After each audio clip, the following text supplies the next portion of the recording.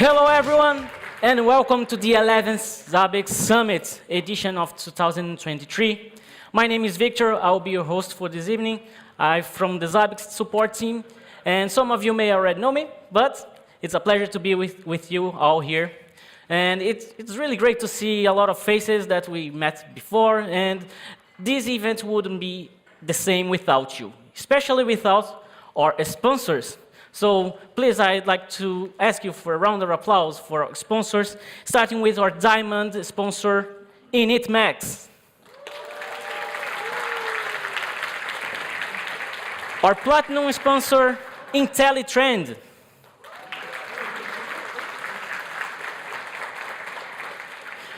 Our platinum sponsor, IZI-IT.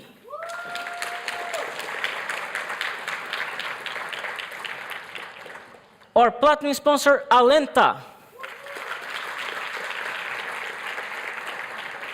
Our gold sponsor, Quadrata.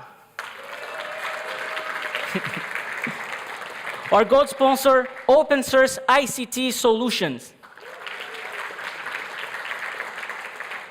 Our gold sponsor, Docomo Business NTT Communication.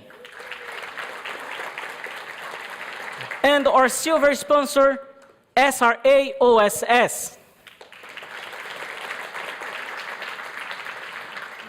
So, I believe that you all already explored a little bit, but here's the schematics of our floor plan. Then you can just go around and just visit the sponsors booths, support booth. We also have sales here that if you want to buy some trinket from Zabbix, you can just find them right out here in the exit. And of course, let's talk about all of you guys, right? What we have here, we have about 30 speakers and 400 guests, and from more than 48 countries. So that's a big event. A round of applause for you all. So on your, you'll find the QR code to participate for our Q&A that will be happening tomorrow. So you can just grab your little thing that everybody has, I believe that, your mobile phone, something new, and then you can just scan the code and you'll be directed to this Slido where you can just ask any question that will be answered, fortunately, tomorrow. And don't forget that if you are using social media, and I believe that you all are using this, make sure that you use hashtag Zabbix Summit 2023. So this is all for the initial announcements, everybody. I hope we all have a great day. We have a great weekend. And I'd like to call for the stage our CEO, our chief, our leader, father, Alexei Vladishev.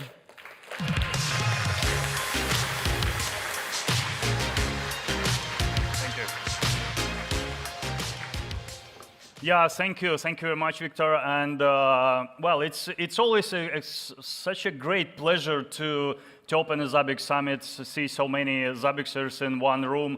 And I think it's always a great opportunity for all of us to learn more about Zabbix, to learn more about monitoring, observability in general, because there are so many smart guys in the room. We can learn a lot, and we, as Zabbix, as a company as well. So today, I would like to talk about kind of the current state of Zabbix and where we are going. I would like to give you a little bit more strategic view. Of course, I'll talk about some features and functionality of Zabbix, but I would like to answer some questions maybe about the future of Zabbix.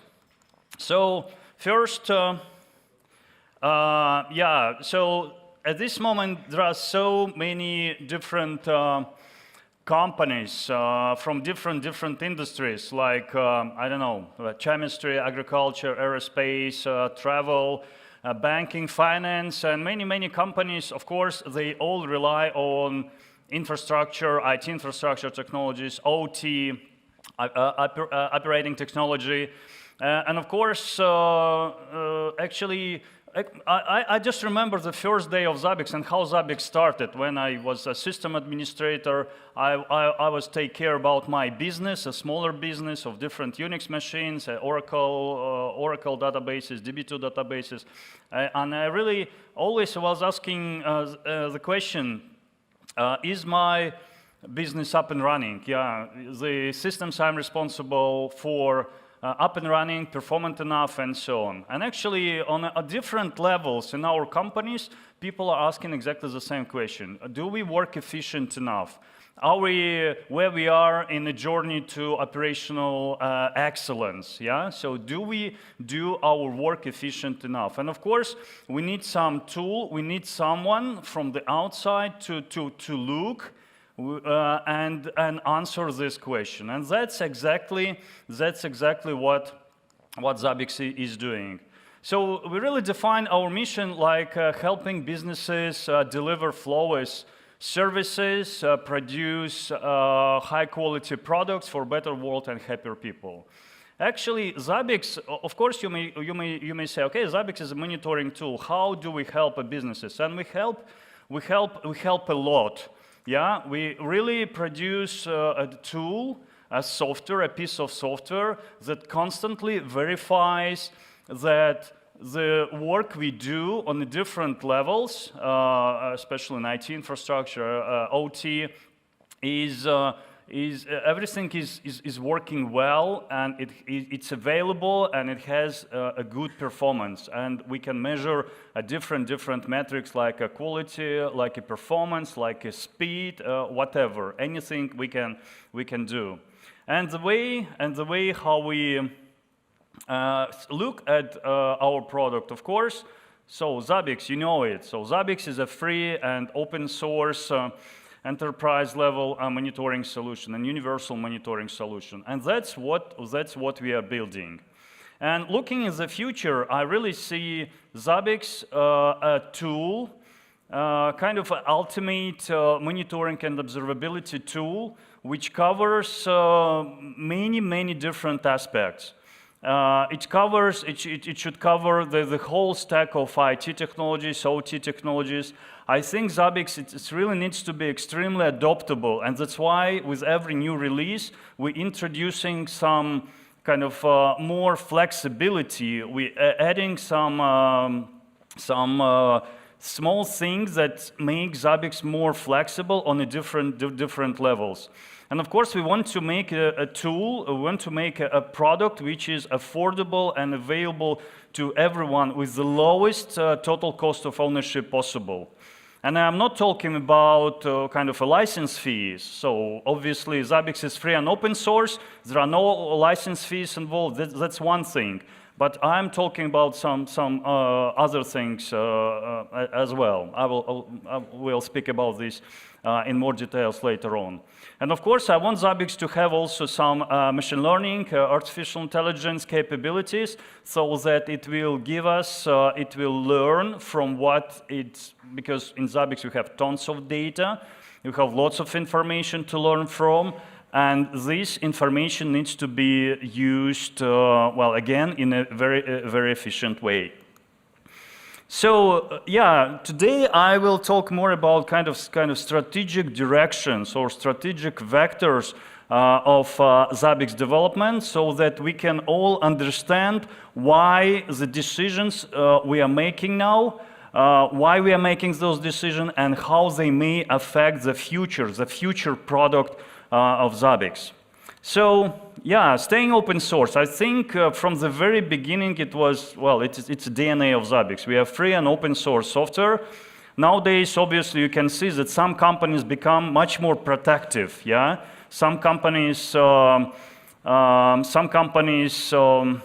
announce maybe some cloud-only strategy, removing on-prem, moving the product totally to the cloud, providing it as a SaaS-only solution. Some companies are changing licenses to protect themselves from a big guys, well, like big public clouds, for example. Yeah. So, but we at Zabbix, we want Zabbix to stay free and open source. Yeah. We don't have any intention, or we don't have any plans to, I don't know, to turn Zabbix into open core product, or I don't know, to introduce closed source products. Everything we do in Zabbix right now, 100%, is a free and open source. Yeah. So, and we continue to do so. Thank you. Yeah, and another thing which I believe is very important, I've been talking about this over and over. It's about the freedom. Yeah, that's we really trying to give as much freedom to our users as possible. So if you want to deploy Zabbix on-prem, no problem. You want to deploy Zabbix in the cloud, no problem. You want to use Zabbix for one use case or another case, it doesn't matter. We give you a tool, and you think how you can use this tool or you can extend this tool. Sustainability. So nowadays, many companies, and you can hear it from, I don't know, everywhere, social media, TV, okay, we want to be sustainable, and so on. But I understand sustainability as ability to make right long-term decisions, yeah? It's not about kind of making short-term decisions to gain some value right now, today, to get some earnings maybe, or some financial benefits, but it's more about being more, to put more wisdom in your decisions. And I think we as Zabbix, as a company, and as a product, we are doing all our best to make sure that the decisions we are making right now, I'm talking about maybe some architectural decisions if you are talking about the product, or maybe some business decisions which when we think about what kind of services we provide to our users, or maybe when we discuss with partners how we can cooperate better. So we always are thinking in the long term. We are not the company who tries to make a very quick short-term decisions. And yeah, and the way how we sustain and develop and able to grow a bigger company, and thus a better product, because a better product requires resources, yeah, and we are the company, a financial company, and the way how we do it, we deliver commercial services, obviously, yeah, for end users or for MSPs, companies, and with the help of our team or the network of our partners. At this moment, we have more than 250 partners all over the world, and I'm very grateful to our partners for your trust, for long-term cooperation. And it's really, again, it's been in the DNA of Zabbix almost from the day one. Yeah, just 2 days ago, I tried to remember when we introduced a partnership program, and we introduced our partnership program 6 months after the company Zabbix was established. Yeah, so in 2005, in April, we established the Zabbix company. In 2005, in October, the first partnership program was published on our website. So it's the cooperation with the partners. It's very much our kind of strategic value, and I'm very, very grateful for this. And of course, Zabbix team is growing over time. And company, and financially, we've been profitable from day one with a growth rate of about 20, 25, 30% over the years. And at this moment, we have more than 150 people working full-time in Zabbix in the different regions of the world. And this year, I'm very happy to announce that we opened another subsidiary in Mexico, in Mexico City, to serve better as a Spanish-speaking LATAM users. Very happy about it. So what's next? Yeah, so Zabbix is all-in-one platform. Again, it's not something new, but I believe it's really, really important, yeah, so that you, as a user of Zabbix, you install our tool, you install Zabbix, and it gives you immediate, value, yeah, and it gives you everything to actually to start the monitoring immediately. And I think the real power of Zabbix is that it implements a very simple yet extremely powerful pattern. So pattern is very simple. We collect data, then we analyze data, then we react to the findings, and we visualize this data. Actually, it's very simple. Actually, that's how humans work to some extent. Yeah, we kind of observing things, then we're analyzing some information, then we doing some actions, or maybe we don't do anything. It's our decision. Yeah, so, and in Zabbix there are many kind of powerful concepts like Zabbix agents, for example. We all used to Zabbix agent, but they're very, very powerful. They support push-pull methods, they support so many different security-related things. They're extremely flexible, they can be limited if you're talking about the monitoring of very kind of sensitive environments, so you can limit the capabilities of Zabbix and so on. Proxies. Proxies also an extremely powerful thing, especially for those who are interested in edge computing. So edge computing is all about making well, operations more efficient, so that you don't collect all data or do all processing in one central location, but instead you are trying to make processing as closer to the data source as you can. Yeah. And the proxies actually deliver the edge computing, so that if you have some remote data center, you install a proxy there, and proxy does some work. Not everything, but some work as data collection, as pre-processing. And pre-processing sometimes can be very, very heavy operation, especially when we are talking about working with some structured data like JSON, XML, whatever. Yeah?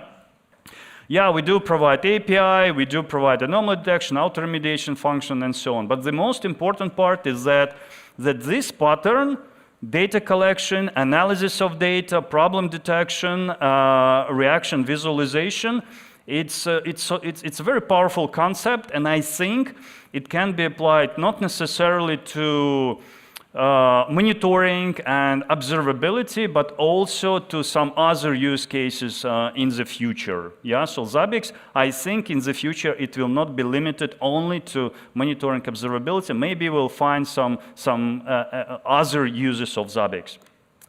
So again, Zabbix can monitor, and we are doing all our best. So Zabbix can do monitoring of all things from the very low level, like a hardware, IoT, sensors, maybe some environmental monitoring, whatever, up to a very high level of the business monitoring, maybe application monitoring, and Kubernetes, and the cloud services, basically anything. Of course, we are not good enough at this moment in some things, like, for example, APM, yeah? I know I'm having many discussions with you guys, and it's a very, very kind of frequent request. Okay, we want Zabbix to support application performance monitoring with maybe support of tracing and so on, and it is coming. Yeah, it is coming. So yeah, every year, every month, we improve our templates, we improve our integrations. That's why we have an integration team in Zabbix. And I'm very happy that at this moment we cover monitoring of public clouds, and we also extend our templates to kind of a more business use, like the Cost Explorer templates for public clouds. Yeah, and we just announced the Cost Explorer templates for AWS services. So yeah, I'd like to encourage you to have a look. Yeah, because it's not about kind of IT infrastructure monitoring. Yeah, anymore. It's more about monitoring of the finance, how much you spend on AWS resources like EC2, RDS, and many other resources. So it really helps from the day one to observe, okay, what is my budget, how much I'm spending, and maybe you can find, looking at these numbers, you can find very quickly how to save your money. Quality and security. Again, this is also a very important topic. And quality, security is basically is a quality. So if you have a high quality product, you solve maybe 50% of a security. But of course, you need to implement some security-related functionality in Zabbix. And by security, I understand this kind of the product delivery pipeline in Zabbix, how we work, how we produce our software with the independent QA, with independent code review, with security analysis. We use the tools like for static code analysis, for dynamics code analysis. We all do it. But also, it's about features which are included into a product. Yeah, I think you know all this. You all know this diagram. I don't want to go deep into details, but what's important here is in Zabbix, actually on absolutely all levels, we build many features and functionality which is aimed to increase security of Zabbix product, of the monitoring of observability. So that is really, really important. Starting from transport level to, I don't know, to the way how we work with API, user roles, and many other things. Yeah, so that is really important, and it again gives our users a freedom to use Zabbix in kind of highly sensitive environments when you have a very strict, maybe compliance rules, yeah? So that is really important. And remember that Zabbix source code is freely available, so everyone is absolutely free to do various security audits. And I have to say that we never collected any information out of Zabbix installation. We don't have any built-in telemetry. Zabbix doesn't ping, I don't know, zabbix.com for some reason. Yeah, so we don't do it, yeah? And we are free to make sure that it's indeed true, yeah? So Zabbix as a company was certified, ISO, we've got ISO 2701 certificate at the end of the last year. We continue to have a very fruitful cooperation with the HackerOne. The HackerOne is our partner who is a platform that provides access to a very experienced security engineers and so-called white hackers who are trying to find different security-related issues in your product, to find some different vulnerabilities, different things, yeah? And we announced the bug bounty program, I think 2 years ago, and every year those guys are reporting some things that we fix very, very quickly. And I think this year, so far we paid about $16,000 of US to independent security researchers, yeah? And it really gives us a little bit more confidence that it's not only us who look at Zabbix, who are trying to improve the security of Zabbix, but we have an independent party who also tries to make sure that Zabbix is secure. And of course, all those findings are publicly available on our website. Well, single pane of glass. So speaking about the strategy, I think this is one of the key vectors where we are moving to. Again, we want to make sure that Zabbix can be kind of a central part of your, IT, OT infrastructure, and it will give you all capabilities so you can see clearly, and it will give you the highest level of transparency so you can see clearly what's happening, what's going on in your infrastructure, in your company, on many different levels. And of course, visualization is super important, yeah? Because we want to, again, Zabbix collects information in so many different ways, and we want this information to be human readable. So text is really hard to understand. Is really hard to understand what's going on. But if it's visualized in a great way, then it's really much more digestible. And in 7.0, there are many changes that really brings a visualization to the next level. Yeah. So 7.0, it's our next release. We are working right now. It's LTS release, so it's super important to us to make it as stable as possible. Yet we want to include many great features there. So Yeah, so what changes I'm talking about? So all widgets can be used everywhere. For host dashboards, for global dashboards, it doesn't matter. Also, we are implementing a development framework for widgets. So independent developers can improve visualization capabilities of Zabbix by introducing new widgets. We are also making widgets, how to say, more and dashboards more dynamic by introducing so-called widgets navigators, yeah? What does it mean? It means that, for example, you may have, I don't know, list of host groups, yeah, like widgets.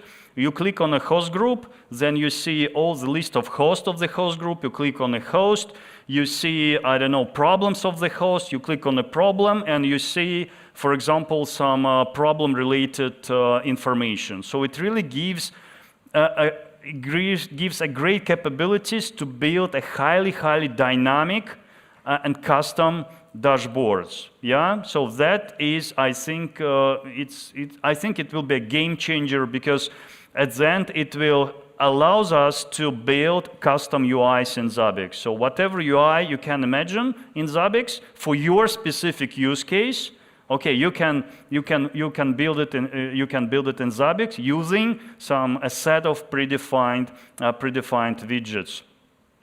So yeah, and what we are doing right now, of course, we are working on introduction of some core widgets. Like pie chart, donut charts, gauge charts. It's already available in alpha. And yeah, they may sound like something very core, something very basic, but in reality, we are trying to put as much flexibility as possible into those widgets. Reporting, so the capacity reporting, it would be possible to define some very precise time periods, absolute time periods like January, February, March, whatever, so that you can build, for example, capacity report, kind of 1 year capacity report, then you can see numbers for January, February, March, and so on. So you can see clearly what's a resource utilization, for example, in a graphical way or maybe in a text, in a tabular form, yeah? Yeah, there will be many widget navigators and nearly all existing widgets which we have now, they can also be used as navigators, like a map, okay? So for example, on a map, like a geographical map, on a map you can see some hosts or devices in different geographical locations. And again, you see, okay, here in Berlin, I have a host with 5 problems. Okay, you click on this host, and then you could clearly see those 5 problems in the different widgets on the left side, on the right side. Yeah, so that is great achievement, and it's all just the beginning to build much more advanced visualization. Again, aimed to specific use cases. For example.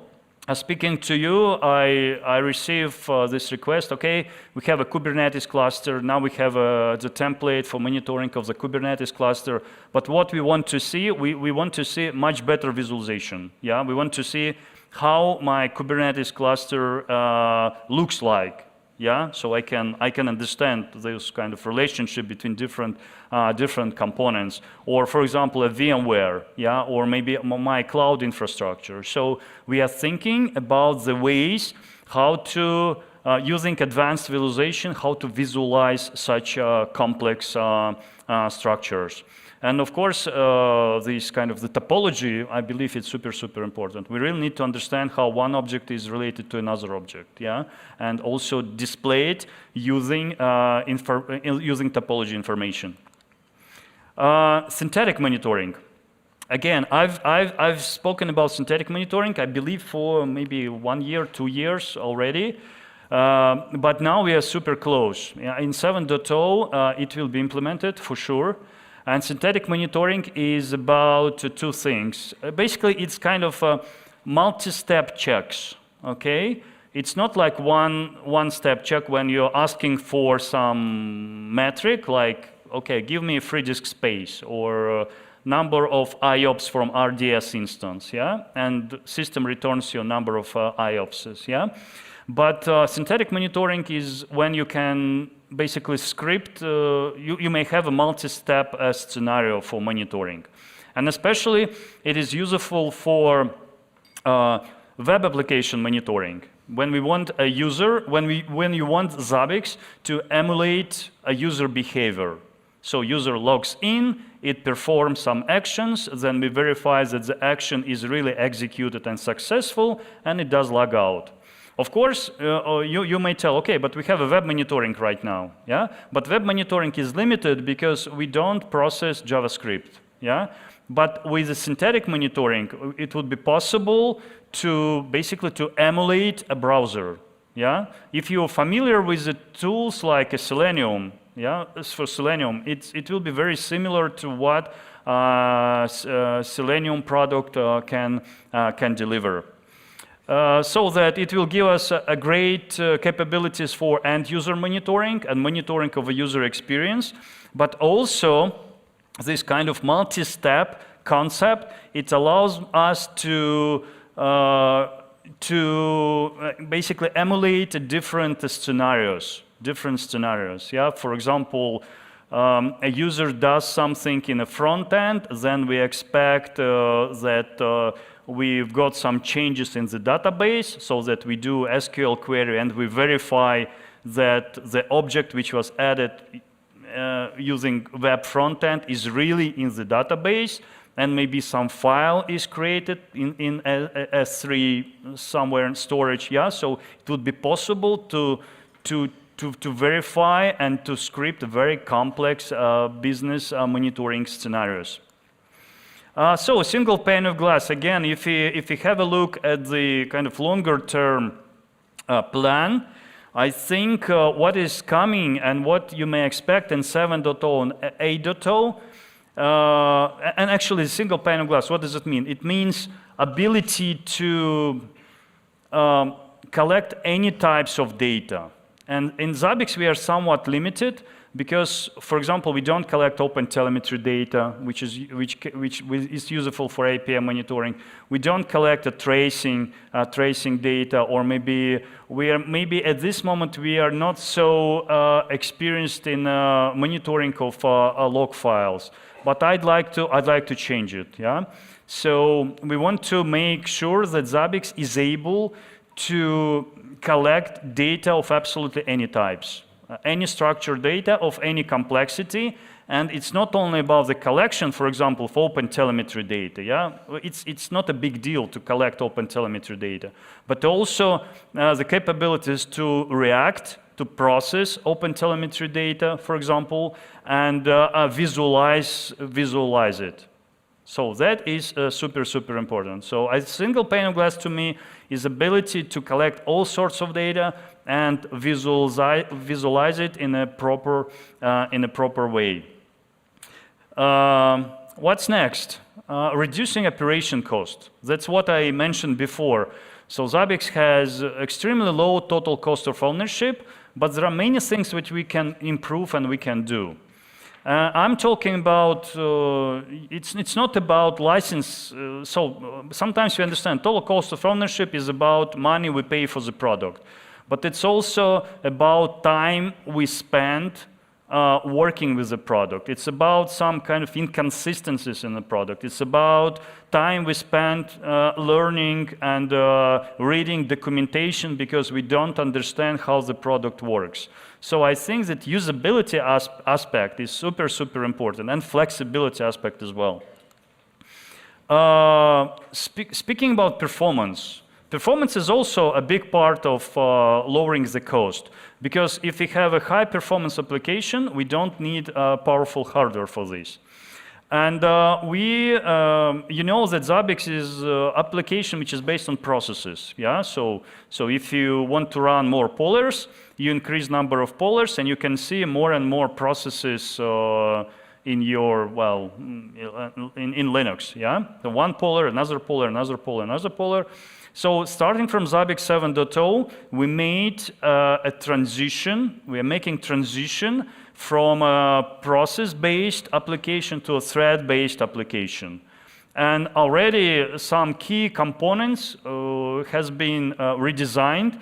like pollers, SNMP pollers, and network discovery, so that right now you may have just one single poller which will do the work for the 1,000 pollers which we used to. Yeah, it's because it's just it's a thread-based basically one process, many multiple threads, and they're working with the network calls in an asynchronous way. Yeah, so actually one process is able to maintain and to manage thousands and maybe tens of thousands of connections. So it gives us much better resource utilization, yeah, and CPU and memory resource utilization.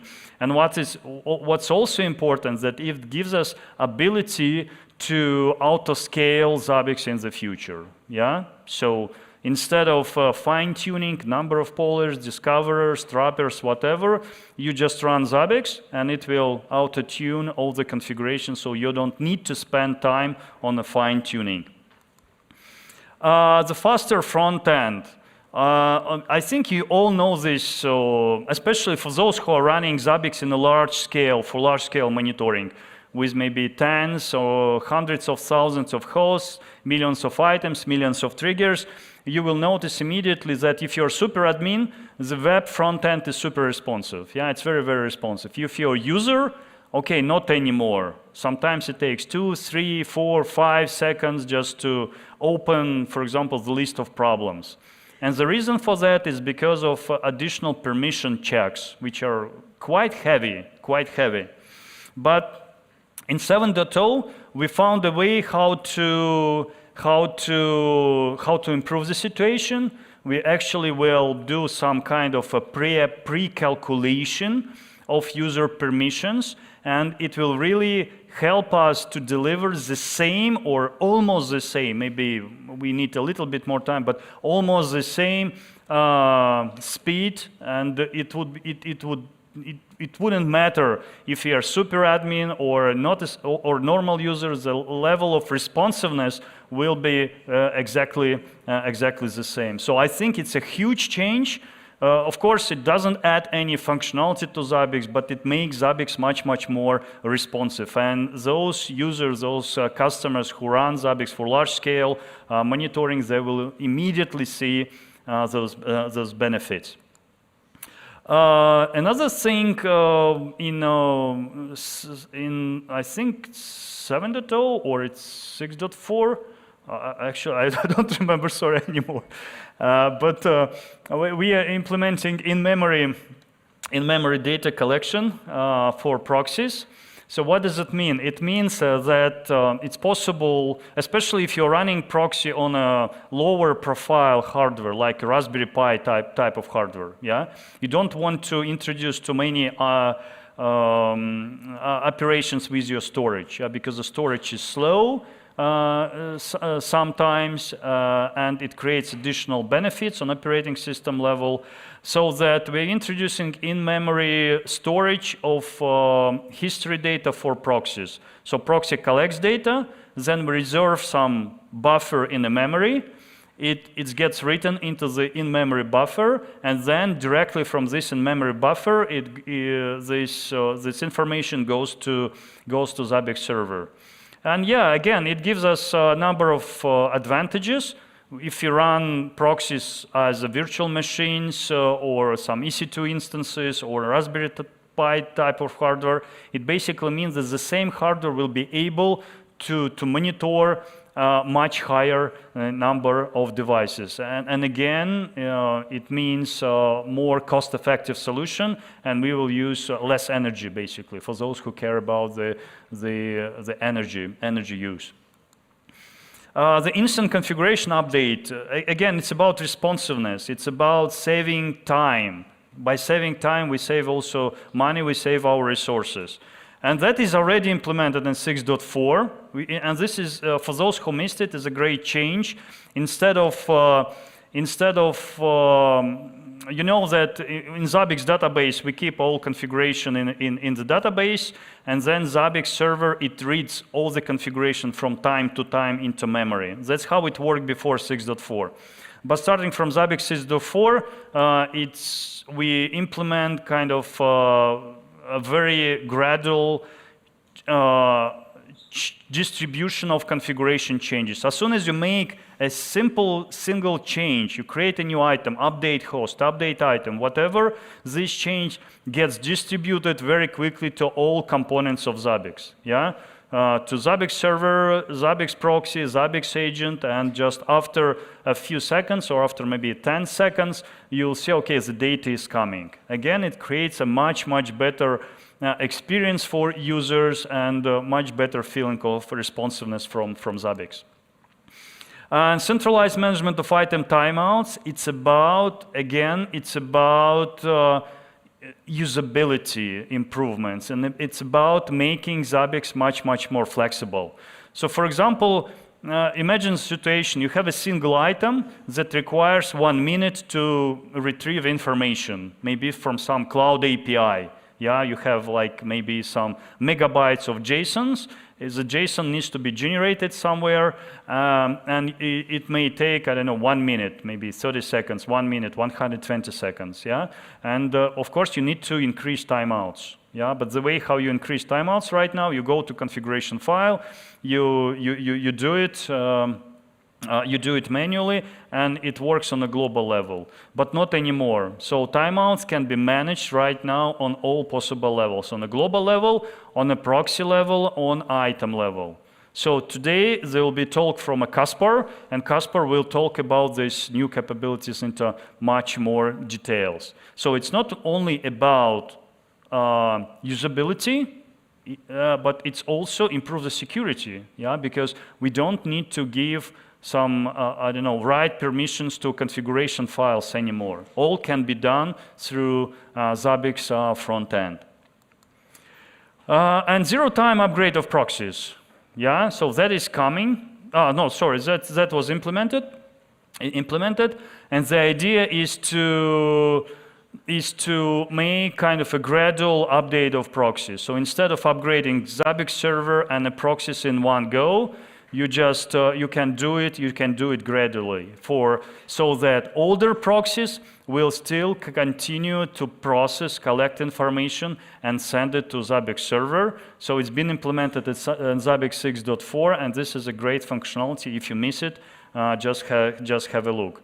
And the great thing is that you can see the version of the proxy in the Zabbix front end. If you have some compatibility issues, Zabbix will warn you, hey, the proxy is outdated, only data collection and remote script execution is available, and that's it. Yeah, so you need to upgrade your proxy when you have time. Yeah, so reducing operation costs. Of course, so there are many changes which are already implemented and which we are implementing in the future. Yeah, so this transition to threads, and it's all to make sure that Zabbix is application that can be perfectly scalable on a vertical level. So the more CPUs, the more memory you add to Zabbix server, it will increase its performance linearly. Yeah, so that is about vertical scalability. But in the end, we also want to achieve a great level of the horizontal scalability. Yeah, so Zabbix, we put more and more functionality into Zabbix on one hand. On the other hand, Zabbix, I believe, becomes a faster and faster application with every new release. And complex event processing. So that's we are very close to it. The first implementation of the event correlation, the new event correlation module will be done in 7.0, and it's about root cause analysis and reduction of the noise. Yeah. Remember, we have introduced the concept of the cause and the symptom events recently. So the cause event is basically the root cause event, and symptom are just a symptom. And now it's possible to do this classification manually. So you manually can select events, and you can mark those events as the symptoms. With the introduction of with the advanced event correlation and event correlation module, it would be possible to make this classification automatically. Yeah? And what's all about? It's about normalization of event, filtering, ability to use some time window processing. So for example, if you have more than 1,000 of events within 1 minute, Zabbix will generate you just one event. Yeah, so things like this. Or you want to implement auto closure of older events. It would be possible. If you have event or problem which stays for 7 days, it will be closed, it can be closed automatically, yeah? So that is very, very powerful functionality which is coming in 7.0. So, and complex event processing, it's all about events. It's all about making events, giving events the same flexibility in Zabbix as we have for metrics. Yeah, for metrics we have pre-processing. For metrics we have trigger functions, many different capabilities how to deal with the metrics, but not so much with events. And we would like to change it. And the first big steps will be done in Zabbix 7.0. And the next, maybe kind of the next generation of changes for events is obviously enabling AI ML capabilities, mostly for correlation purposes, and also a collection of third-party events. That's what I mentioned maybe last year as well, but that is super important, that Zabbix needs to be capable enough to collect events. Not only metrics, but events in a different forms.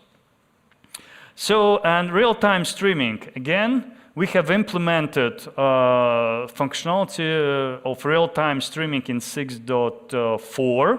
Yeah. Now it's possible to stream metric data and events data in real time to different destinations, well, if you want, with a tag-based filtering. So you can filter events or metrics by tags and push those events and metrics to different destinations. Yeah, for, I know, maybe you want to push some events to Kafka, or you want to stream all your metrics to, I don't know, to some data lake, whatever.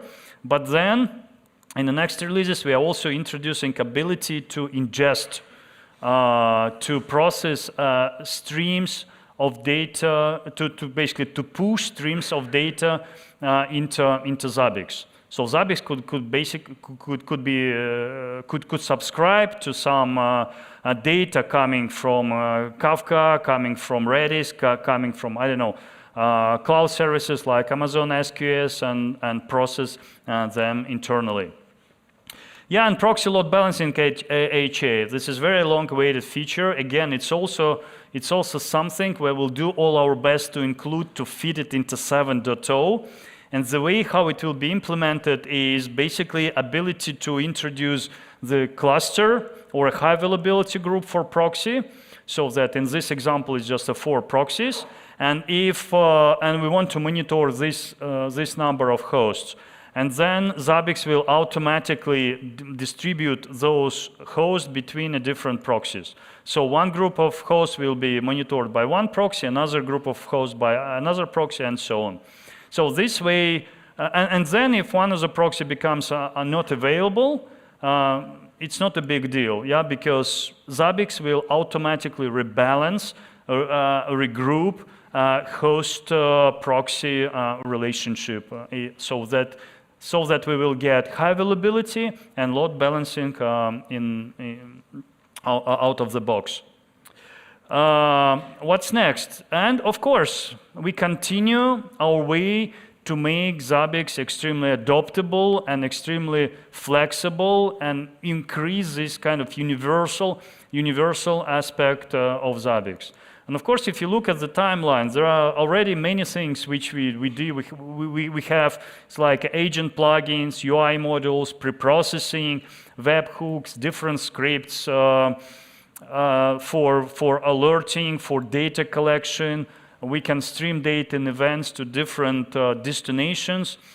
But then we want to make it even more flexible by introducing this ability to make your own visualization, to ability to build a custom UIs, ability to process events in all different ways you can imagine, and also implementation of the data ingestion So the collection of a streaming data, and I'm talking about, well, any types of data. It could be open telemetry data, network devices sending to us, maybe NetFlow, JFlow data, and so on. And also processing of data of any type. I think that is super, super important. And actually, in Zabbix 7.0, we're introducing ability to process binary data. Kind of limited processing of binary data, but it is coming. So that is a great changes. And yeah, so again, if you look at the kind of a bigger picture, 7.0, 7.x, 8.0, again, as you can see, we are moving to what I can call it like kind of ultimate monitoring observability platform. We can call it like this, but that's really what we want to deliver. We want to deliver kind of the absolute level of transparency. So you use Zabbix and you see what is happening. If you have some problems, Zabbix will tell you exactly where the problem happened. If you want to drill down, you want to troubleshoot, Zabbix will have all capabilities and visual representation of data, so you can do it. You can do it very easily. And maybe last but not least, also I think at some point we'll start introducing some management functions, because to some extent Zabbix is a read-only application in the sense that we collect data. We collect data from different devices, for example, but we don't do much with those devices. We don't give users enough kind of management functions to manage those devices and to do something from Zabbix UI. I think the management functions will also be implemented. And APM, APM, I think this is one of the top priorities for 7.x and 8.0. Thank you. Yeah, thank you very much. Thank you.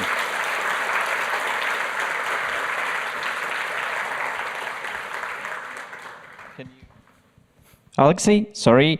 Yeah. Just a couple of questions, Okay. just a couple of top voted questions. I try to escape, but Nope, no chance. So one of the most important ones. So dashboards become bigger, better, more beautiful, but will we have the possibility to share them with others? So export and import of the dashboards. well, I think there are two questions. One is sharing. Yeah, so yeah, sharing, it's a little bit difficult right now, yeah, because of the user permissions, yeah. But I hope we'll find a way how to share a dashboard by, I don't know, by sending some URL, yeah, that is coming. And also regarding maybe the export and import of the dashboards, and not only dashboard, but individual widgets, it's also coming. Yeah, what I'd like to see kind of out-of-the-box capabilities, so you could quickly, basically copy-paste widget in a JSON form, or copy-paste the whole dashboard in a JSON or YAML XML form, whatever. Yeah, it's absolutely needed. Yeah, especially if you have, for example, pre-prod environment and a prod environment, and you'd like to move your dashboards from one environment to another without import-export. It's just impossible. It's too much work. Thank you. And just one more. Since, again, there are more and more features constantly being added to Zabbix, how do you think will it maybe in the future affect the release cycle? So the times between the major and LTS versions, new releases? Well, we don't have any plans to change our release cycle yet. You may notice that recently some of our releases were delayed, especially I'm talking about LTS releases. And as you can see, Zabbix 7.0 was planned for the last quarter of this year, but most likely it will be implemented in the first quarter of the next year. Again, it's a little bit delayed. But it's delayed for, I think, for me, it's like for a good reason, yeah? So it's really, you know, it's like kind of temptation to add more good functionality to our users, and it's really hard to avoid it. But no, at this moment we don't have any plans to change our release cycle. We will do all our best to release every new major release every 6 months, and every 1.5 years it's an LTS release. Yeah, so we'll do our best. It's not only it doesn't work well always, yeah, but that's life. But we will manage. Yeah. Thank you for your answers and your time. Thank you very much. Thank you.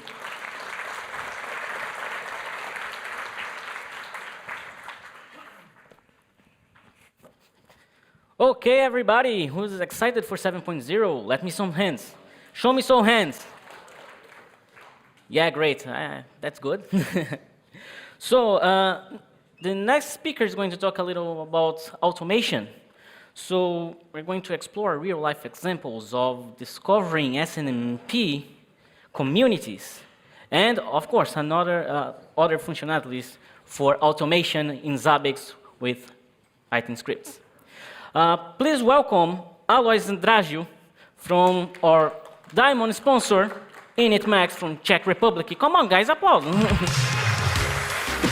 Yeah, you're shy.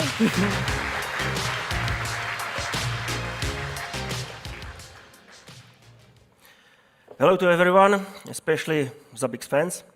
My name is Alois Zadražil.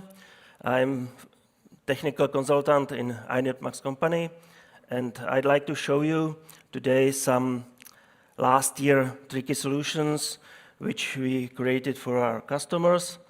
I have to say, it's a great honor for me to stay here, and I've never had a dream of being speaker at Zabbix Summit, at the greatest event of Zabbix, but now it's reality for me. So let me show you some solutions which combines scriptized item, JavaScript preprocessing, script actions, which helps us to automate some stuff, some tasks, and so on. At the first, I don't like the words Zabbix can do something, Zabbix can't do something. I had many discussions with customers with competitive products, and someone told me Zabbix can't do something.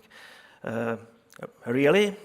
With current advantages of script type items and script actions, you can do many things which are not available out of the box, but you can do that inside your front end without external scripting and so on. So it's like Murphy's Law. Don't say it's impossible, because there can be someone who doesn't know that it's impossible and he can do it. Yeah. So for the first challenge, I had a conversation with customer, and they told us Zabbix can't discover the SNMP community string. Yeah, it's something you can't guess community string from nothing. I asked them, what do you really need? And they told me that they have plenty of devices, and they doesn't know exactly which device is configured with SNMP community string, but they know that it's a community string from some list of community strings. So, yeah, that's not a big problem. I can write some application or external script, and I can detect it with it, and then deploy hosts inside Zabbix. But that was denied. They need everything to be configured inside Zabbix front end. No external script was allowed. Yeah? Okay, that was a challenge. The task definition for that, plenty of devices come into Zabbix, detect community string, and do much more stuff like automatically link templates, automatically distribute these host to host groups, and so on. So I have to build some sort of automation which distributes these devices into target host groups, link correct templates, and extremely important things, detect the community string from the list of communities.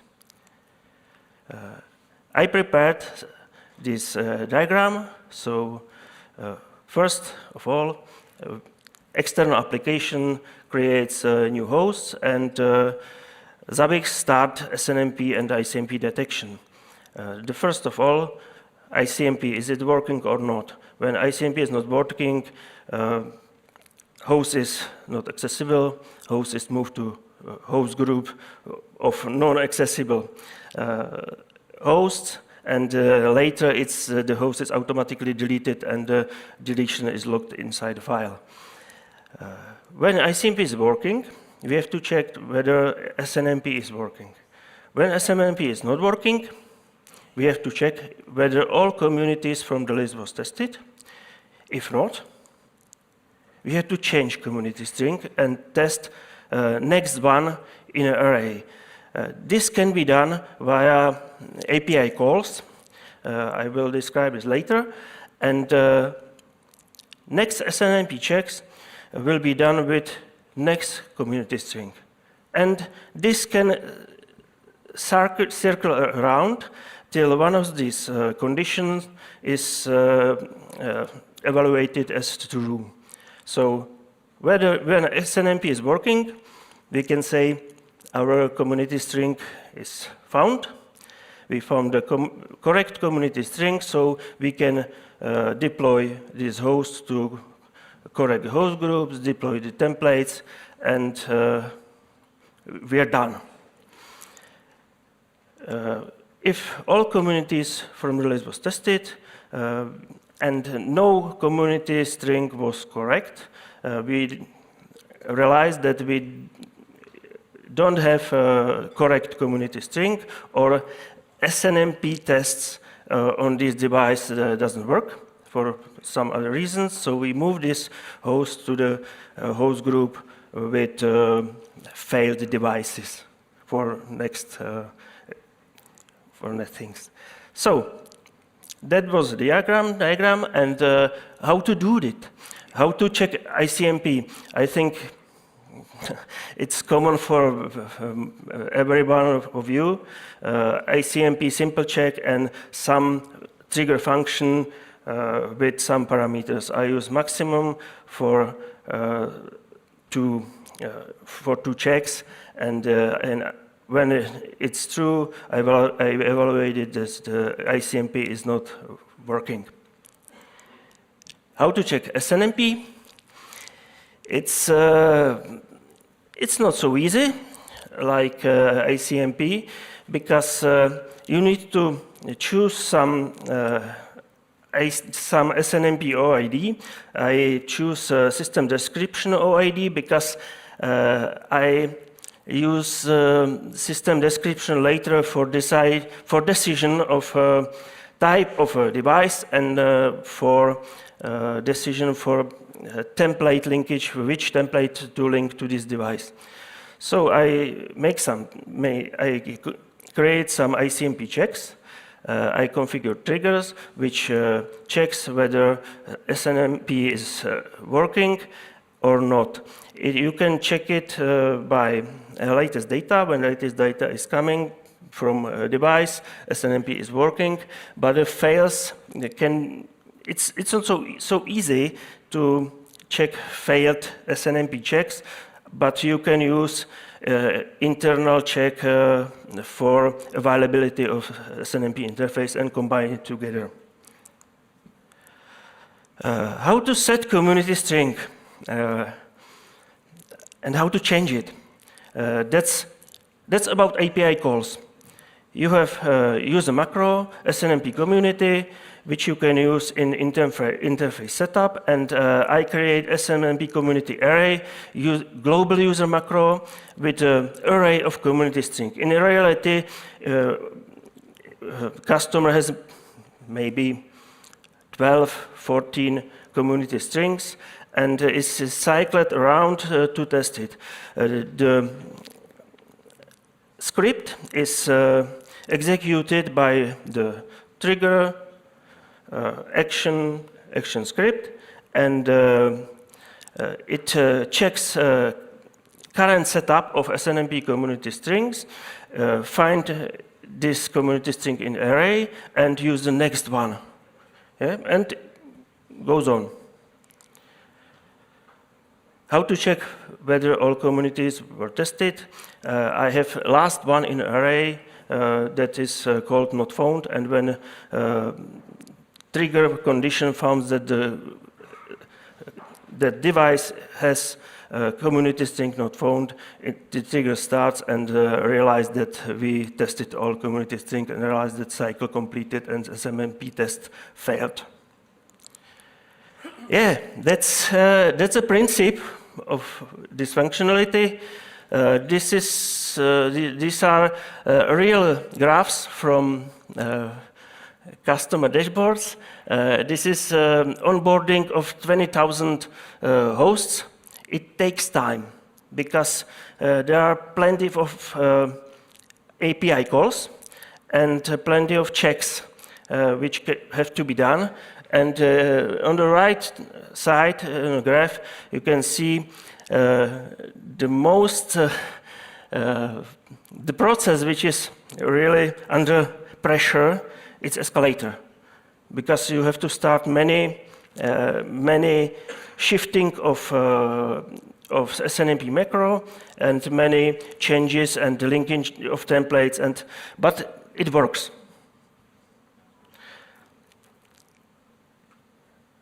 Last slide for this challenge, technical decisions. It's not so easy in the real world. There is much more complexity. You have to think about timing, about timeouts of ICMP, timeouts of SNMP checks, update interval of these items, trigger settings, how many checks have to be done to decide that something is functional or not. And you have to think about proxy cache update and configuration cache update. Last sentence, you can use secret macro, but not in a whole process. You can use secret macro at the last time you set the final SNMP community. Okay, that was the challenge number one. Challenge number two. We need high availability for proxy. That was my communication. Customers told us we need all solution in high availability. Discussion almost the same. We have competitive products that can use high availability. Okay, Zabbix can do this natively yet. I hope we will have high availability and proxy level soon. And I asked them for what type of checks you need high availability. And they told me same as previous challenge, SNMP passive checks. And I said, yeah, it's passive check. That's not a big problem. They need only automate switching proxy when one proxy failed to another proxy. Okay, that was a challenge number two. Task definition, Zabbix proxy in high availability mode. Whole automation again have to be done inside Zabbix frontend. No external scripting, no bash scripting, nothing at this level. And no advanced features such as failback or load balancing were required. So, little animation, we have two proxies, monitored host. When the first proxy failed, hosts are moved to first proxy. When it's back again, and first proxy failed, it's moved again to second proxy. How to do it? You have to check proxy availability. Of course, there is there is an item for last access of a proxy. You have to check last access of proxy. And common trigger, I think many of you knows that, fuzzy time, which compares the time and it compares time from the last access. And you have a trigger, you know that proxy failed, and you start action. Action starts scripts, and scripts looks inside configuration. Configuration is inside macro, and these macros, I need only two macros. Macros with an array of proxies. I can imagine more than two proxies in array. There can be more than two, but the logic of the switching from one to another will be much complex. But in a simplest way, you have two proxies in array. You got a proxy ID for failed proxy, and you can switch it to the next one. As I said, item, proxy last access, trigger, fuzzy time, and some interval. This is 1 minute interval. For switching proxy, this is part of the script. The script is much longer, but for explanation, I have some parameters as input values. I can check current ID of current ID proxy. I can check the array and set every host which is configured for one proxy to another proxy. We spoke about that yesterday. There was some discussion about failback balancing, resolving active checks. It's not so easy, but it can be done with combination of auto-registration for active agent. Yeah, but we stopped the work on this because of roadmap and proxy load balancing in 7.0 that I hope it will be in the 7.0. Okay, some screenshots. I have two proxies, 94A, 94B. In this dashboard, 2,000 hosts are monitored by second proxy. When the second proxy goes down, last access is not updating, and script automatically change setup for a host to become monitored by the first proxy, 94A. And you can see that we have same numbers for hosts and items on both sides because the data from proxy process are not available now. We have latest data, maybe 6 minutes old, 7 minutes old. So we have only data from the available proxy, and when both proxies are back again, you can see that on the second proxy, there is no device monitored by the second proxy. It took some time. You have to think about the trigger timing for proxy switching, and every change of the proxy on a host took some time because of cache update intervals and proxy update intervals. It's this environment works on 6.4, where we can use really fast cache update interval and proxy update interval. But when I switch proxies for 10,000 hosts, it takes time because proxy have to load it in memory and start to check it. It's minutes. Okay, that's all for challenge number 2. Challenge number 3. 3 and 4 are really simple challenges, but I spoke with some some of you, some of my friends, and they told me it's something which can be useful for many people, because Zabbix can do many things, but you need to have fantasy and try to use some uncommon things. So this is simple. Someone told me we want to use single template for more setups.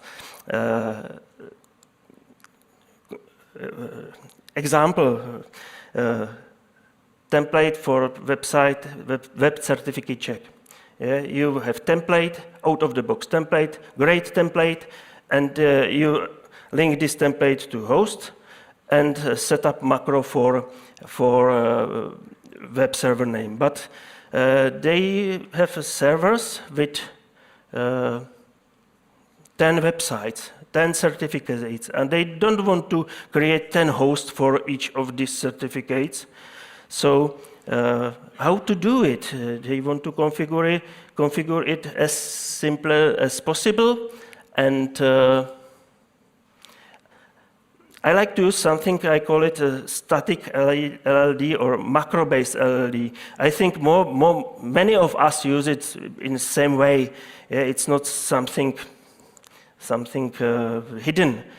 Static LLD, what's that?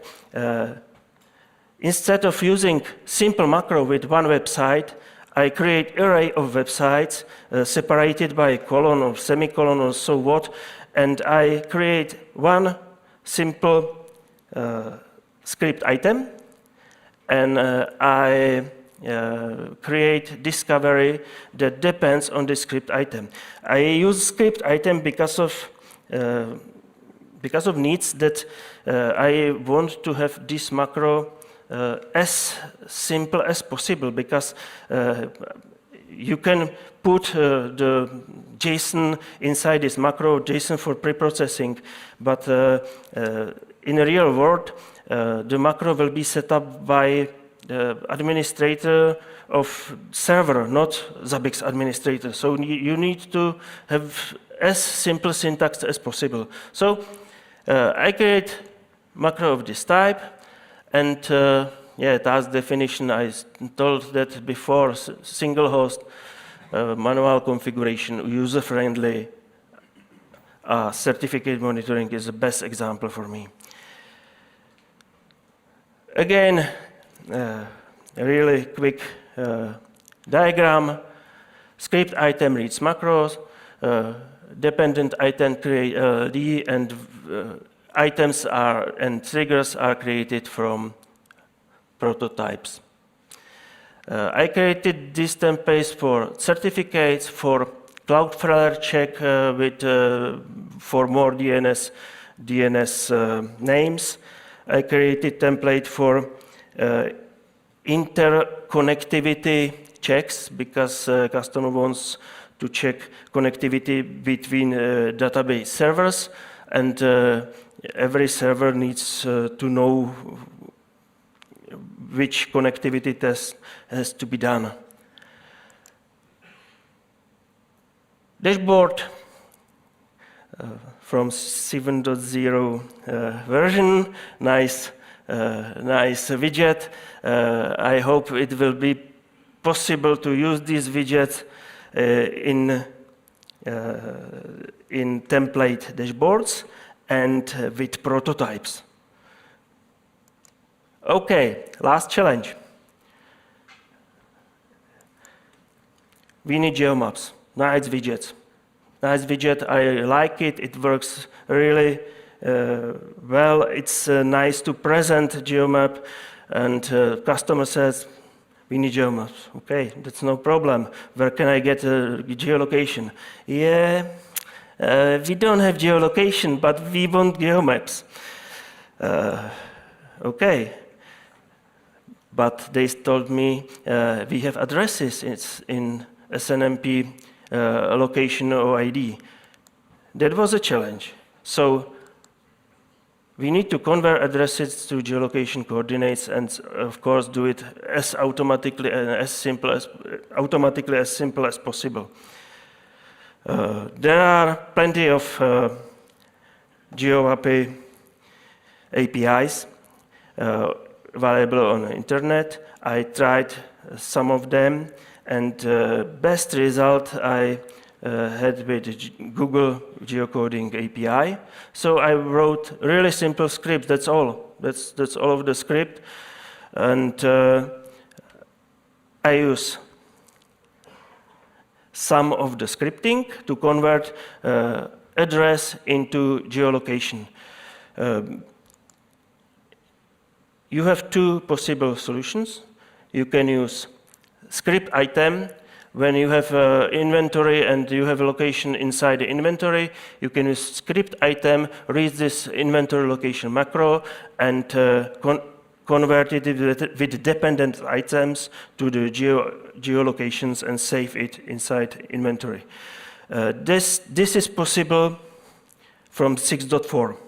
Before 6.4, you are not able to use inventory.location macro, and you can do it another way. You can check SNMP OID for location, and you can create pre-processing and use JavaScript pre-processing with same configuration and ask for the geolocation from this pre-processing.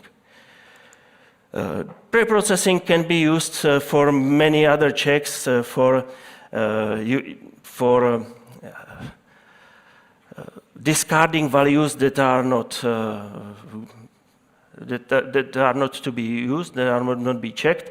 And one hint for you: if you try it with Google Geo API, it's not free at all.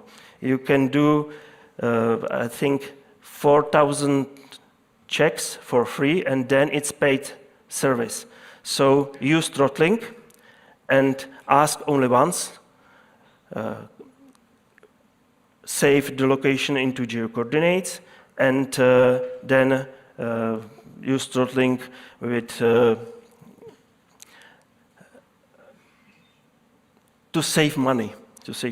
Okay. So that was challenge number 4. You can see a result. It's a real result from customer, and you can see that many devices are on GeoMaps, and I like this widget. It's great. So last slides, you can meet us everywhere on Summit. Complete Zabbix team from initMAX company is here. You can ask every one of us, and we will be in all events, I think. So for the gifts we have this year, this multiple certificate template is available to download, and because we are fans of AI, our colleague, a great programmer, Thomas, creates a widget for chatting with ChatGPT inside Zabbix. You can see how it works. And you can download it for free, and you can use it in Zabbix and try some chat inside Zabbix dashboard. You can scan QR code, connect to our repository, and download some of the public stuff. And you can see there ChatGPT widget. You can download the multiple website certificates, and it's not about the certificates. The principle can be used in many places. You can use it for everything you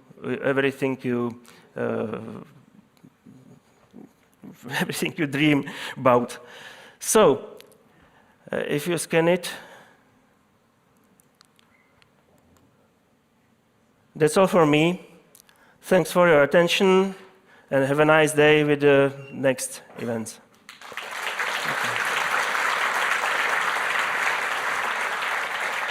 And please don't go far. We will have a couple of questions, mostly about the proxy load balancing. So one of the question was since you used fuzzy time, was the data losses while switching, while detecting and switching, notable or not? Yeah, of course. There have to be data losses because you can't, when you access the device every 10 seconds, the switching is gone after a minute, and then you have really some minutes that the caches are online, that the second proxy is online.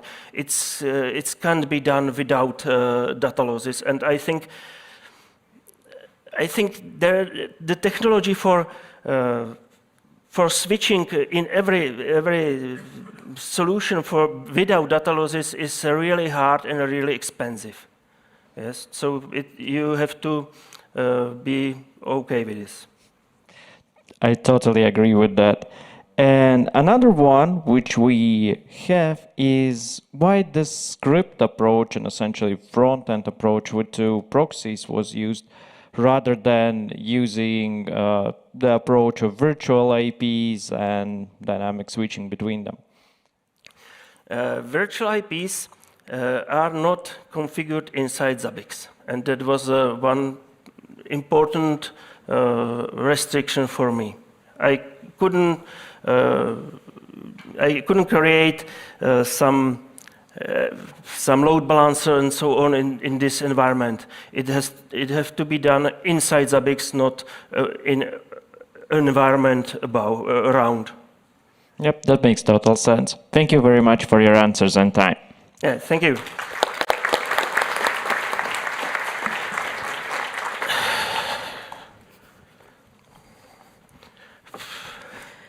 Thank you, Alois. If someone missed the QR code with the question for the speaker, you can always look for Alois in the hall and also visit the initMAX booth outside. And, well, but don't do this now. We will continue with our presentations, and the next speaker is from Zabbix team. He is well known from you all, and he is our chief trainer. He's been working with Zabbix more than 10 years, and he's a well-knowledgeable man. He knows a lot about network administration, operating systems like Windows and Linux, and a lot of database. Please welcome Kaspars Mednis.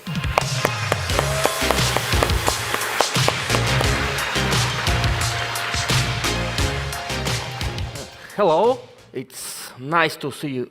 It's nice to see you again this year. Yes, and this year I will talk about improvements in the upcoming Zabbix 7. Yes, I will have a little bit more technical talk. First, this feature is really not 7.0, it is 6.4, but it's also very important and it was never discussed before in Summit, at least. So, pre-processing.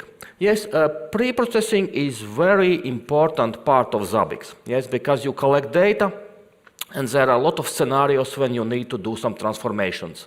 You may transform objects, or maybe you need to extract something. So it's very important, and it's performed by both Zabbix server and proxies. Next, so how it works. First, every single value you collect goes through pre-processing. Yes, it doesn't matter, maybe you don't have any pre-processing steps, but it goes through these pre-processings. And we had a small problem with the previous implementation. So let's say this is a queue, and we are performing simple pre-processing. We are transforming different geometric objects to circles. Yes, we have pentagons, we have hexagons, we have more complex objects, and pre-processing need to transform everything to round circles. Let's see how it works. So everything which is transformed and goes to history. And we have 3 preprocessors which are working in parallel. Looks good. Now, After some time passes, those objects are processed, and the free preprocessors will move to the next objects. But this one has some troubles, because you can see this geometric figure is a little bit more complex, and it requires more time. And after some time, this may happen. So those preprocessors will process more and more and more objects, and those objects will be waiting, but there is something blocking them. Yes? And sometimes on bigger instances, that becomes a problem. Can you add more preprocessors? You can. Will it help in this situation? Not really, as you can see. Yeah? Okay, so you need to wait, and once this is preprocessed, okay, everything goes to history cache. So this is how it looks in Zabbix. Yes, this is a preprocessing queue, and you can see all those spikes. Yes, what means those spikes? There are thousands of objects waiting to be processed, waiting to be flushed into history cache. Yes, and you may have some delays in monitoring. So, how we solved the problem in 6.4, yes, which is already, by the way, available for production. We implemented multiple queues, yes, and the actual technical implementation is not so simple. Yes, I have a very simplified version on my slides, but it's enough to understand. So let's say we have the same situation. Yes, some objects are processed, and some objects are waiting to be processed. What we did? We introduced another queue, and now it looks completely different. Everything which is processed goes to the processed items queue, and it is flushed to the database immediately. Yeah?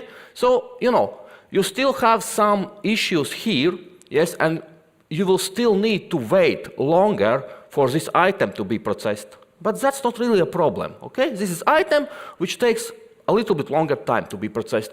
It is not blocking anything, yes? So just by performing upgrade, this is the same instance, before upgrade and after upgrade. You can see, no queue, yes? Everything works just flawlessly. So, yeah. And the last thing, don't forget, you still need some tuning. Yes, the preprocessors are still busy. Yes, so you may need more than the default 3. Yes, you may need to increase. Okay, but let's move to more interesting features upcoming of version 7. So, asynchronous data polling, how it works and what means asynchronous and why it's much better. In Zabbix, you have all different kinds of data collectors. Yes, you have pollers, you have trappers, you have pingers, and as Alexei told, everything currently is a process. Yes, process-based monitoring.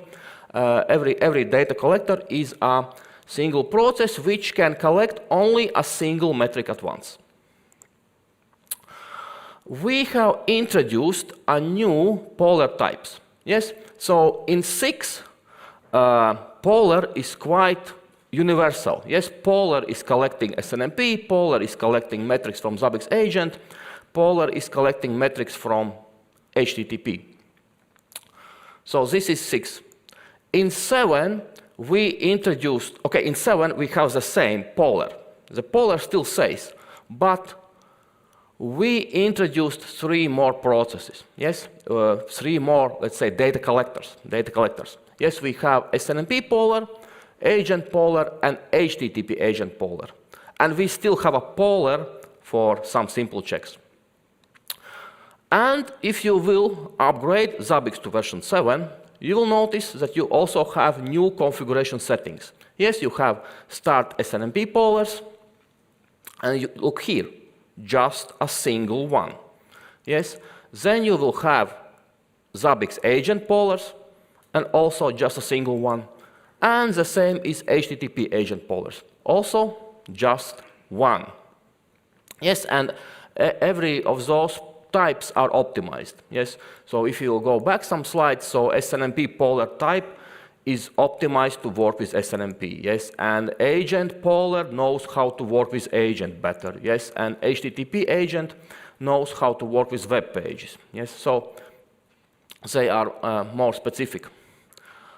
And there is another parameter. Maximum concurrent checks per polar, 1,000. So in very simple words, it means that each of those polars can act like 1,000 polars. How it's implemented? So each polar is a synchronous process, yes? And it can collect up to 1,000 values at once. Also, it starts a separate thread to synchronize configuration, but that's not so important currently. And yeah, so what is asynchronous data collection? Yes, that's a programming concept which allows you to execute tasks independently of each other. Okay, let's take a look. So what is the difference between Zabbix 6 and Zabbix 7? Yes, how the data collection will be performed. Okay, so this is the synchronous data collection, yes, using processes. We send request, we get response. We send request, we get response. Yes, and this is basically how it works. And you can see that there is a lot of waiting time. Yes, you are sending request, and you are waiting for answer. You are sending request, and you are waiting for answer. And this is why you need those hundreds and hundreds of polars. And now, let's take a look how it works asynchronously. We are just sending requests, sending requests, and then we are receiving some responses, yes? But maybe just some of them, maybe other objects have not responded, yes? And we are sending more requests, and we are getting more responses, and so on. Yes, so those processes are quite independent. Yes, the polar is sending requests as fast as it can, and then using callback functions, the responses are sent back. Yes, you can see even the order is different. Yes, 1, 2, 3, 4, 5, and then the first request responded, and then the fourth, and the third, and so on. Yeah, so this is fully asynchronous, and it is much more efficient. You can see here. Yes, this is Zabbix 6. I have 20 polars, and they are like 50% busy, approximately, yes, and collecting a lot of values. You see, all of them are constantly doing something. And let's take a look at 7. So this is Zabbix 7. Look here. We have replaced them with a single agent polar, which is collecting 2,400 values in 5 seconds. Yes, it is the same performance as on previous slide. Yes, and then we have a couple of polars left for other tasks. Yes, so you can also see that we have decreased the number of processes. Yes, and in this situation, smaller is better. And okay, let's look at Zabbix's own graphs. So this is Zabbix 6. Yes, and you can see the utilization. So it is actually very nicely optimized instance. Yes, 40% polars busy for Zabbix 6 is a very good practice. And this is what happened after the upgrade. So we no longer need polars, right? Because polars are replaced by agent polar. So all those polars are no longer busy. And we have a single agent polar process currently at approximately 10% busy. So it can do more. Yeah? So at the very end, what you will have less processes, right? Faster monitoring, and you will not need, so let's say you will need less tuning. Yes, because currently you need to increase those numbers. Do I need 50 polars? Do I need 200 polars? Yes. In this situation, 1, maybe 2, and you are pretty safe. Okay, and very quickly about proxy memory buffer. Alexei already told about it. So in 7, we will have 3 modes. We will have the disk mode, which is the current behavior. We will have the memory mode, and we will have a hybrid. Yes? So how they work? The disk mode is the current mode in version 6. Yes, you have a proxy. All the data are written into database, and then from the database, the data are sent. Yes, and I think you can clearly see a potential bottleneck here. Memory mode. So we are sending data directly from proxy to Zabbix server, and okay, do I need a database here? Nope. Yes, I don't need any database. Yes, so this can be very effective on smaller devices where it's very expensive to add a database, yes, or on larger proxies because there is no more any limits by read-writes.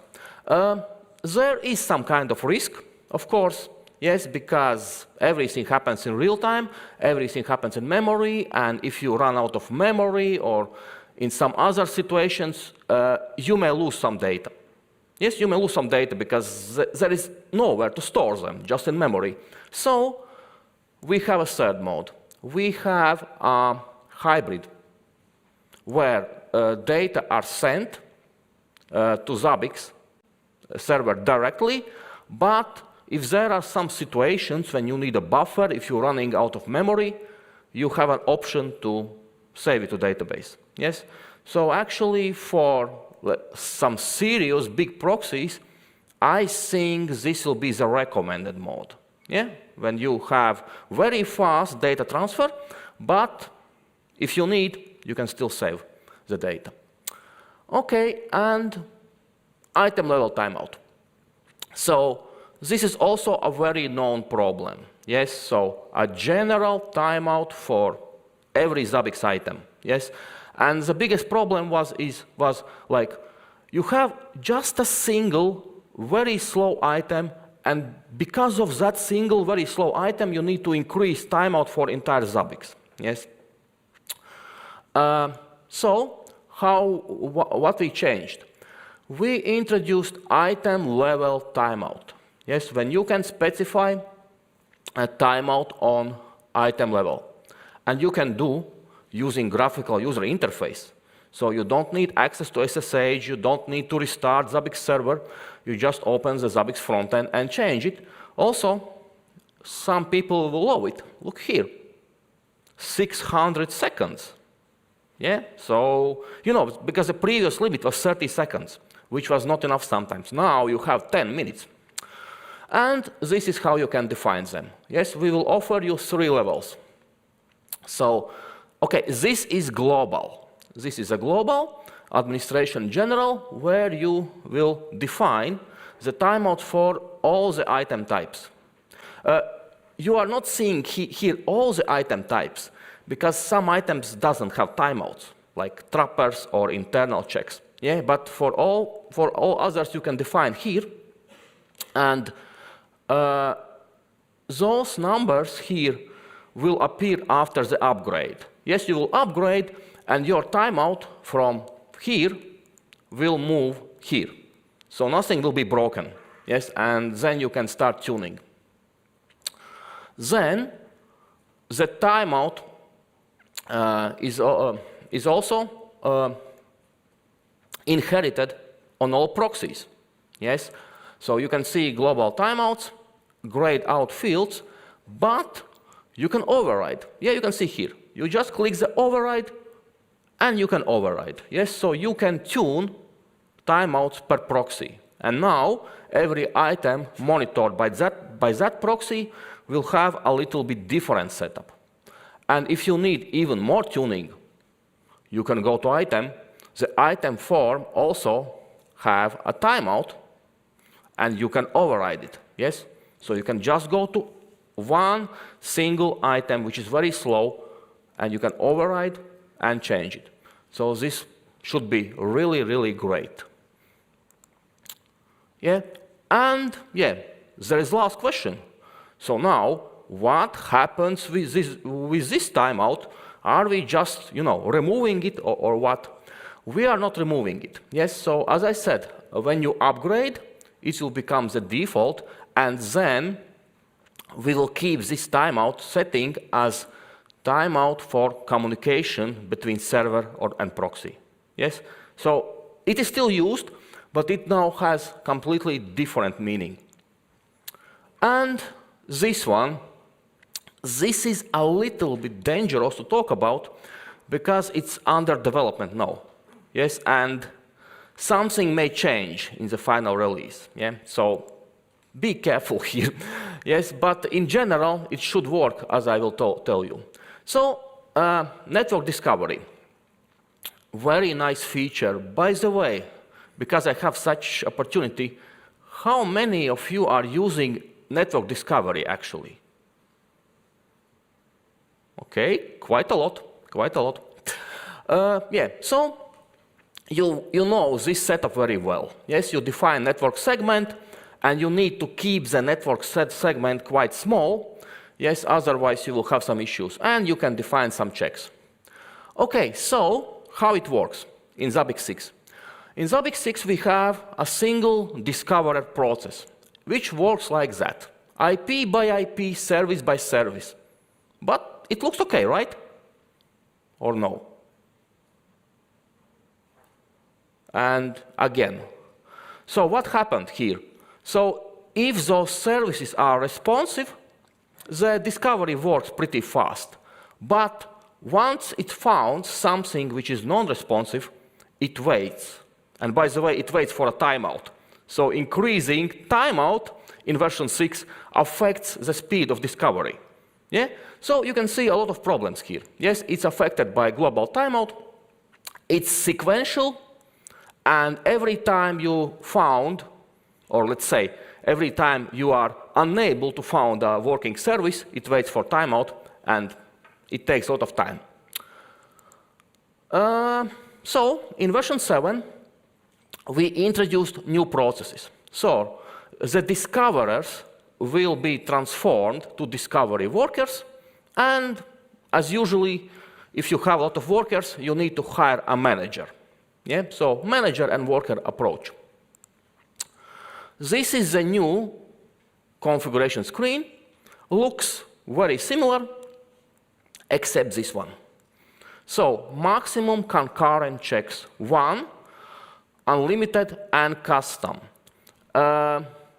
Actually, even 1 will work faster than current implementation. Yes, because of this. So, as I said, this is under development, and some things may change, but it will look somehow like this. So you have IP range, IP addresses, and this is a discovery process. Asynchronous discovery, and then asynchronous discovery of missing devices. Yeah?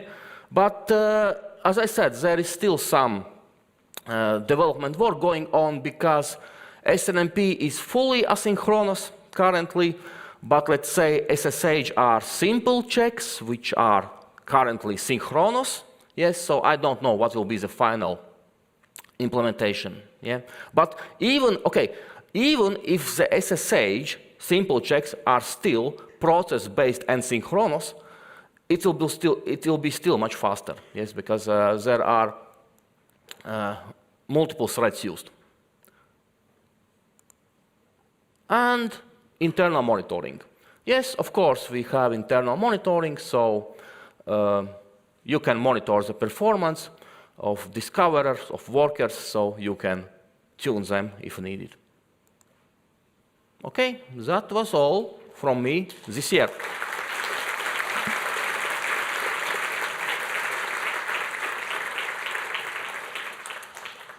Well, not exactly all. We have a couple of questions for you, Kaspars.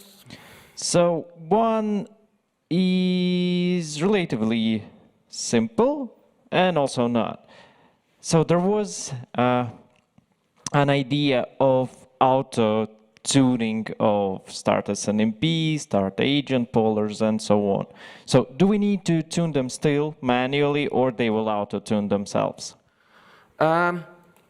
Okay, so as I told, you still need to change the start agent pollers parameter in config file, yes? But now you are doing it in bigger steps, yes? So, okay, maybe you are not sure that like one agent poller will be enough. Start 5. You know, don't start 500, start 5, which means you have a theoretical limit of 5,000 values per second. Yeah?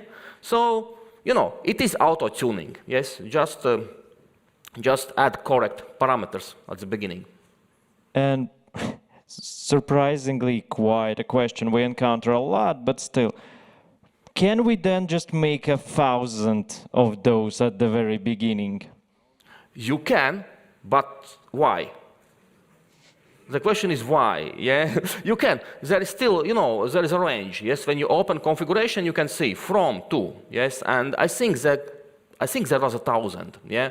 Which will give you 1,000 by 1,000, which is which is million. 1 million. Yeah. 1 million NVPS. Will your database be able to handle 1 million NVPS, right? So, yeah. But you can. Thank you for the answers. Okay, yeah, thank you.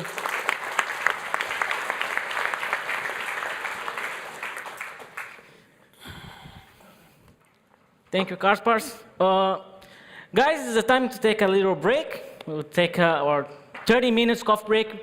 Just before you leave the room, I'd like to remember you to use the hashtag Zabbix Summit 2023.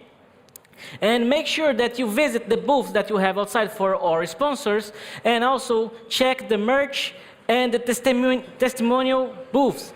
One small thing, little trivia, you'll be able to find in these booths some small candies that may give you some prizes. We are talking about free courses, okay? So if you go to any of those booths, just look for a small candy, red candy of Zabbix, and it might have a little prize for you guys. So see you in 30 minutes. Enjoy.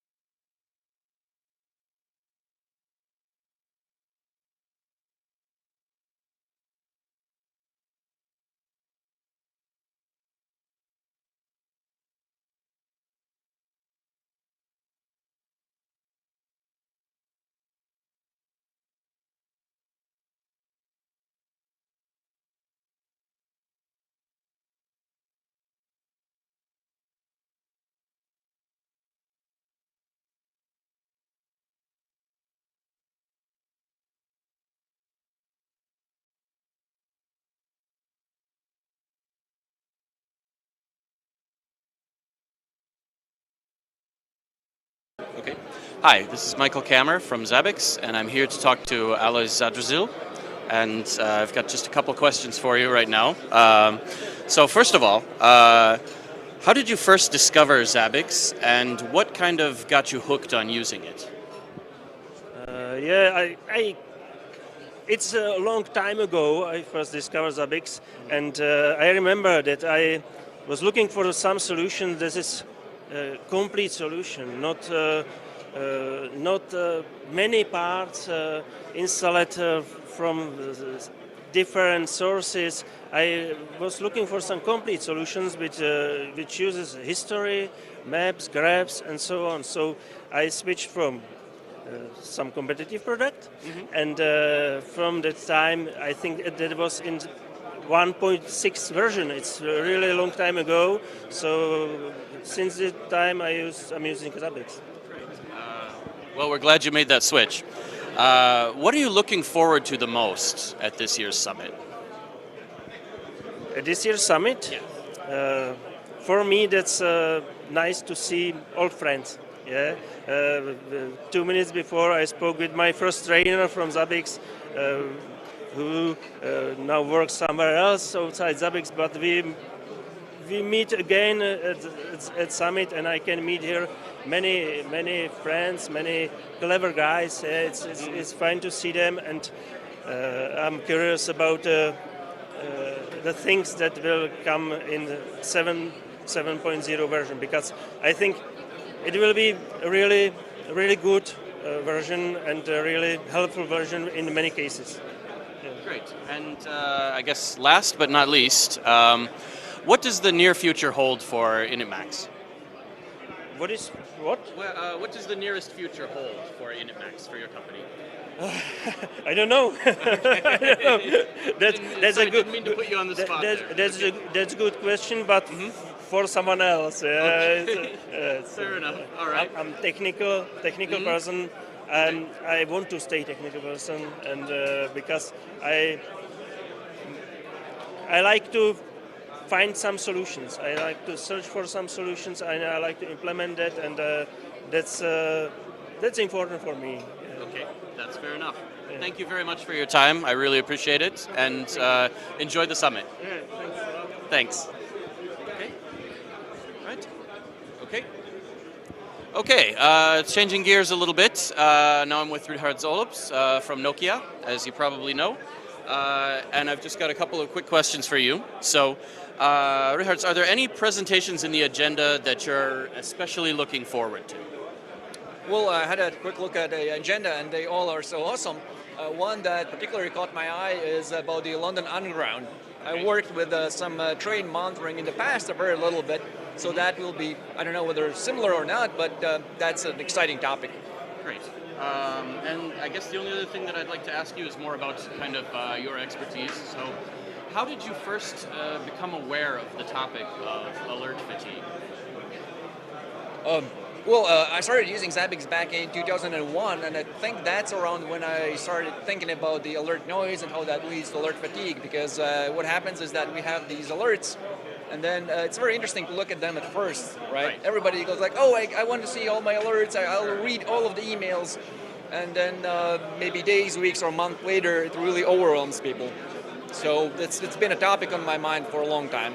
Okay, that's, well, 22 years now, right? It's been a few, yeah. Okay, well, great. Thank you very much for your time. I appreciate it. And oh, sorry. Thank you for your time. I appreciate it. And we'll talk to you. We'll catch up later. Okay. Thanks so much. Thanks. Later. Yep. Bye. Okay. Right. Ah, okay.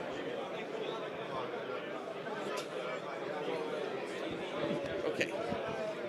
Yeah. Okay. All right. So. Now we've got Ronald Schultz, the head of sales, and so as a lot of people here, you're a first-time summit attendee, and what are your initial impressions so far?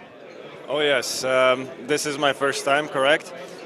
I'm new to Zabbix in general and to all the community, so during this event I learned a lot. It's super interesting, and I can say only the best.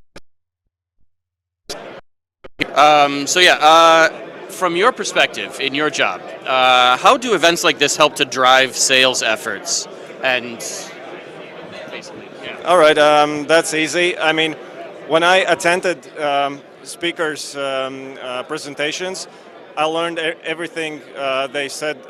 Everything was new to me, and they all talk about new features, new ways how to improve things, and upcoming features in the new version of Zabbix 7.0. So I believe that all existing users, as they don't know yet how to work with these features, they will be interested to learn more.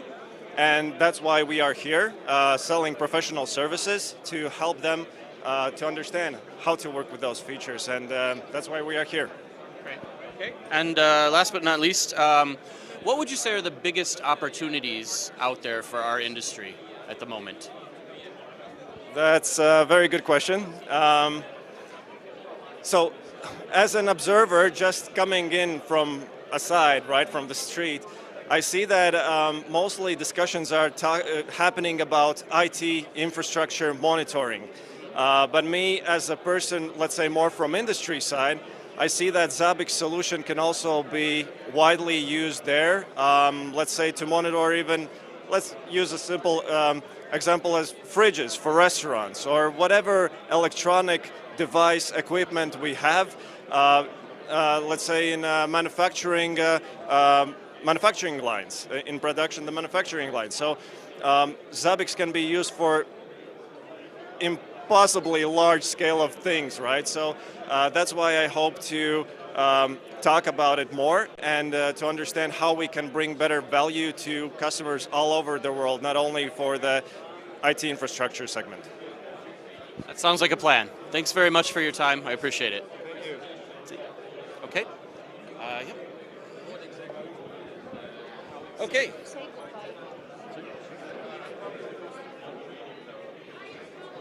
Okay. All right. So now we're here with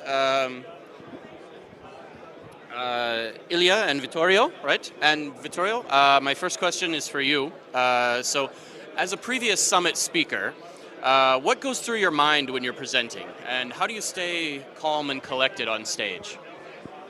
So, hi, I'll start from the end of the question. How do I stay calm on the stage? Basically, at Zabbix Summit, the biggest help to stay calm came always from the audience, which is always very warm, very welcoming. So when you hear the first applause, that really is what relaxes you for the throughout all the presentation. And about the first part of the question, what's on my mind when I present? So a few minutes before the presentation, there are a lot of things on my mind. Will I remember, will I not remember, and so on. But then on the stage, just nothing, because as well as you can plan a presentation, there will be always something which will slip out of your control, which you will say not as you originally planned. But the audience doesn't know this, right? That's right. So, Ilya, from your side, yeah, is there anything in particular that you're especially looking forward to learning during this year's presentations or workshops? Yeah. Thanks, Mike. Since this is my first Zabbix Summit, I don't have any preferences. Instead, I'm looking forward for special summit atmosphere and the real-life examples on how Zabbix is used by our customers. And Summit really proves that Zabbix has a global presence, from the London Underground to the Brazil largest media company. And I'm keen to see of these examples. That's great. And I've got one final question that is kind of for you both. How does an event like this help your teams specifically? All right, so well, it definitely does, because one of our duties as technical account managers is to establish strong communication with the Zabbix customers and collect their feedback and deliver it to the product owner. Make sure that Zabbix functionality satisfies our customers' needs.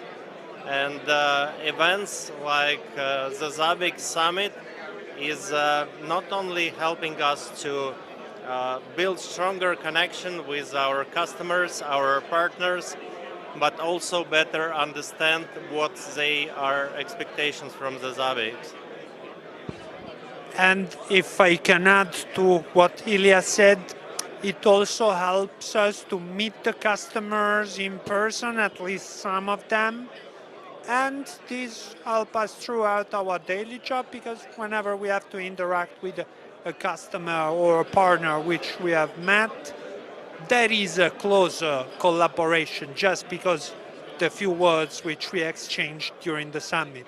Overall, the summit is amazing. For me personally, it was the best conference when I was coming here as a Zabbix partner, and is even better now that I have joined Zabbix. That's great. Thank you both very much for your time. I appreciate it. And we'll talk to you later. Okay, bye. Okay. Okay, that's all the interviews we've got. Okay, that's all the interviews we've got for now. So we'll probably catch up with some more people later. And thank you.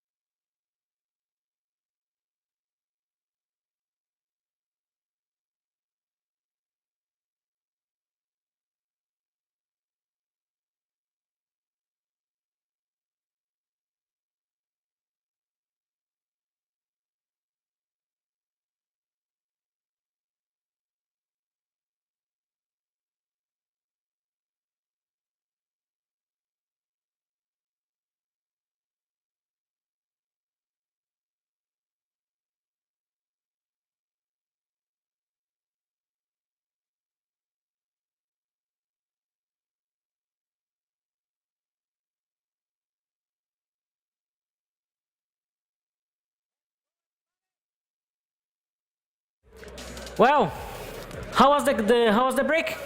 Did you enjoy the merch, the testimonial booth?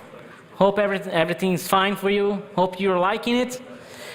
Well, on next speaker, he's from Latvia, and he's going to talk about something that maybe be related to some medical issues. Yeah. Who knows what alert noises is? You can raise your hand, raise your arm, not only your hand. Who knows what alert noise is? Okay, just a few people. That will be interesting.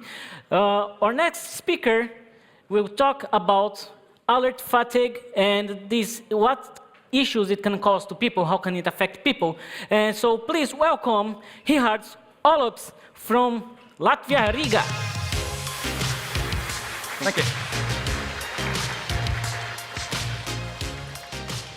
Good morning, everybody, after the initial break, and hopefully everybody has had a chance to wake up by now.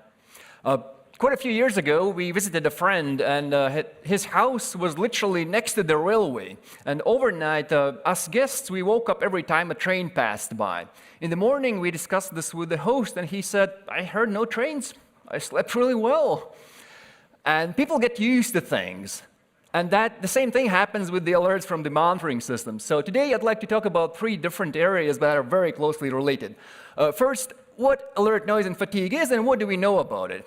And also the technical means that are available in and around Zabbix to maybe deal with the alert noise a little bit. And eventually, what are the cultural things that affect the alert noise and that result from it? Now, who here is working in a company without any alert noise? Any hands up? There's 1 hand, there's 2 hands. I don't know whether those are genuine answers or that's just making fun of us. But yeah, it's at the maximum 2 people out of this whole audience not affect people in any meaningful way. That's one of the things that seems obvious to many people still nowadays, which actually is not true. Now, talking about the alarms and the alert noise, there are studies. For example, this one concluded that the false alarms, they distract. It seems like the healthcare industry might be something that we can learn from, but actually in that industry, they are still figuring this out. And there is this one case where a patient went into a hospital and they got overdose. Not just a little bit of overdose, actually 38 times more of the dose for the medicine they were supposed to get. Why? They had all these checks in the flow where they had alerts that this dose doesn't seem to be okay, somebody should check this. But all those alerts, there were too many of them. So all the people in the hospital, they got used to them and they started ignoring them. By the way, that person survived, so it's all good in this story. But it shows the impact that alert noise can have, a very, very specific and strong impact. And yet another study, which was looking at the intensive care units in the hospital in California, they found out that in 1 month study period, there were more than 2.5 million unique alarms. I think we might agree that it's not possible to investigate all these alarms, not even to actually look at that number of alarms in a month. Now, we might think that we could learn from the healthcare industry a little bit because they have been doing this perhaps a little bit longer than IT industry, and healthcare industry is looking up to yet another industry, the air travel industry, the airplane industry. So a study called Lessons from the Glass Cockpit is looking at how the airplane pilots are ignoring the alerts or not ignoring the alerts and what can be done to actually make these alerts matter. The IT industry is paying attention to alert noise as well, and cybersecurity is one area where this is maybe more pronounced than elsewhere, because in security, even 1 missed alert can turn out to be very, very critical. So Craig Robinson stated that a well-trained professional does not enjoy wasting time on chasing ghosts. But probably that's true for all of us, no matter what industry we work in. And one thing that can maybe be a bit easier to sell is that alert noise can be very, very expensive. And that is true for any company. Alert fatigue can result, as we just established, to alerts being ignored, to excessive downtime. There can be overtime costs. If we have sporadic alerts, then people will end up working overtime, and that is a very direct expense for the company. And that will definitely lead to burnout. If you notice the missing closing parentheses, that's on purpose, just to see who's looking at the slides. And that also means that you probably will be subject to that burnout. The people who pay attention to detail, they are more likely to be the first ones to burn out from the alert noise. The technical means in Zabbix that we have available to reduce the alert noise, probably the most simple one that everybody here is using, if only from the default templates, the trigger functions. Instead of alerting on a single value that's above or below the threshold, we look at the minimum or maximum over some period of time. We can also use trigger functions to hack around some conditions. In this example, in the graph, we can see that there are gaps. These gaps can come from some technical problem that we are unable to fix at this time. Now, instead of alerting on that each single value that happens to bring up the average, we can hack the trigger expression, add another condition, and just alert then when we have multiple values in the evaluation time period. It's a hack, but it's a very valid solution to reduce the alert noise. Trigger predictive functions. How many people here are using predictive functions in Zabbix? Quite a few, I would say a couple of dozen in the room. And trigger predictive functions, they are really great. They're very powerful, and probably they are used in teams where most of the team members have decent technical knowledge of the monitoring solution. Because they can be a bit tricky to implement correctly, and they can be a bit tricky to explain why the trigger fired or it didn't fire at some point. Another very basic feature in Zabbix that, again, everybody is likely using, trigger dependencies. If you have an application that depends on a particular server running, we don't want to have alert on both if the server goes down. There are many scenarios where trigger dependencies are used, and in some cases there are even extra engines implemented outside of Zabbix that manage these dependencies in more complex environments. Maybe not as obvious, but this is more of a cultural thing and more of an attention to detail thing, validating your input. In this example, we have the output from low-level discovery, and it has discovered 5 entities. So there were 5 items, 5 triggers, 5 alerts. But if we take a closer look, then there was an error. SH4 cannot allocate memory. And each word out of this error message resulted in 1 unnecessary alert. And this is not something that can be always predicted in advance, what failure modes we will have. But whenever we see failures, we just improve, we do the continuous improvement approach, and we add validation in these cases as well. In clustered environments, and this is an approach which in my experience is not that obvious to all of the Zabbix users, it's a very good idea to have an aggregate host for the cluster, which is measuring the cluster metrics and then doing the cluster level alerting as well. No matter whether it's a 2 or 100 node cluster, having alert about a specific problem come from each individual node, that's not really helping to reduce the alert noise. Another solution, and this, by the way, seems to be something that Zabbix is aware of as well, talking about the event management engine inside of Zabbix that might be coming in future versions. Nowadays, especially when there are complex rules and additional external sources, there are people who are adding additional alert manager, which is then utilizing those external sources and only sending a smaller number of alerts to the alert recipients. These are just some of the technical means that are available in Zabbix, and probably many are familiar with to the people in this room. If there are some methods that you find in particular great that I have not mentioned, I'd be very happy to find out about those. But now, talking about the less technical things that are related to alert noise. Dwight Eisenhower, who was the president of the USA a few years ago, said that he has 2 kinds of problems, the urgent and the important. And the urgent are not important, and the important are never urgent. Now, this quote, which is attributed to him, led to the creation of so-called Eisenhower matrix, which is, again, probably very famous. And this is something that we can try to apply to the alerts that are coming out of Zabbix. I've populated this with some examples, and for the urgent and important, it's probably things that affect our customers. It's probably things that need immediate action and that we can actually take some specific steps to resolve. The less urgent things are probably those that can wait for the next morning or maybe next week, but they still have to be resolved. Capacity planning, it's a good thing that's important, but not really urgent in most cases. And we might have alerts about problems that will go bad at some point in the future. In this case, it's a good idea to just disable those alerts and do periodic reviews. For example, if a certificate is expiring, alerts are important. They all are urgent. That's why we are alerting. But on a closer alerts are important. They all are urgent. That's why we are alerting. But on a closer look, it turns out that it's not the case.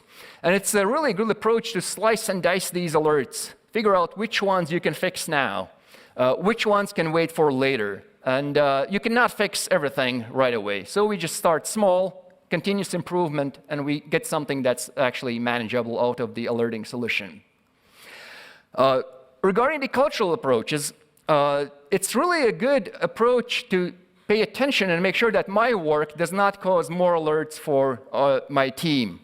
And that in Zabbix very often can be achieved by setting the maintenance. So at that point, we still gather the data, or we might opt not to gather the data, but we are not sending out the alerts. There might be sometimes thinking that, well, I'll just do a little bit of work and it'll probably not alert, and usually it will.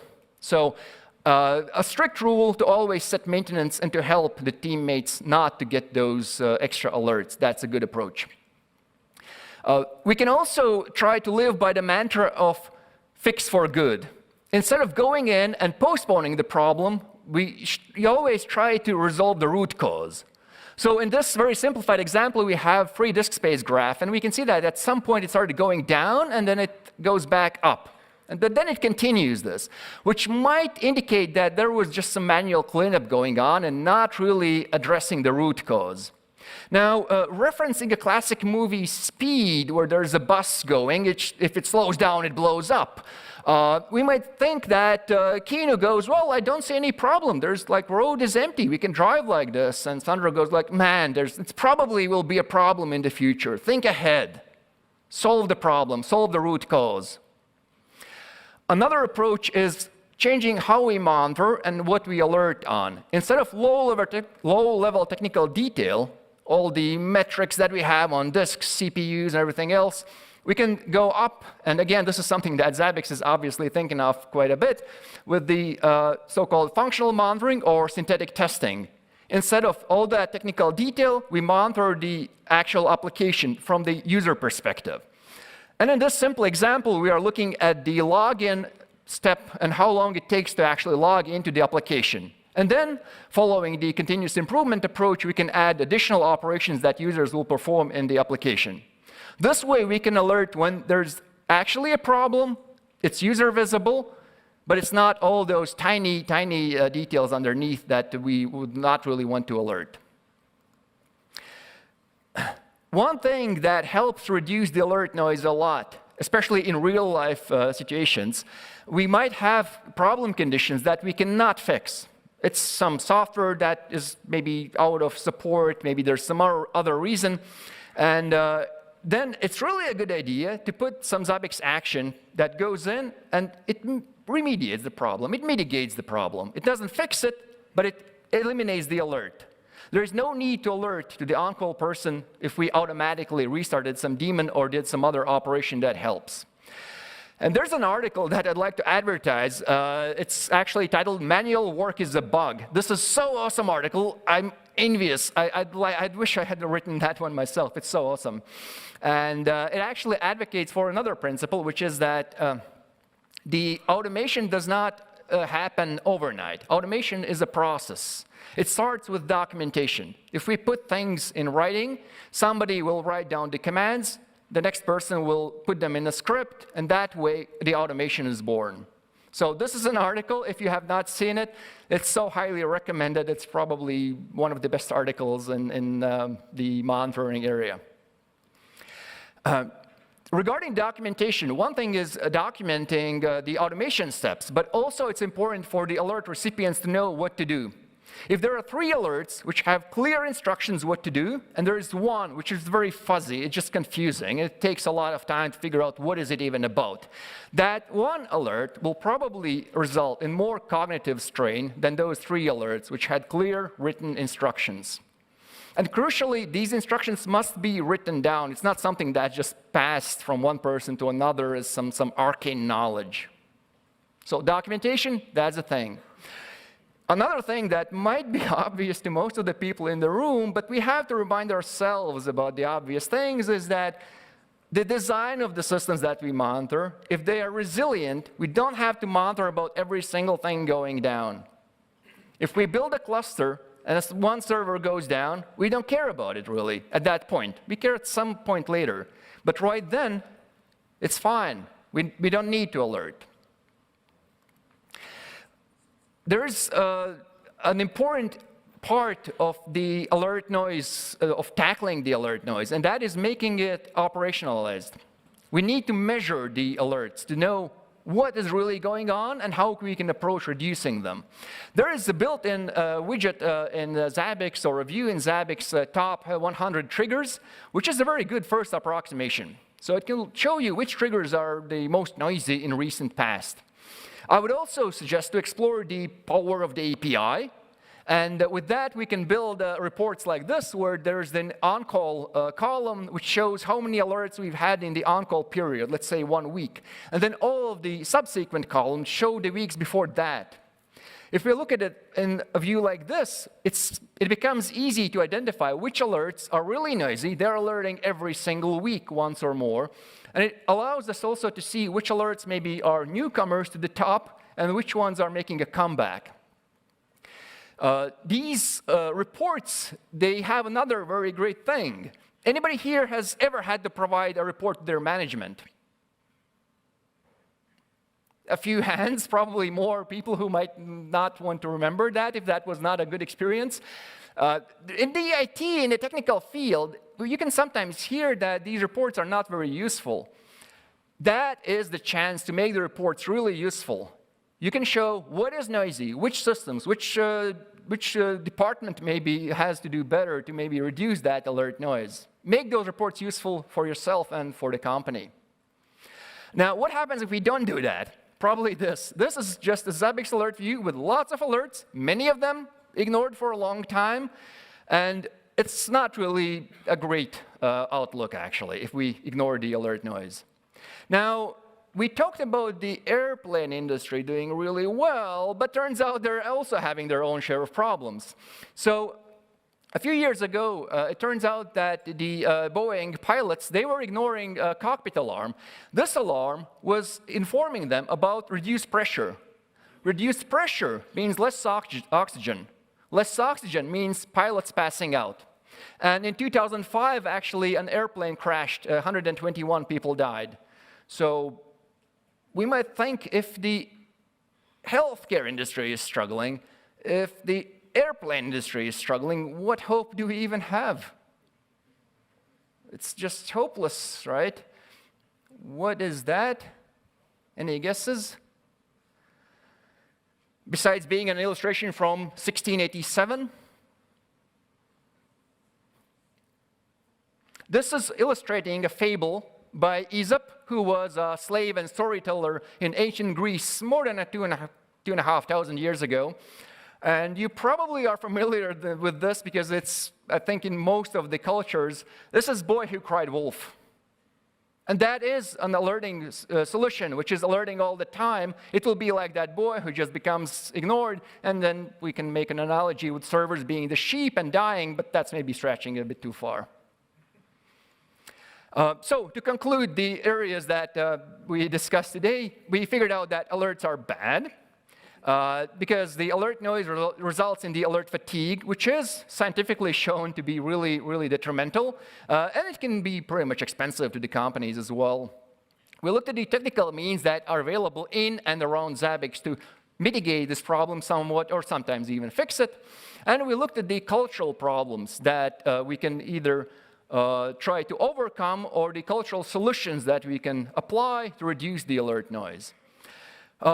If we look at the technical and cultural columns, at least I would say that the technical ones, they can be a challenge, but the cultural ones are what really, really is increasing the threshold for overcoming this problem. And to quote another classic movie, Soylent Green, it's people. Alert noise, it's much less a technical problem, and it's much more a cultural, a people problem. And that is more difficult to resolve with just one feature in the solution or one particular feature that's maybe already available. Thank you so much. And if you have any stories or feedback, then your feedback is appreciated in this forum. No questions? No questions then? Okay. And there's one more quote still from a scientific study, which I cannot show anymore, but that's no problem. Okay, no, if you want to show, no problem. Yeah, so Okay, I thought you I intended to conclude with this quote, which is from another study, that the noise, it results in the reduction of trust in the monitoring solutions. If we cannot trust our monitoring solution, then it really becomes useless. So let's keep our monitoring solutions useful.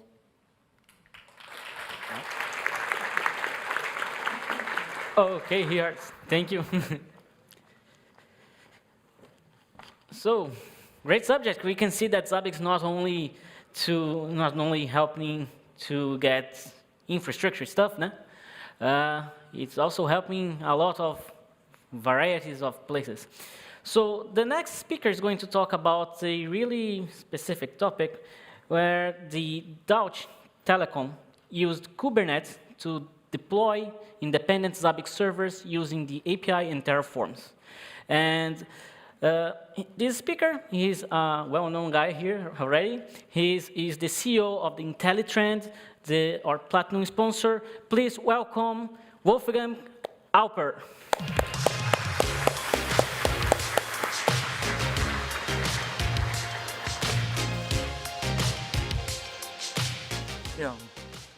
Yeah, hello and very welcome.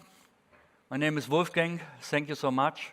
And today I'm going to share a talk with you that shows how to actually Zabbix can be deployed in Kubernetes environments, and in particular in hybrid environments or on-premises environments, and show how that will go. And before I start with the talk and go into the depths of the details, I would like to say thank you to the Deutsche Telekom Technik team because it was still is a great project and was a good experience to work together.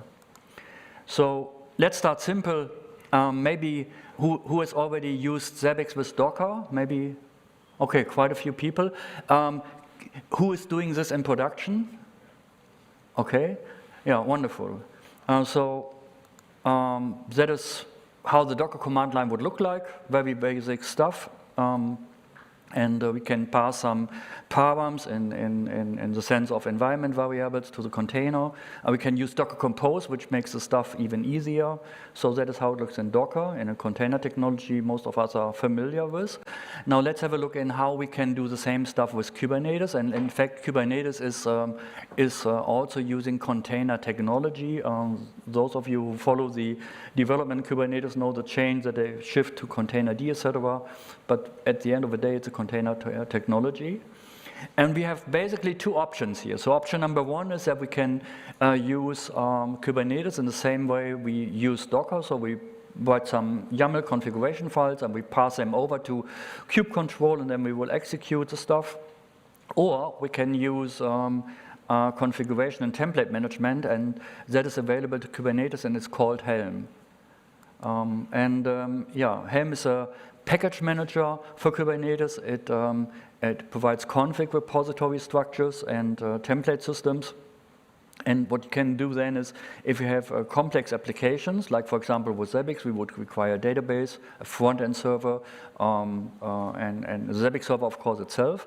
Then you can bundle these configurations, what is then called Helm release. And this gives us consistent upgrades and versioning.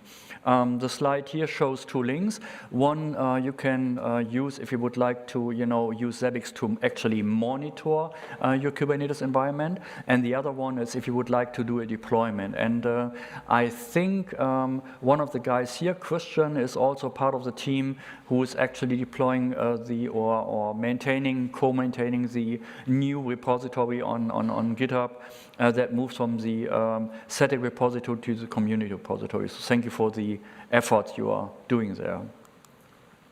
So what is Helm? Basically, Helm uses a template, a configuration template on one hand, and values that are being used in such a template. And the nice part of it is that you can actually create some default values file out of an existing Helm configuration template. That's really nice. And okay, at the end of the day, you then have to set the params and the value files, and you're to go. So if someone is asking what values do I have to fill in and what values or what type of values needs to be filled in, that's basically depending on the person who has created the template configuration. Very similar to Zabbix. So when I would like to use this technology in Kubernetes, which we are most likely want to do, then we would have to add an Helm repository. Then we have to update the Helm configuration with the new repository. Then we would create, I think there's a laser pointer here, yeah. And then we would create this empty or the default values file for the Helm templates involved in this configuration. And then we make the changes that are required to actually deploy our Zabbix instance. In this case, we would like to use an external database. So we say enabled false, and then we pass our credentials here. So that's what's happening here. And after we do an Helm install here, at the upper part of the screen, the application should be deployed, and everything goes fine. Then the applications in the Kubernetes cluster gets deployed, and we get this one here, which is good. And after the deployment process happens, we can start and have a look to the log files in the Kubernetes cluster for our pods to see whether they are doing what we expect them to do. In our case, we expect the database to be created and the Zabbix server to start. And it seems to work. And this is a tool, a graphical tool called Lens, where you can have a view on the Kubernetes cluster and use this to make screenshots here. So it's maybe better to see and understand if you're not used to this technology that much. So we have here our pods running containers, and we see the environment params passed to that container and so forth. So finally, the installation is there. Now, if you do this type of deployments in Kubernetes, and it's not only affecting Zabbix, but any application you would like to deploy in Kubernetes, and that should be accessible via the network, then at some time and point, you must think about how you make your application accessible from the outside network-wise.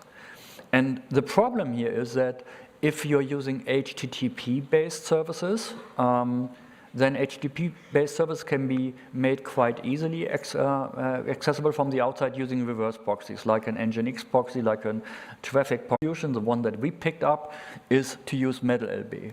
MetalLB is a layer 2 network load balancer and does exactly what we're looking for. It allows you to predefine a pool of IP addresses, can be IPv4 and v6 addresses, and then this pool can be used in a similar way as a DHCP pool would be used. And this allows us to make our service available to the outside. So here we see how we actually deploy our MetalLB service in the Kubernetes cluster, so it will be available within the cluster. And using the same technology, we're using Helm and so on. Then we make changes to our Zabbix deployment here. So we changed the service type that it now will become load balancer, and that it use the port 10,051, and this is a node port which is mapped into the service. And after we make an upgrade to the Zabbix deployment we already did previously, with the change to use MetalLB, we see now that we have here in our overview an external IP address assigned to. This is the external IP address assigned from MetalLB. So mission accomplished. We can access Zabbix now from outside the cluster. Okay, so what I've tried doing so is to give a quick introduction in how Kubernetes works in general, how you can make a deployment, and how it would look like, taking Zabbix as an example. So what are the real-world challenges from my perspective, or from our perspective at least? So when installing applications like this in a Kubernetes cluster, the one challenge is the lack of experience. So how do you do the steps? How do they interact with each other? What is a node port? What is a service port? Where do I get the Helm charts from? Are they really working? And so forth. Another issue is we need to ensure consistent application configurations. I mean, what we finally do is we set up a configuration and define a state that we would like to accomplish. And then the magic should happen and should create that state. So we would like to manage configuration changes. We would have to find a way to manage password secrets and configuration files. You remember I put this password for the Zabbix database in clear text. So how can we address this one? And we need to find building blocks to find a more user-friendly approach. And one building block is Flux. It's one of the core building blocks, and Flux allows to manage and apply configuration changes in Kubernetes cluster. You find the URL here on the bottom of the page. So what does Flux offers you? Flux offers some sort of a GitOps solution for Kubernetes. And this enables us with proper versioning, with easy rollbacks, and with consistent config states.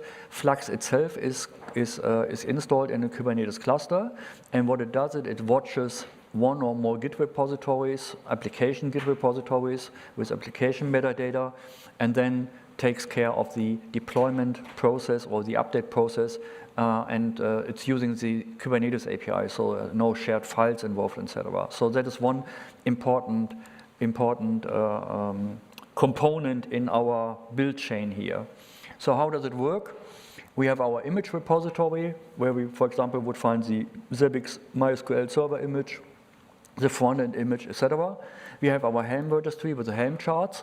We have our Flux Git repository. That is a Git repository Flux uses to, have all the information required to do its work within the cluster. And then we have for each application, or for each application deployment maybe, that's the design decision, we have our individual Git repositories. And what happens then is that our DevOps team makes commits to those repositories, and then Flux does its work, pick up the information from the Git repository, executes via Kubernetes API the necessary steps in our cluster, and if all things work well, then the application gets deployed in Kubernetes. The next building block I would like to introduce is Zops. And Zops is a tool to manage and apply secrets.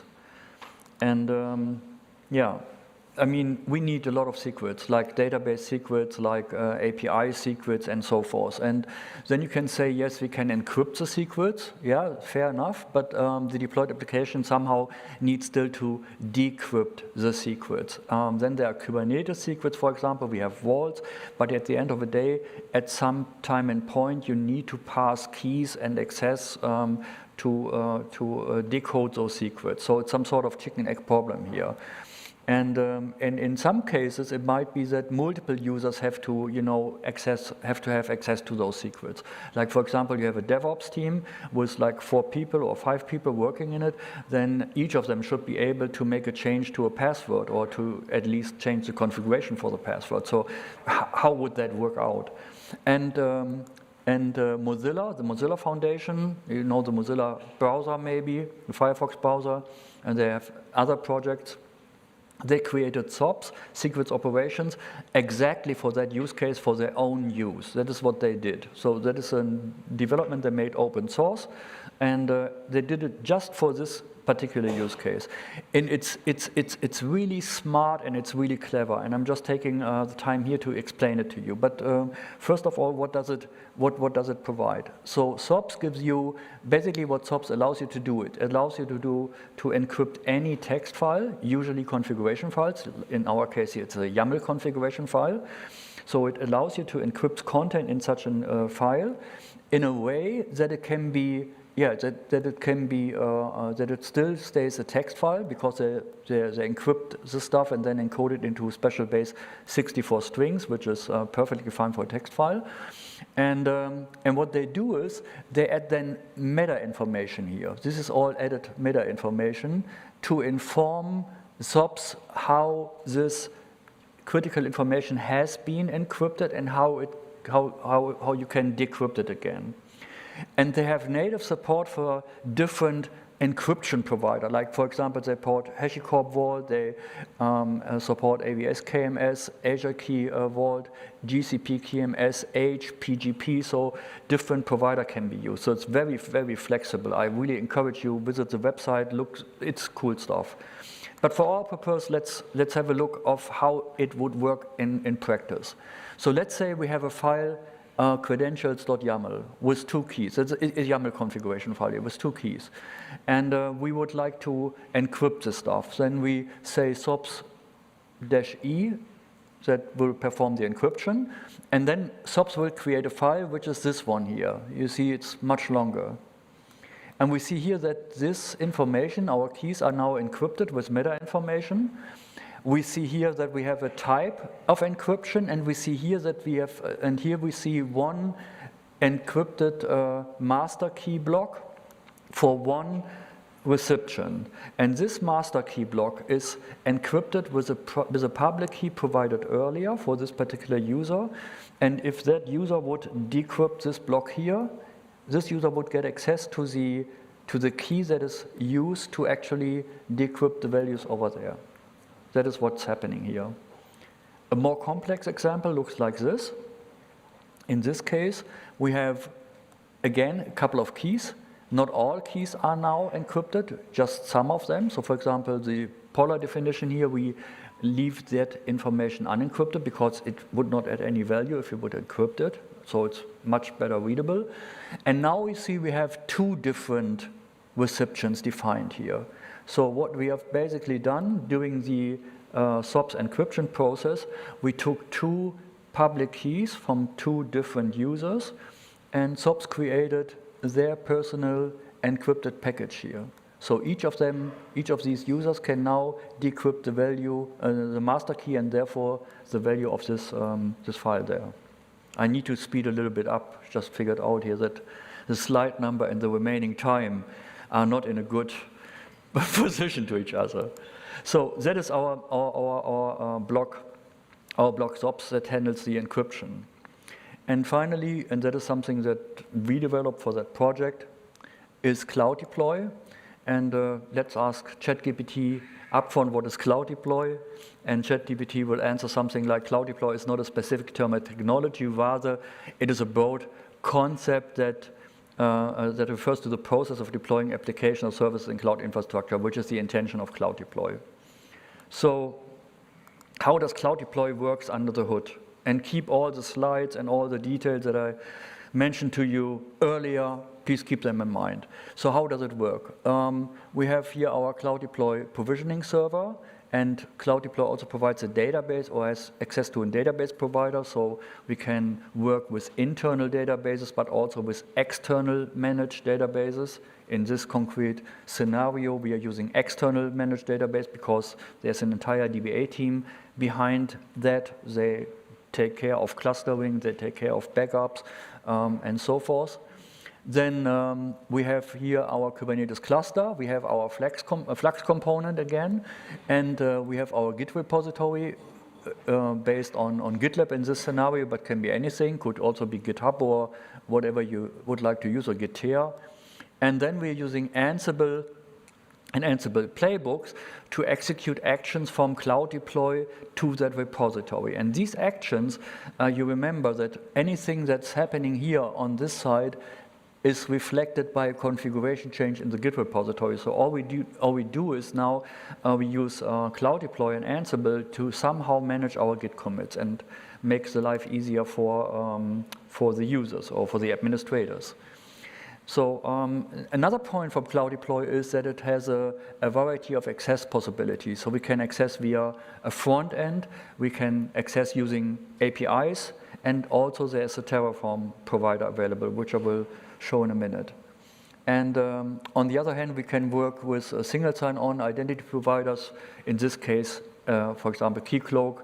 It has then roles, mappings available, but these are nifty details which are not so important right now. So if Cloud Deploy would like to initiate such a process to, create a new Zabbix installation, so what it does is Cloud Deploy uses Ansible playbooks and creates the necessary information in various Git repositories. It uses the GitLab API basically to create new repositories if these repositories are required.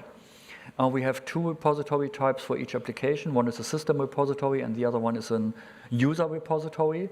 The idea is here that we have settings that are defined by the final super administrator of the service who doesn't want the user to change, for example, the database settings, but we would like the user to change the poller settings, which are no longer required in Zabbix 7 because of autoscaling, as I understood. And and the next one then is that those configuration files will be created for Helm. The environment files will be created, the defaults will be created. This new application will be then registered to Flux in the Flux repository. And finally, Flux will then pick up the task of configuration and will start the deployment in Kubernetes, very similar to what we have seen earlier in the slides, which I did manually with Helm install or with Helm update. This is how such an config registration looks like. Yeah, so for example, here register the Zabbix system Git repository in Flux. That is the Flux. This is Flux directory, and what you can see here is that we tell Flux there's a new repository, and this new repository is the system application repository, so Flux knows about it. And what we can see here in the customization object created for Flux, we also see that Flux knows that there is a provider called SOPS, and that this provider is to be used to decode the coded information in our configuration files. This is just a very simple view to show how the application directory and the system directory look from a user perspective. Just two directories here, two Git repositories. I'm sorry, not directories, but Git repositories that are automatically created. And this one here is now showing how the Helm release that is created by Cloud Deploy based on our previous information looks like. This is just a configuration file. It's pretty much the same that we saw manually before. And again, you can see here that, for example, the database password is encrypted using SOPs. And because Flux is aware of SOPs, they can decrypt this one. And also can any of the authorized persons make changes to the configuration document, and it will still work. This one shows how the user can make changes to the configuration by just setting environment vars. And finally, if everything is deployed properly, if the dust has settled, so to say, then we should see that we have a new service definition here. We have our pods, Zabbix server with agent and Zabbix front-end pod. MetalLB has assigned the IP address, which is available from the outside. The Ingress, the Nginx Ingress reverse proxy has assigned the URL slug. And yeah, so we can now access the entire Zabbix installation from outside. How does all of this look from the user perspective? So we have seen what the details are, how we can do it manually. We have seen that, Cloud Deploy would give some assistance here. So how does this process to actually create any new Zabbix installation from the user perspective? Well, we can use the web-based portal, and the web-based portal has what is called a service template. So pretty much to Zabbix templates, we have service templates, and based on the service template, a service is created, and each service template provides what are provisioning actions, like for example, create is a provisioning action, delete is a provisioning action, and each action then can have different tasks. And that is how it looks like. So we have a template definition here to provide a Zabbix 6.0 instance. And the actions defined for this instance are update, create, and delete. These are update, delete. These are the screenshots of the update, delete, and so forth actions with their individual steps. And these steps can be, for example, Ansible playbooks that are being executed, and each step then each task can then have their own configuration depending on the playbook that's being executed.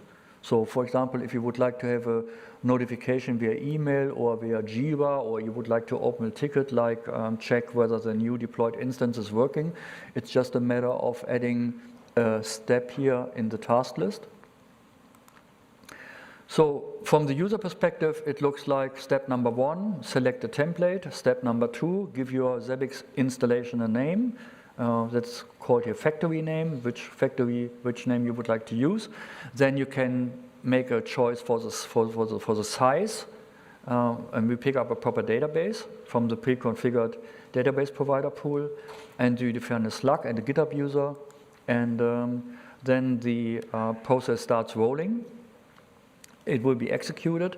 The provisioning steps will be executed and will be streamed in real time to the customer or to the user, so we can see immediately whether that step worked or failed. And if everything goes fine, then if everything goes fine, yeah, it goes fine, then finally you should have your Zabbix front end available. You should see in your Kubernetes monitoring that the new pod is deployed and everything is there.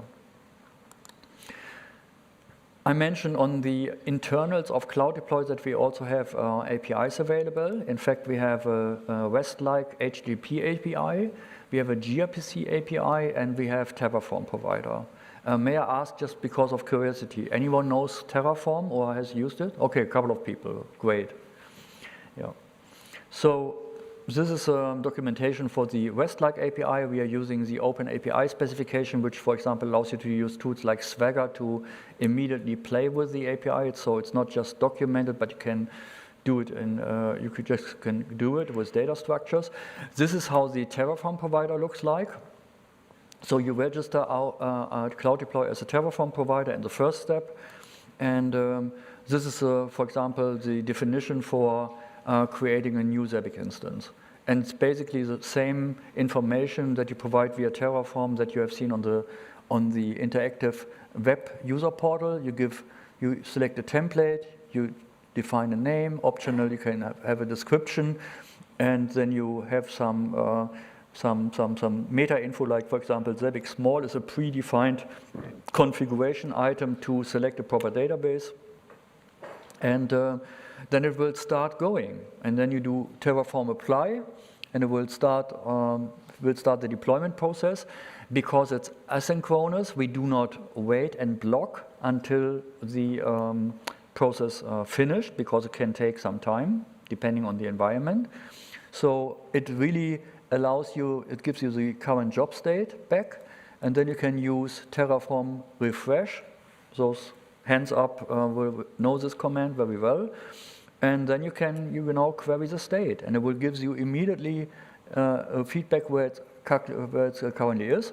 And finally, we see small status equals ready, and that means that the deployment has been finished.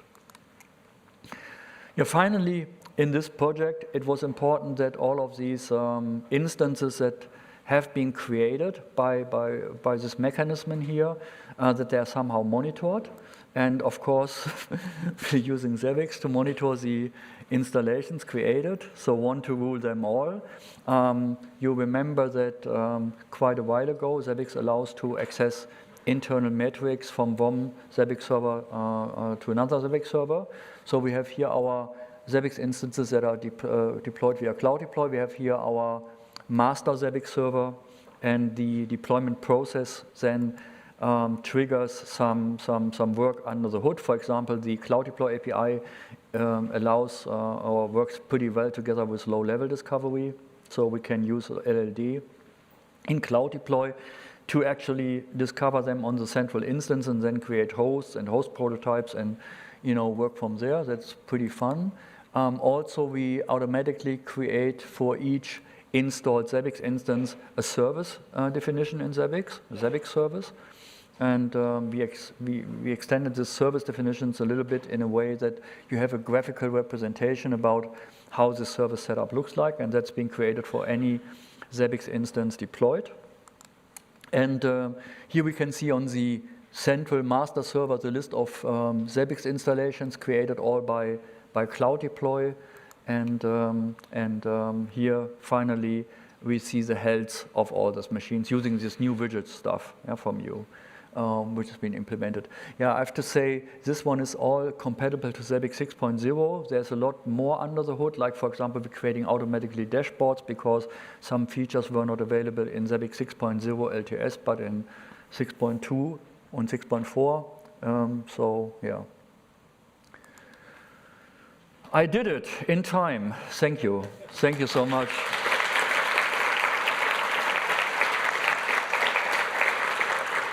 One minute left. 1 minute left. I hope it was not too fast. Exactly enough for a couple of questions, I guess, then. So let's get right to it. So one of the quite popular questions is s.r.l tools is an Ansible collection which is maintained by community itself.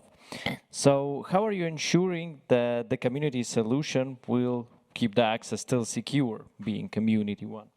So I didn't get the first part of the question, I'm sorry. Yeah, the SOPS or SOPS yes. solution. Yeah. Tools is an Ansible collection which is maintained by community. Yeah.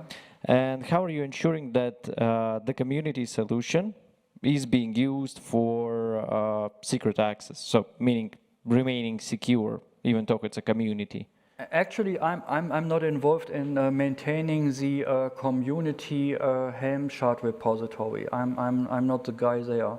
What we have done is we have we are using Flux. So there are different stories here. This Helm repository can be used by anyone, and as I showed in the slides, Flux is just a tool, you know, to actually make use of Helm as a repository. Management work tool, and SOPS adds very nice to it because it allows you to do this encryption. So we are not involved with this community GitHub repository. It's just a part of what we are using. Okay, thank you. And just one more. So what do you think is the, main or multiple added benefits of deploying Zabbix specifically in the Kubernetes?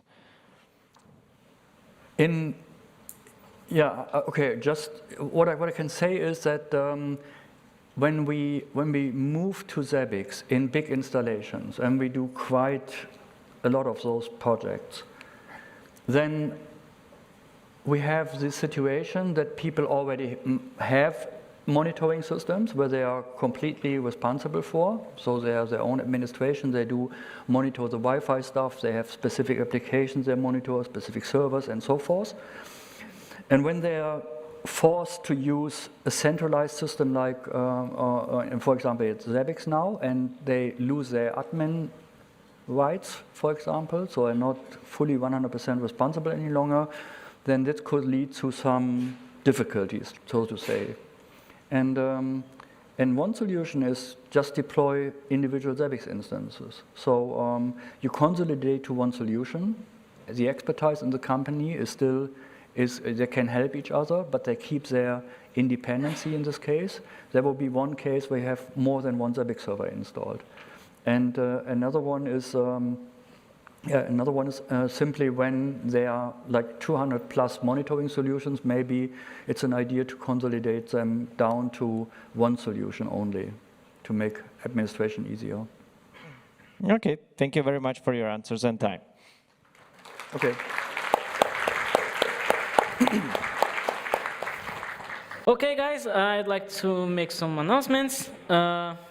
Just to remind you to visit our sponsors booths on the hall outside. I know that you already take a look at it, but don't forget that we also have that special chocolate stuff. In this case, did anyone find something, win some prize on the chocolate stuff, you can raise your hand. No? No one? Yeah, okay, I can see one over there. I know that another one won, but I can see him here. So keep looking for it. Visit the booths from the sponsors, visit the merch. Give your testimonial on Zabbix products, services, and everything related to Zabbix on the testimonial booths. And just one quick announcement before lunch is that the lunch will be served here on this floor, not in the restaurant, okay? And we'll have a food station here in this hall and 3 other food stations in the other hall across the corridor. So if you are vegetarian, you can also find a food station for vegetarians. And that's it for now. Let's go to lunch, the happy moment of the day, the happiest moment of the day, okay? And see you in about an hour, okay?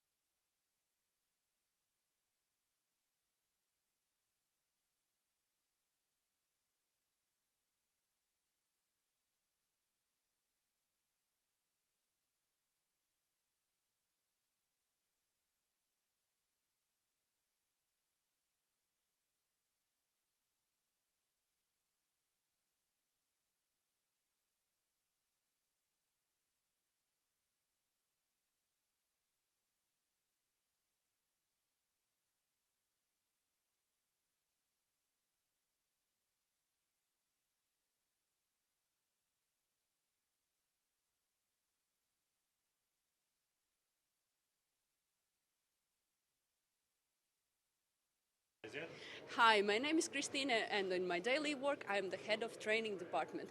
But today here I will do the live interviews for you guys. Right next to me, we have Mr. Kodai Terashima from the Zabbix Japan team. So, how are you enjoying Zabbix Summit so far? Yeah, so Summit was just started, but yeah, it was a very interesting talk in this morning. Yeah, so new features of the Zabbix 7.0 and also some use case and some interesting talk about the technical talk from users and partners. Yeah, it's very fun. Yeah, to me. Yeah. Oh, that's great. And Zabbix Japan was opened 11 years ago, so that means you have attended not one, not two, but many Zabbix events till now. Yeah. And what is your favorite thing about Zabbix Summit?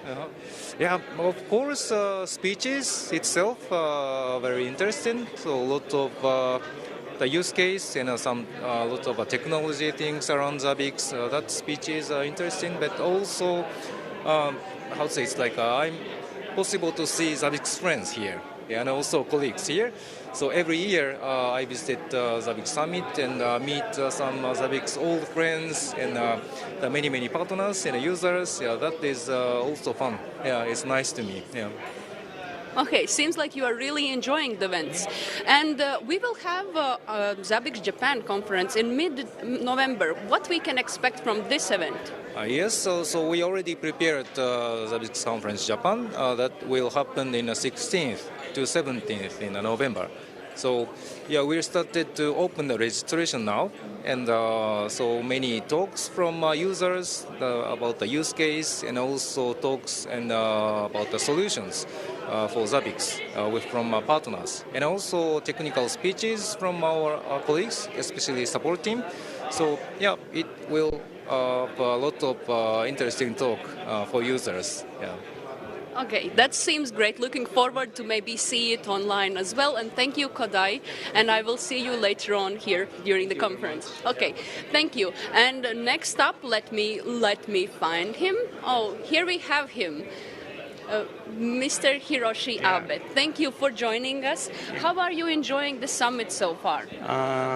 Yeah, this is first time to me to join the summit, so I'm very exciting and also the fair presentation, so I'm sorry. Maybe if I was just okay, can you tell us a bit more about yourself, what you do, where you work, and maybe for how long have you been working with Zabbix till now? Actually, working with Zabbix, so maybe it's about maybe 6 or 7 years, and I worked with Terashima-san, who is president in Zabbix Japan. So from 7 years ago, I just used Zabbix for my projects. So it's quite a little bit time. Oh, okay. So, and could you tell us, like, we just saw your presentation, it was really good. Thank you about that one. And could you tell us, is this green energy really important for Toyota Motors Corporation? Yes. As I said, about my research field, it's quite important, and also about my company. And we are focusing about green energy, such kind of hybrid EV or hydrogen engines. So, but about my field, we are concentrated about telecommunication and IT technologies. So that's my research. Okay, thank you very much. Thank you for the interview, and we will see you later on as well. So let's go and look for someone else here who we have.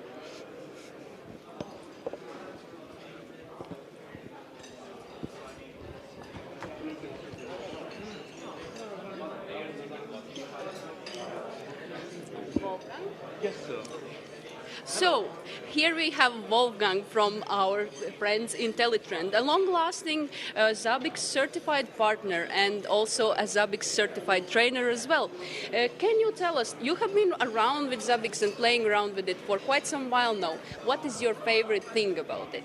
You mean the favorite thing about Zabbix? Yeah. It's basically its ability to fit into any problem that you might encounter. It's like it's like, yeah, we have this bricks, this Lego bricks, where you can build, when you're a child, you can build anything with it, yeah?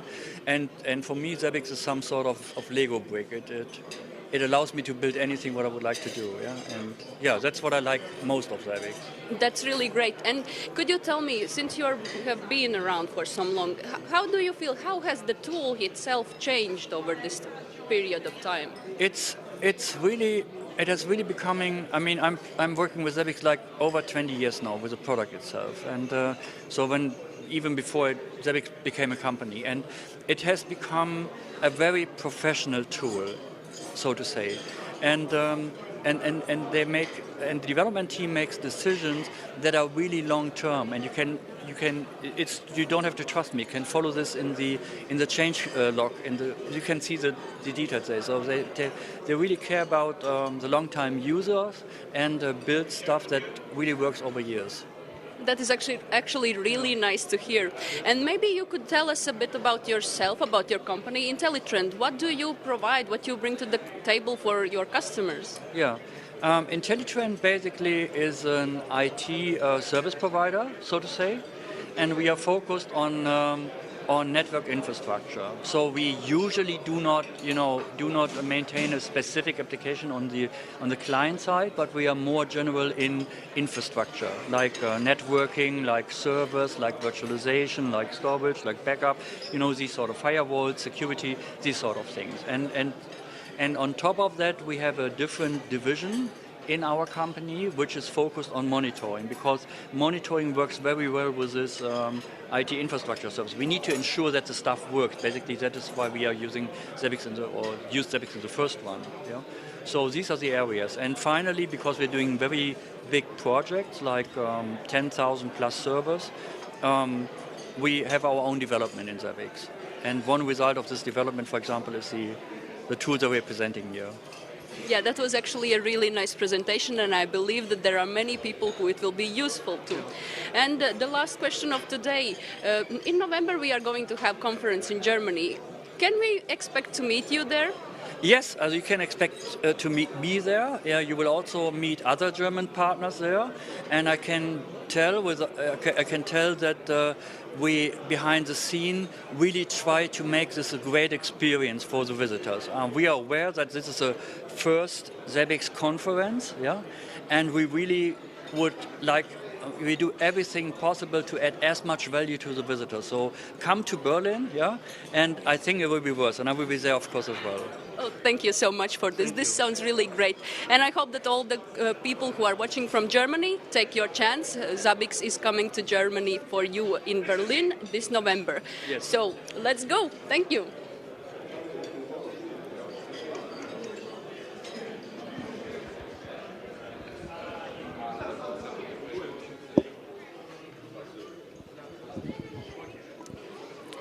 Hi, and here we have my colleague of mine, Vladimir, or as we call him, just Dimir.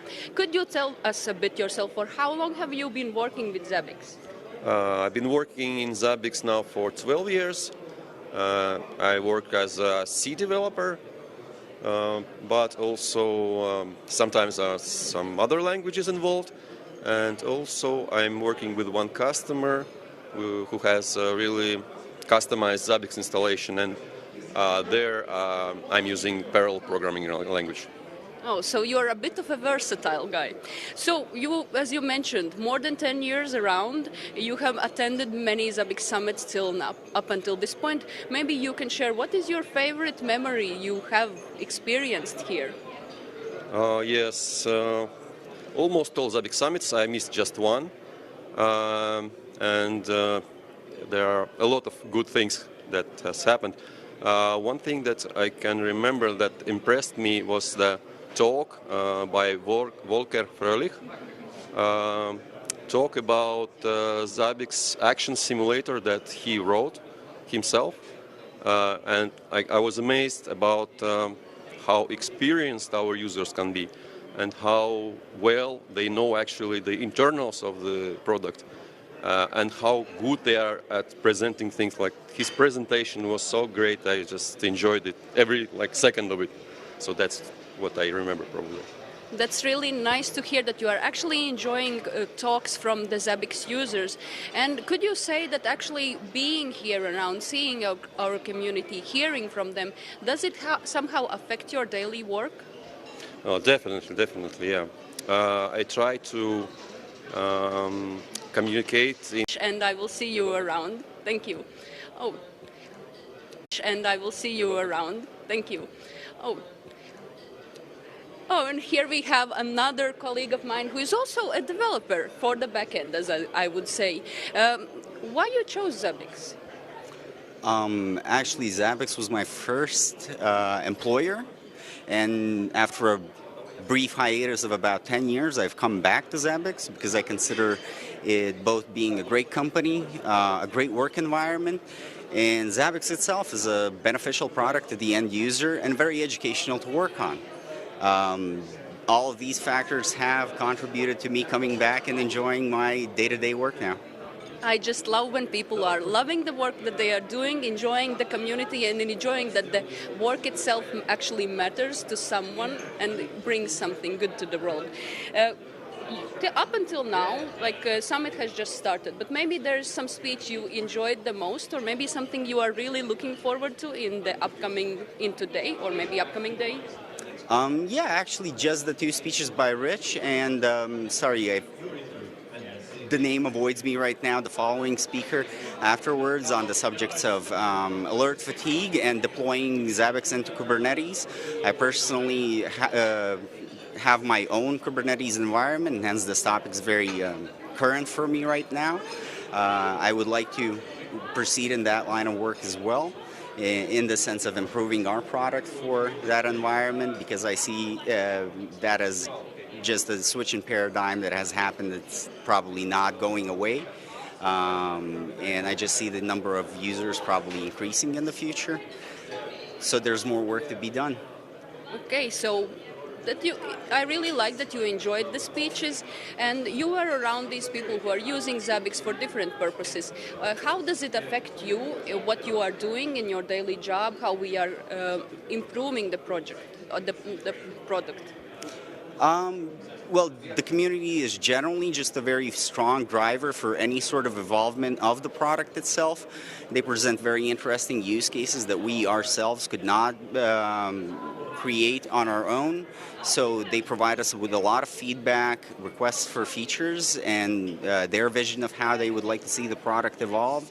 So it's a continuous loop of them coming back to us, giving us feedback, we implementing new features and options for them. And the work continues on. It just improves the product overall, I believe. And I'm very grateful to have this community that we have because they also commit work outside of direct interaction with us. They take the reins over certain projects, and that's just amazing. That's great. Thank you very much for the interview. And thank you guys for watching us. And now we will have a short break. And after the break, there will be more use cases and more interesting stuff for you to see. Thank you and stick around.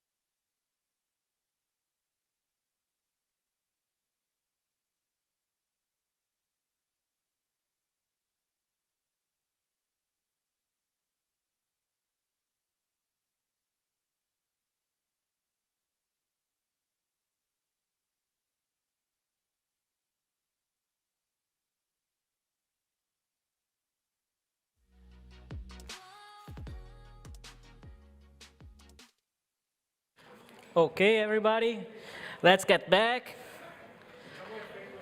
How was the lunch? Take your seats, because now we are going to talk a little about my country, Brazil. Yeah, if you have ever been in Brazil, you might have taken a glance at a huge media company called Globo. Globo is huge across the world and is well known for broadcasting huge events like the Brazilian elections, World Cup, and many, many others. Like national movies are also being produced by Globo, and there's a lot of infrastructure projects done by Globo as well. It's a huge company. It's one of the biggest media companies in Latin America. And today we have the presence of the person that leads the monitoring team, the team responsible for maintaining this huge company. And please, let's welcome more than 10 years experience tech lead of monitoring, Marianna Portela.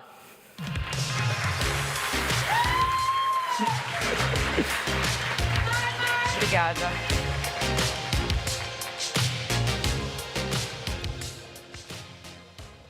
Hello, guys. Thank you for being here. It's a pleasure to be at Zabbix Summit and share this stage with incredible people.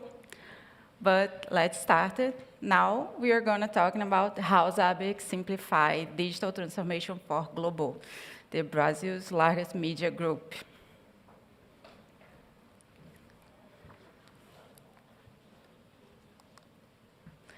But first, hi, I am Marianna Portela. And thinking about improve the accessibility for people watching us on YouTube, I'm gonna describe myself first.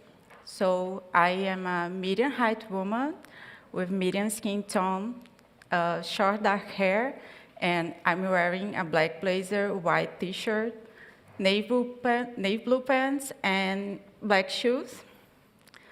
So I'm a tech lead at Globo. I've been working there for 15 years. I started as intern.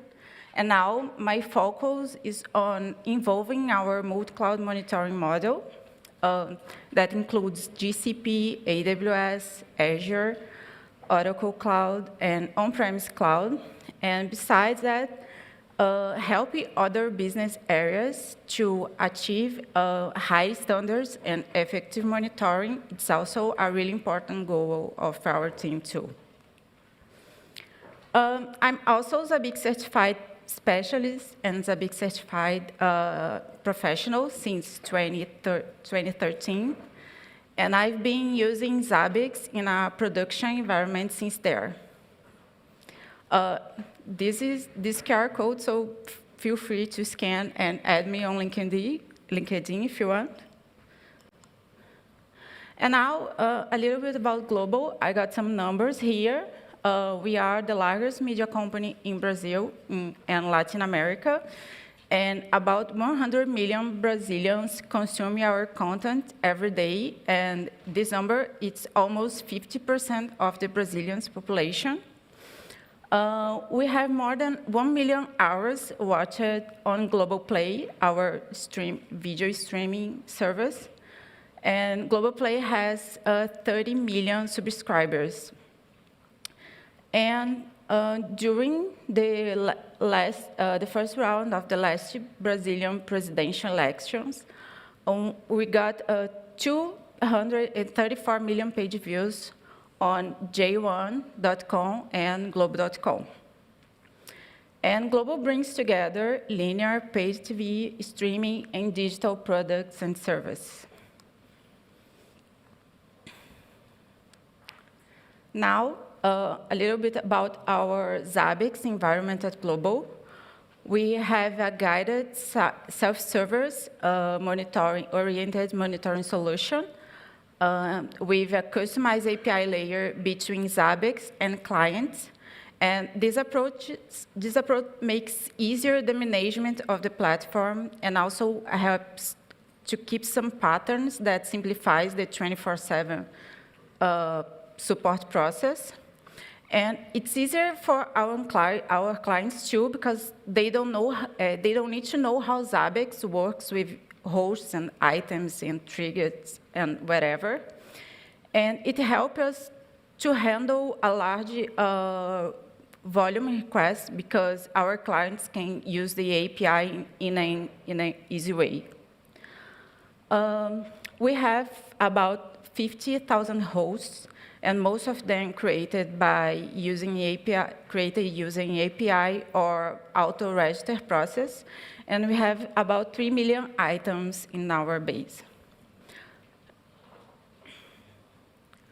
Now we are in a transition from Swarm to Kubernetes. So at the moment, we have this hybrid design. And we monitor at Globo network, devices, servers, and whatever they want. Zabbix is a unique console for us at Globo. So if you have to use another tool for monitor something, we integrate it with Zabbix to have a single console to see alarms and metrics. And during all these years, we are using Zabbix for 10 years at Globo. And during all these years, our platform was getting bigger with some developer integrations, and was getting bigger and getting more important to the business. So we became a product at Globo, an internal product that serves the company when the subject is monitoring digital service.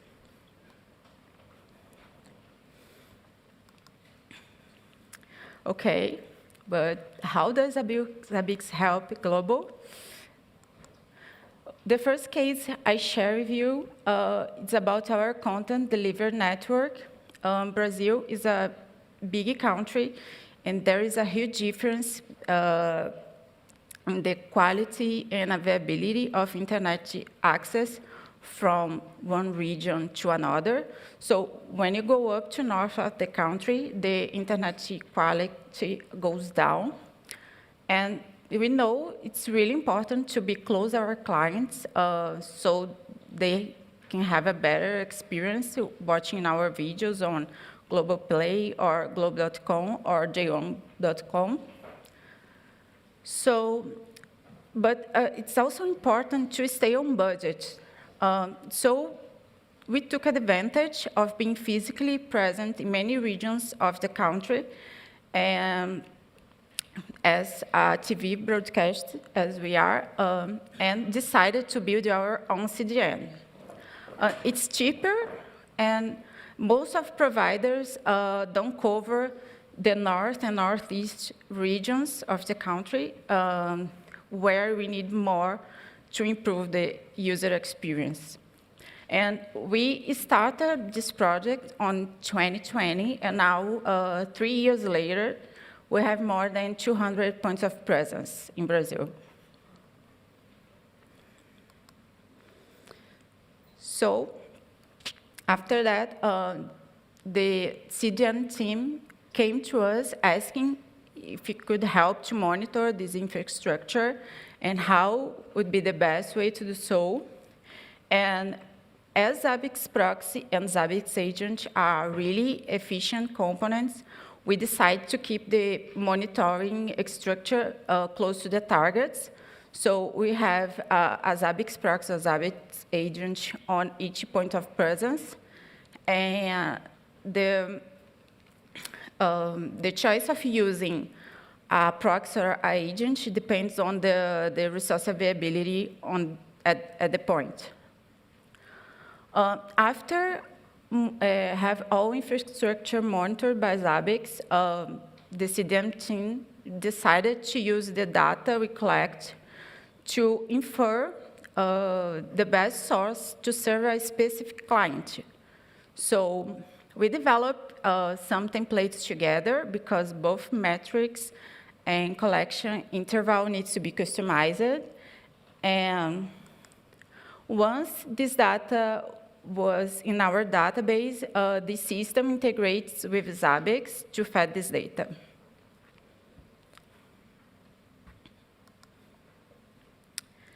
And another case, as we are in a digital transformation, things are changing. We cover some on-live events and bring some context before, when you have to cover these events like World Cup, the Olympics, or some music festival. We have to pack a lot of stuff, equipment, and send a lot of people to the local. But now, with things getting more digital, we don't need to pack all this stuff anymore and send there a huge staff. So we have the case on the last Olympic Games in Japan. We have to monitor all the availability, quality and availability of all connections between Japan and Brazil. And we have some limitations, like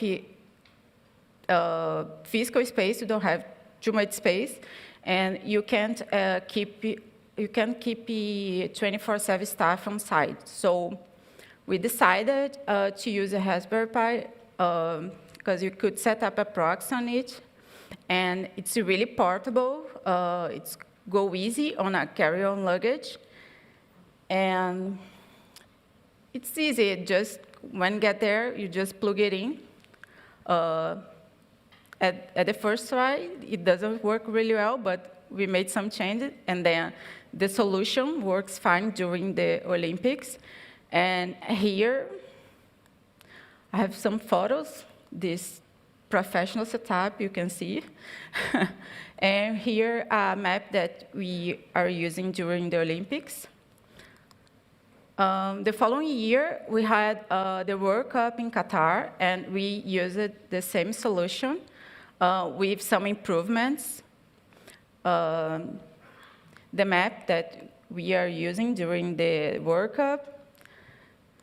And then again, the solution was working really well, so we decided to use on Carnival in Rio. And then we used it on a music festival called The Town. So as results, we have a low-cost and really portable solution that was the most important thing. Of course, you have shorter response time and less downtime. And everybody liked the solution because it's really easy to adapt to another scenarios. And after all these events, our CTO heard about the solution and asked to us, so why don't we use this solution to cover games from Brazilian Soccer League? Yeah, why not? So after that, it became a new service offering of our platform. And then we started the Media Solutions project. Media Solution is an area at Globo responsible for keep things working on live transmission, like some animations or some images you can see on live streaming. All of that they are responsible for. So we started with the Raspberry Pi solution at the stadiums. Just monitor simple metrics like latency and packet loss and links availability. And here we have a simple schema about that. And then we started to monitoring some systems that are used during these events, like soccer games. And most of them are running on a cloud or a service or a cloud service.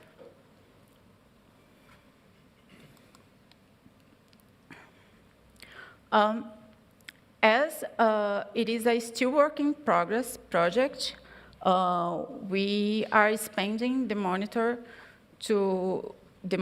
coverage to all media solution systems. It's a really challenging project because it's a large and complex environment. We have a lot of systems, a lot of kind of data.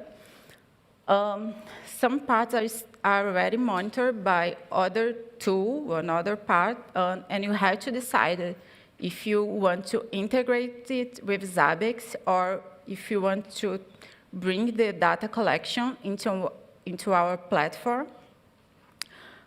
We have some black box too, completely unknown to how they work. So we have some creative solutions to work around some limitations. And a really important thing that's really difficult too, it's integrate teams and support process. When you monitor something, you have to have a documentation to how to recover this alarm, because if not, we just have a lot of alarms blinking on the screen to us. So some advices to keep in mind. That's how we work at Globo. So be available to other teams. Keep this channel open. It's the best way to improve things. Listen and understanding other areas and other teams' problems, so we can think together and suggest solutions. Encourage them to constant evaluation, the monitoring. Our systems and our environment are changing really fast, so you have to guarantee the coverage of the monitoring. And the last one, it's probably a self-reminder to keep home organized. And I mean, have some patterns, name patterns, host group patterns. Our customized API do this for us, make things really organized. So if you need to make some change, change a parameter or update a service offering, when you have everything mapped, it goes really easier. And here, up to date, Zabbix is bringing some new features. You must use them, and probably they are going to make our life easier too. And here is our dream team at Globo, our email, so feel free to message us and share some experience. And thank you very much.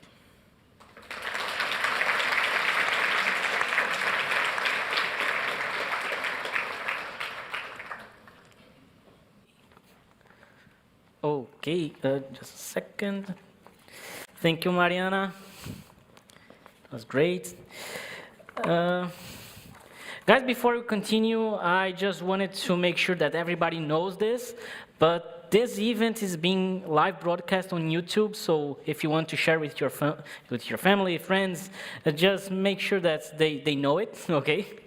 So the next topic, we are going to talk about log monitoring. And, well, it's something that I'm really curious about, because when we are working with Zabbix and we are trying to monitor logs, usually we have to add every regex one by one, every pattern that we want to identify one by one. But apparently, our next speaker is doing this with low-level discovery to make life easier. And he's not doing this on any simple environment. It's a bank environment. And you guys know that working in finance is something that's really urgent. Everything must be working at any moment. And, well, it's one of the biggest banks here in Latvia. You might have seen some outdoor, something like that. Please, let's welcome Giedrius Stasiulionis, IT experts from SEB Bank in Lithuania.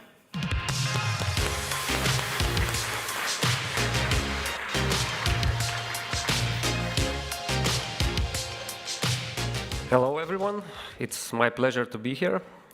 My name is Giedrius, and I'm here to present my topic, Logs Go LLD. First of all, very quickly about me. So I often consider myself as the one who loves monitoring, programming, and automation. And if there was a single thing which I don't enjoy, it would be talking too much about myself. So let's proceed to the topic. So logs. Logs are actually all over the places. Logs are being generated by various different systems, processes, applications, web servers, operating system, etc. And what you typically want to do with those logs is you want to monitor them. You want to analyze them. You want to catch some errors, warnings. You want to count something useful there. And Zabbix provides two very useful items for that. It is log and log count. Those are actually perfect items for many use cases because they are efficient performance-wise. They come with the Zabbix agent out of the box, meaning that you don't have to install anything additionally. You just install Zabbix agent and you use them. But are those items enough? That is the question. I would say that for most cases, when you have a limited range of patterns to be defined, when it's kind of simple, and most checks are actually simple in the end, so those items are really enough. But what to do in more complex cases? And I would like to define several of them, so you would understand what is more complex. First of all, what to do when you have multi-line analysis needed. Log is designed so that it works in a single line level, meaning that you analyze line by line, and you cannot really extract some information if you need to analyze multiple lines. For example, if you have a request-response type of thing, when requests come in one line and responses come after some time as another line. And they might be joined by some unique identifier, and you would like to know, for example, whether a specific request received a response. So this is kind of not possible with a log item. And for that, you would need some custom approach. Another use case which I consider as kind of complex is cases when you have to define a huge set of patterns.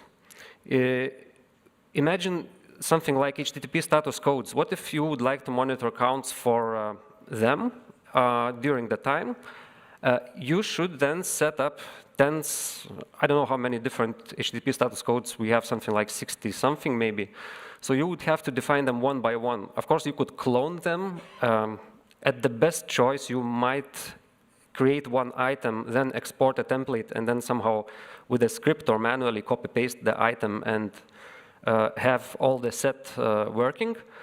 But this is kind of painful, I would say, and this looks immediately like an object for LLD. So that is exactly my solution. And I will now present it. So first of all, about the concept itself, how it works. I was trying in the first place to keep it as simple as possible. And this means that the approach is implemented in a bash script and used as a user parameter. This is nice because it is kind of portable. You can move this script all around the Linux. It is not needed to be compiled since it's a bash script. So it doesn't have any sort of dependencies, so you just add the script, add user parameter, and it should work. Next thing, this idea, it relies on regular expressions. So whether you monitor something with the Zabbix agent with the log items or you use this LLD, you should be familiar with regular expressions, what they are, how to use them. And to be more precise, it is actually based on capturing groups. This is a very, very powerful feature of regular expressions. It allows you to extract portions of your data which is being matched and later on use it. Last thing here is that I chose to use s.r.l type of regular expressions. And this is actually for two reasons. First of all, I find the s.r.l type of regular expressions most powerful ones. And those who deal with text analysis more, you would most likely agree that once you want to find something very trivial, you would most likely do grep something. Once you have something more complex to catch, you would like to use grep minus capital E, which stands for POSIX extended. But when is that not enough, then you will most likely use grep minus capital P or pgrep, which stands for s.r.l type of regular expressions. And another reason why s.r.l is because Zabbix itself, I think since version 4, they started using Perl type of regular expressions. So then the discovery regular expression and item prototype regular expression, they might be shared with no trouble. Another thing about this approach is that low-level discovery is not data collection. So once you collect some data from logs, you would typically want to do it very frequently when talking about log item. You would run it each second, each 3 seconds, each 5 seconds, but really in high frequency. With low-level discovery, it's a bit different. You don't want to run it as frequently as data collection because you discover something and you want to collect the data later on. So you don't have this need to run it frequently.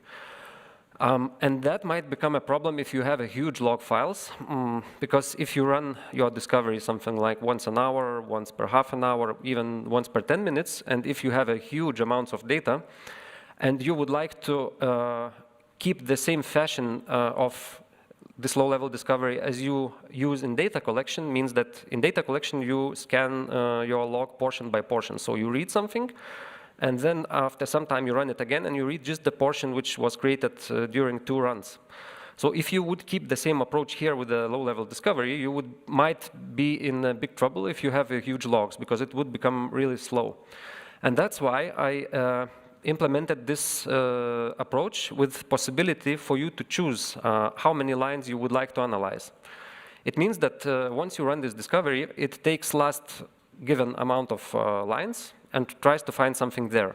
So it's all about knowing your environment, knowing your logs. You should know how frequently a specific log is being updated, and by that choose this number of lines to be analyzed in each run as per your needs. Also, the frequency itself of low-level discovery is nothing new. You also choose it freely as per your needs. Now about keeping it simple. So this is how it looks like from a configuration perspective. It's really kind of simple. It's a script which you run. You provide 4 parameters for it, which are kind of self-explanatory from the variable names. So first one is a log file you want to tail. Next is number of lines you will analyze. Entity key is just a naming for the discovery JSON. And the most important one is the pattern itself. One thing to mention here, which stands out a bit, is using unsafe user parameters. They must be enabled. And that is because if you don't enable them, you will most likely face a situation like this. Since regular expressions, they tend to have all the characters which are listed as unsafe from the Zabbix agent. For example, character classes, square brackets, and yeah, asterisks, and so on. So you should enable this parameter. Now, once again about keeping it simple, so a script itself is something like 70 lines, but the whole essence of this discovery is actually in those 3 lines. To be more precise, it's actually in this pipe here. I will explain each of the sections a bit later, but just to show you how simple the discovery is, it is actually here. Let's take an example, and you will maybe better understand how it works. So imagine that you would like to count all the HTTP status codes that appear in your web server log. So the Apache config looks like that, and you would like to catch this highlighted part, and later on count it. So this is the real line example. And what we actually do is we provide for the script those 4 parameters which I mentioned. So the log, number of lines to analyze, name of the entities in your discovery JSON, and regular expression itself. So important thing here to notice is the capturing group, which is 3 digits here, which represent the HTTP status codes. And once you run it, you get the set of data which you wanted to have. From Zabbix GUI configuration perspective, it looks like that. Again, nothing too complex. Same as from command line, so all those 4 parameters. And then, as I mentioned, discovery regular expression might be shared with the item prototype regular expression. Just what was before the capturing group now becomes the LLD macro. And this is the result. So you discovered multiple HTTP status codes there in your log, and you created 5 items, which counts later on number of matching lines per minute. Let's take more complex example. So the example itself will be more complex in a way that it will have not a single capturing group, but 3 capturing groups, because in this example, you want to analyze the durations of the requests, but now this time grouped not only by HTTP status code, but by HTTP method as well, by HTTP status code, and by specific domain. So again, highlighted parts. What you do is actually nothing much more complex here. You provide 3 capturing groups instead of 1, and that's how script automatically uses all those 3 capturing groups. And it will provide you sets of data, which are actually what you wanted to see. So HTTP method, HTTP status code, and specific domains. Configuration, nothing too complex, nothing too different from first example. All those parameters, just what you have to remember is that capturing groups are your best friends, yes? So as many of capturing groups as you will have, as many of components in the JSON you will also have. Since in Apache config, I had durations of those requests defined in microseconds, here's a good part to introduce or remind that you should use pre-processing in case you have such a need as I have now. And pre-processing can be applied both to discovery itself and for item prototypes. As well as pre-processing, you should also consider using filters. If you cannot construct your regular expression so that it would already discover what you need, you might want to apply some filtering. So in this case, for example, I decided to have not all of the HTTP methods, but just get and post. So I would like to get rid of heads and options and whatnot. I just want get and post. So this is just a reminder that you should use Zabbix native features, such as pre-processing, filtering. Don't forget it, it will make your life easier. And again, this is the result. So you have durations being monitored, automatically created with a HTTP method, HTTP status code, and specific domain. One thing worth to mention as well is naming of your item prototypes, and later on what becomes items. So if you wisely select names for the item prototypes, you will then be able to use wildcards here in the dashboard widgets nicely. And for example, in this case, since I have here I would have HTTP method, and here I have HTTP status code. So I can divide them into 4 subcategories, so 200s, 300s, 400s, and 500s. And that is how something new appearing in your log might automatically also appear thanks to wildcards, very nice feature. It will automatically also appear in your dashboard widgets. So it's kind of full automation. So I promised to explain the pipe logic. So let's quickly do it here. So first of all, what this discovery does, it tails your log with a number of lines that you provided for the script. This is what I talked before. Next step, you immediately try to grab the provided pattern out of the log. In case of simple patterns, say one capturing group or something quite simple, it will already make it really fast for the further steps. So it is to make things easier. Next step is actually most important one. Here I invoke a Perl snippet, which prints out the output of all of your capturing groups, separated by space in this case. So this is, if we would talk that this whole pipe is the essence of discovery, then this part is the essence of the pipe. It's the most important part here. The last step is sorting the data by uniqueness, because this is a criteria for discovery. Discovery would work even if you have some duplicated entries, but it would provide some error in the discovery GUI. So in order to avoid that, you already provide unique records in your sets of data. So this is how it looks like as a whole line, and highlighted parts are exactly an object what happens after this pipe runs it. Now, the purpose, of course, of this pipe is to do its thing. It's to collect the data which you need, but also another purpose is to do it fast. So who wants to build slow things? We want to build fast things. And even if it's not so important as in data collection, discovery is also, at least in my opinion, should be fast as it can be. So I experimented a lot actually, and this whole pipe actually ensures the speed. And now I will show you what I mean by the speed. So imagine that for the sake of demonstration, I specifically created such a regular expression, which is not efficient. It includes seconds from the timestamps. It includes also what is in between the user agent, and it also includes the request durations, which could be outside the regular expression, but I intentionally left it here to demonstrate the speed. So what this means is that we have a lot of unique lines after grep part. That is exactly because of what I explained. So I'm leaving seconds, I'm leaving durations, I'm leaving user agent. So it makes all the lines having something highly different, and that's why you have a huge set of data before you invoke the Perl, which prints the output of caption groups. So I have 44,000 lines there, but once you run the script, you will see that out of those 44,000 lines, you will have 68 different sets of data.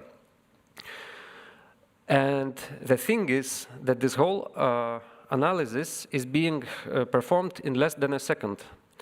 So if I would choose my regular expression to be better, it would run even faster, but even with this regular expression, which intentionally has too much unnecessary parts, it runs in less than a second.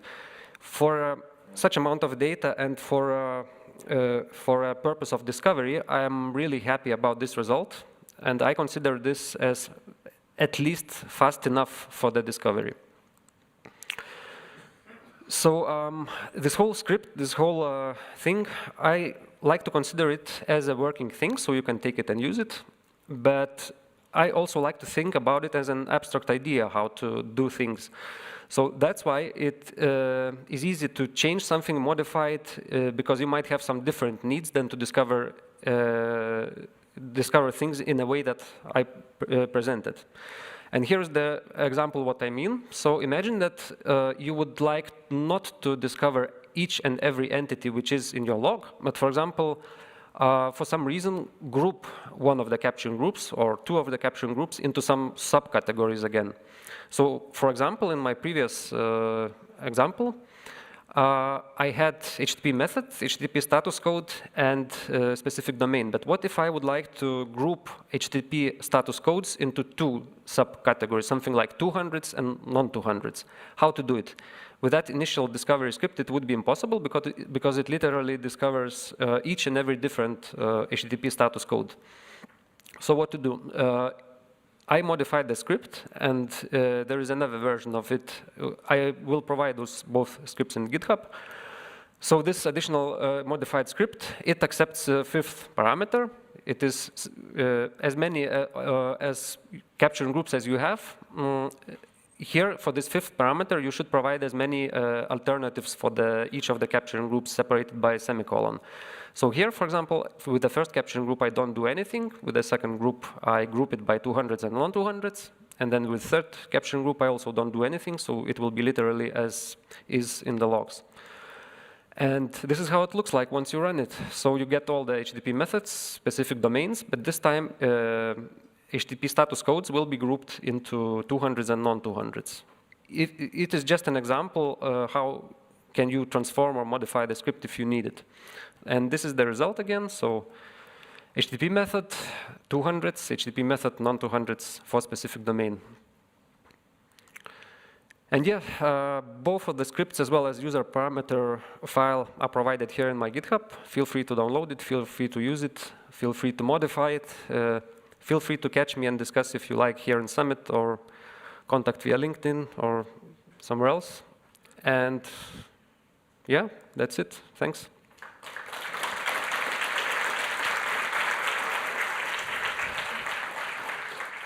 We have a couple of questions for you after seeing this very cool method, I must say. And one of the questions would be, were there any unexpected surprises with the keep lost resources period, and what exactly was the period in the end? So the question is, was there any unexpected results with the keep lost resources period, like some statuses suddenly gone, undiscovered? Yeah. So I think, again, as I mentioned, the frequency of running the discovery and the amount of data you analyze for discovery highly depends on your use cases, on your logs. So the same is applicable for a retention period, like how long you will store your discovered stuff. It highly depends on you. If you need to actually store it for longer time, you store it for longer time. Or, for example, if your discovered entities are not so highly repetitive, it means that you, for example, some HTTP status code, weird one, I'm a teapot 418, if you don't return it frequently enough, it will, of course, in logs, it will also be very not so frequently appearing. So that's why you once might discover it, and you would like to collect it, but during next discovery run, it will not be there. So, of course, you should consider all those things and set this keeping lost discovered entity as per your needs. Mm-hmm. And just one more. So how did you end up closing the problems? Manually or maybe correlation? How did I end up closing problems? Is it related to this presentation? Because here I didn't even talk about triggers or problems. That's why I assumed the question was there. So if you detect the statuses, you probably detect Although to answer questions directly, yes, I understand how to close the problems with a correlation, and we heavily do it once we have a need to avoid the flood of repetitive events. So we sometimes consider that, and in our environment we use this feature, yeah. Thank you. Thank you for the answers and your time. Thank you.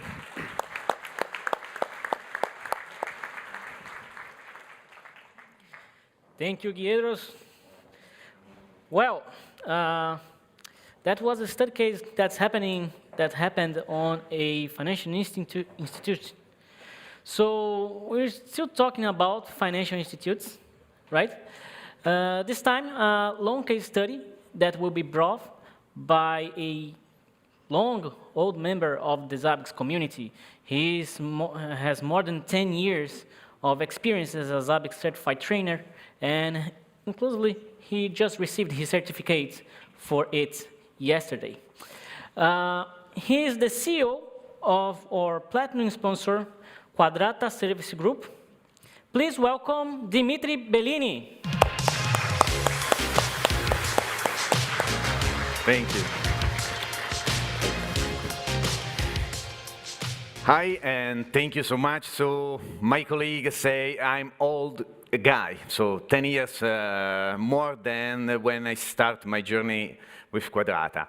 So Quadrata is an Italian system integrator that started to use Zabbix at least 10 years ago with the technology in mind, because my background is system administrator, mainly a geek, so like most of you, So I'm not a sales guy. I'm not a blah blah blah guys that pronounce DevOps, Agile, or some. Well, I don't want to say stupid, but something like that. So I like the real stuff, like Zabbix, and the open source technology. Why the open source technology and why we decide to use Zabbix? Because it's something that is working very well, and the principle is very important, is keep simple. And sometimes we lose this kind of idea, to keep the stuff simple, also inside Zabbix. And in my customer, multiple times, I see using Zabbix to do everything, to schedule jobs, doing all the fancy stuff with JavaScript, preprocessor, REST API inside the REST API, and items internal in the same items, and something like that. And I strongly suggest, after 10 years of work in big environment, enterprise, customer, and after my first falls, no, because I'm not a guru, so I learned something during my years of work. And what I learned is try to simplify everything, because less piece in the puzzle, it's better for everyone. No, it's easy to manage, it's easy to find the root cause of the problem, and a lot of other stuff. Also, it's easy to explain to your employee, because the employee now is changing every year. So you need to stay very close to the problem and not use so spatial, so complicated way, new language, because every time, no, I have an employee to say, oh, I found Rust. Okay, what do you want to do? A simple script. Okay, use a bash, no? Why you do need to change Python, multiple libraries, Go, compile, and something like that if you can use bash? Or a simple shell scripting that we can use in every operating system without so special Red Hat version or something like that. So keep your works very simple. And why so much discussion in the beginning? Because with such experience, we open to our company in different countries, and last year we opened in the United Arab Emirates, and we start our journey also in the Middle East. In the Middle East, it was different because it's not my country, it's not my culture. Everything is a new challenge for me and also for my family sometimes. And what we bring with us from Italy to Middle East, we bring our knowledge and our experience. It means a lot. I think a lot of. Because we are someone, me as all of you, have a huge experience in big enterprise company, complex scenario, complex architecture, complex software.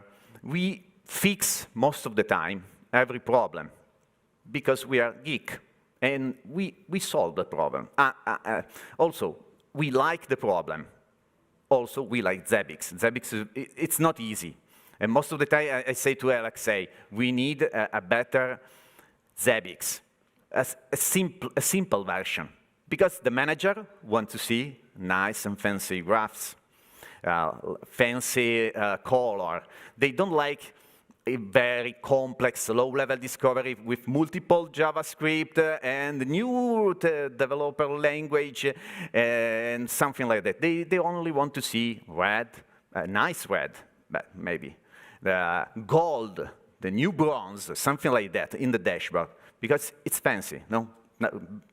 Great graphs, gouge, something like that. But by the way, so as a technician, we bring our experience to do what? Create architecture. It's not so complicated architecture in this case. It's a standard multi-data center architecture with a backend in MySQL, with a replica, and something new. The native Zabbix HA, no? The new high availability application coming directly from Zabbix. And no one say so much for this very cool new feature of Zabbix. Or maybe, yes, someone say something, but it's very important to know that now in 6.0, we are able to create such complex environment. Why it's complex? Because there is no layer 2 connection between the data center. Before, when we are using the chorusing and the old legacy way to achieve high availability for Unix application, we need to have a multicast and UDP and some other specific requirement to achieve this kind of configuration. And now, using only TCP, so layer 3, we are able to create a native high availability application directly with our Zabbix server. So it brings some new opportunity in multiple environments, like cloud environment, Kubernetes, and so on and so forth. Not so many, also Zabbix explains so well the opportunity that we can have using this specific new feature. And other important stuff from our point of view is to manage the third data center. Most of the time, it's the basic requirement for financial institute, the disaster recovery site, because usually they have a high availability site, but in some specific scenario, they require a disaster recovery. Disaster recovery can be made with a multiple solution because the core of Zabbix in the end is the database. Is the core and also the problem of Zabbix. Because if you don't create a good database, or at least you don't think so much how you can distribute the information between the three nodes, you can have multiple problems. In this case, we see a dedicated infrastructure based on MySQL. Okay, I don't like so much MySQL, and I started to use Postgres at least 4 years ago, 5 years ago. Why?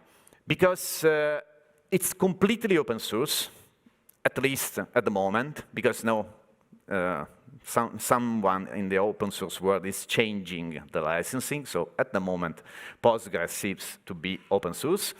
They provide a lot of good tools around the database. For instance, the high availability tool like called Patroni, and pgbackRest for backupping of the database, and everything is very good quality software, and everything is integrated, and it's very easy to create a complex scenario like this one with a dedicated replica, at least on S3 storage in a remote data center, so it's very fancy solution. But at the moment, in some specific scenario, we see MySQL with the traditional active implementation, the cross. I don't like so much this kind of solution. With a third node with the standard asynchronous replication. So in this case, we cannot do so much. We can only tune the MySQL to provide Zabbix a good database backend. Not so, we cannot do so much. And what we suggest most of the time, we suggest to move all the monitoring stuff directly to the proxy. So our Zabbix server don't do nothing when we talk about data collection. All the data collection will be through the proxy. So we can have one or multiple proxy for data center, and in this way we can distribute the workload. We can have monitoring only the device in the specific data center. So we avoid the communication through one data center to another So the traffic is better to stay in the same location. So the concept of proximity. And also, starting from Zabbix 6.0, the Zabbix proxy is it's able to understand who is the active node. So at the moment, it's very nice what we have in 6.0. And we have all the pieces for a great enterprise monitoring solution, okay? The last part is to provide a Zabbix GUI to the final user. And sometimes it's a problem. It's a problem because if we have 3 data centers, no? 1, 2, 3, with the load balancer on top to this data center, that data center. Good question. Most of the time, I don't have an answer. And we decide to go directly to the IP of data center 1 or data center 2 or at least data center 3. Because there is no the 4th data center that is able to expose the Zabbix interface. By the way, is what we can have sometimes. Another great idea is to avoid the use of Keep Alive. Why? Because Keep Alive is not so fancy from my point of view. It is so vintage. It used the concept of VIP, so virtual IP, and I prefer to go when there is no other option to have a sort of load balancing of the database request from the Zabbix server to the database backend. I strongly suggest to use HA proxy because it's more easy, and also we can use all the communication only in TCP and layer 3. So it's better to stay simple, okay, and avoid the using of the concept of virtual IP from my point of view. Why we cannot use, or maybe we can use also for MySQL, but it's better to use HA proxy with Postgres because HA proxy must know who is the master in the database cluster. And using Patroni, it's easy because Patroni exposes as an endpoint the status of the cluster. So the HA proxy is able to know who is the master very, very easily. With MySQL, we need to work, and maybe could be not so it's easy, but not so nice implementation. And okay, after we create the architecture, we need to start to monitoring the infrastructure of the customer, and we must collect the information from the customer, and it's not completely easy. Most of the time, the customer does not know who is important, or maybe they know who is important, but they don't know how to achieve this specific monitoring, or why automatically this application is working. You know, is working. Why? I don't know. So we need to dig around, and we need to start to analyze and organize all the work and also all the information that is coming from the customer. Because when you start a new project, could be a mess. We start project that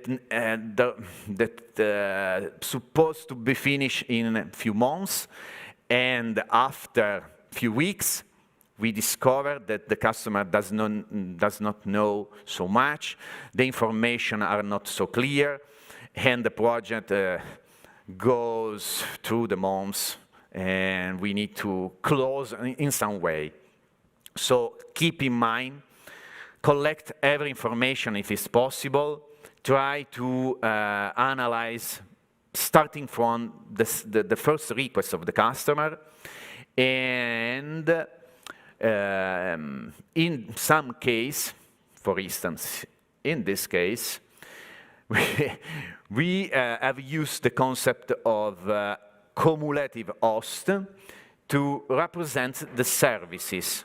Because in some cases, the services could be a complex scenario. No, Wolfgang have created a great application to show the complexity of a big scenario with a great graphical tool. Very nice work. And when we need to achieve this, some simple scenario of monitoring as the services, it could be useful to use the new Zabbix 6.0 aggregated or calculated items, no? With the for each and aggregate for each or something like that. Why? Because we can use the concept of the tags inside the items that is new starting from Zabbix 6.0, and we can summarize or we can create what do you want, because Zabbix have a multiple function. And using this concept of cumulative host, we can represent the status of all the service for this specific host. Triggers, okay, a big topic, because triggers is something very important, because sometimes we have a customer that have 100,000 of trigger every day in problem status. Why? Because there are problems, but they don't fix the problem. So every day is a new day with new problems. Why we need to keep attention on the triggers? Because Zabbix can be can be slow in some specific scenario. So it's better to limit the number of active trigger. Also, the dashboard is not able to show so many problems. And I strongly suggest to analyze and try to tune very, very well the creation of the problems inside your infrastructure. And also to discuss with the customer. No? Keep in mind, discuss with the customer, try to arrange a sort of a deal on when we have a problem for this specific application, because also the customer is not able to understand when there is a problem. So you must help the customer to identify the point where probably you can have a problem inside your infrastructure. And last, because can be very useful, the maps. Sometimes for big, complex architecture or service, it's very useful to create a maps. It's something that is out of the box since, I think, Zabbix 2. something. And is not so fancy, but can be powerful if you use the right color, the right icons for representing, to represent the customer needs. And in this case, the maps can be your tool also to show how the information is going through maybe multiple services, because you can create some concept of fake icons that can change the color based on the trigger status, and in this way you can create also some nice representation of the flow of the data or how it works the service. And something new, the gouge here is coming from a dedicated custom development. Why? Because a few years ago, Zabbix opened the door to the customization with the front-end modules. So we can extend easily, okay, not so easily, but we can extend the Zabbix front-end. In this case, the customer wants to have the gouge, the concept of the gouge that we can see at least in 7.0 in Zabbix. But they want to use now. So we must redesign and create a custom module And when you create a custom module, please, I don't want to say it's easy, but in this case, we try to create a sort of JSON file with all the customization needed inside this module. So we don't need to recode something to change, I don't know, the host group ID or the tags that represents these specific graphs or something else. So put all your information in a dedicated JSON or what you want. At least it's very useful to have a JSON because it's easy to manage. And the game is done, because everything is provided directly inside the modules, okay? So I strongly suggest to look to the Zabbix module, what we have now, because in 7.0 we can use the widget modules, and we can extend also the widgets. We are starting to use some new widgets inside Quadrata, because we want to extend the concept of representation of the information inside Zabbix. Now, keep in mind, if we want to monitor something in Zabbix, at the moment we only are able to see the real-time data in the latest data page. The latest data page is a sort of big Excel with row, column, and the customer does not like so much this approach because it's not easy to look, it's not easy to understand what kind of metrics are, and it's better to provide a graphical page that represents the object that we want to monitoring. So if we are monitoring an operating system, I want to see a space with all, the CPU status, the availability, the available RAM, the file system, and the mount point of the host, the network interface, but everything in a dedicated page, all in a single page, like single pane of glass that we probably see in 7.0 for all the Zabbix server. So, what is missed inside the maps, and what are some very cool features that we can have in Zabbix?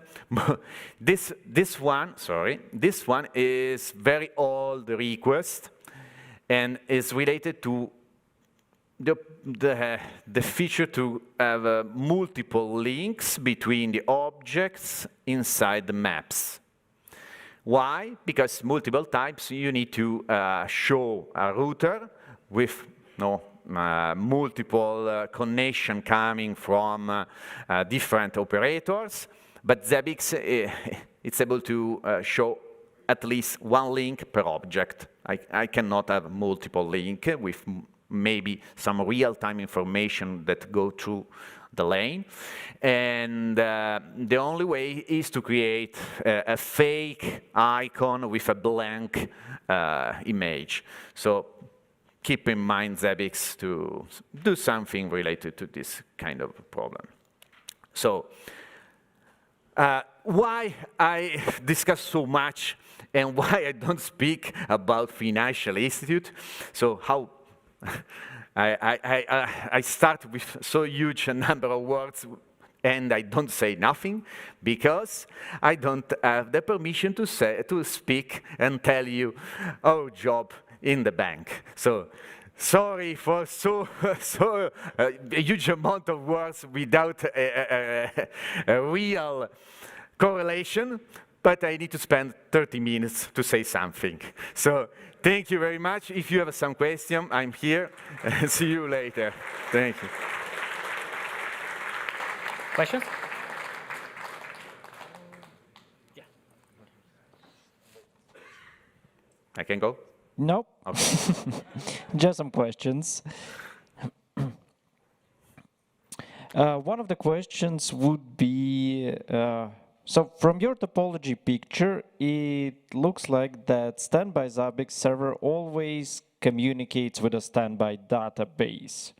So how do you make the database fall over together with Zabbix server? Also.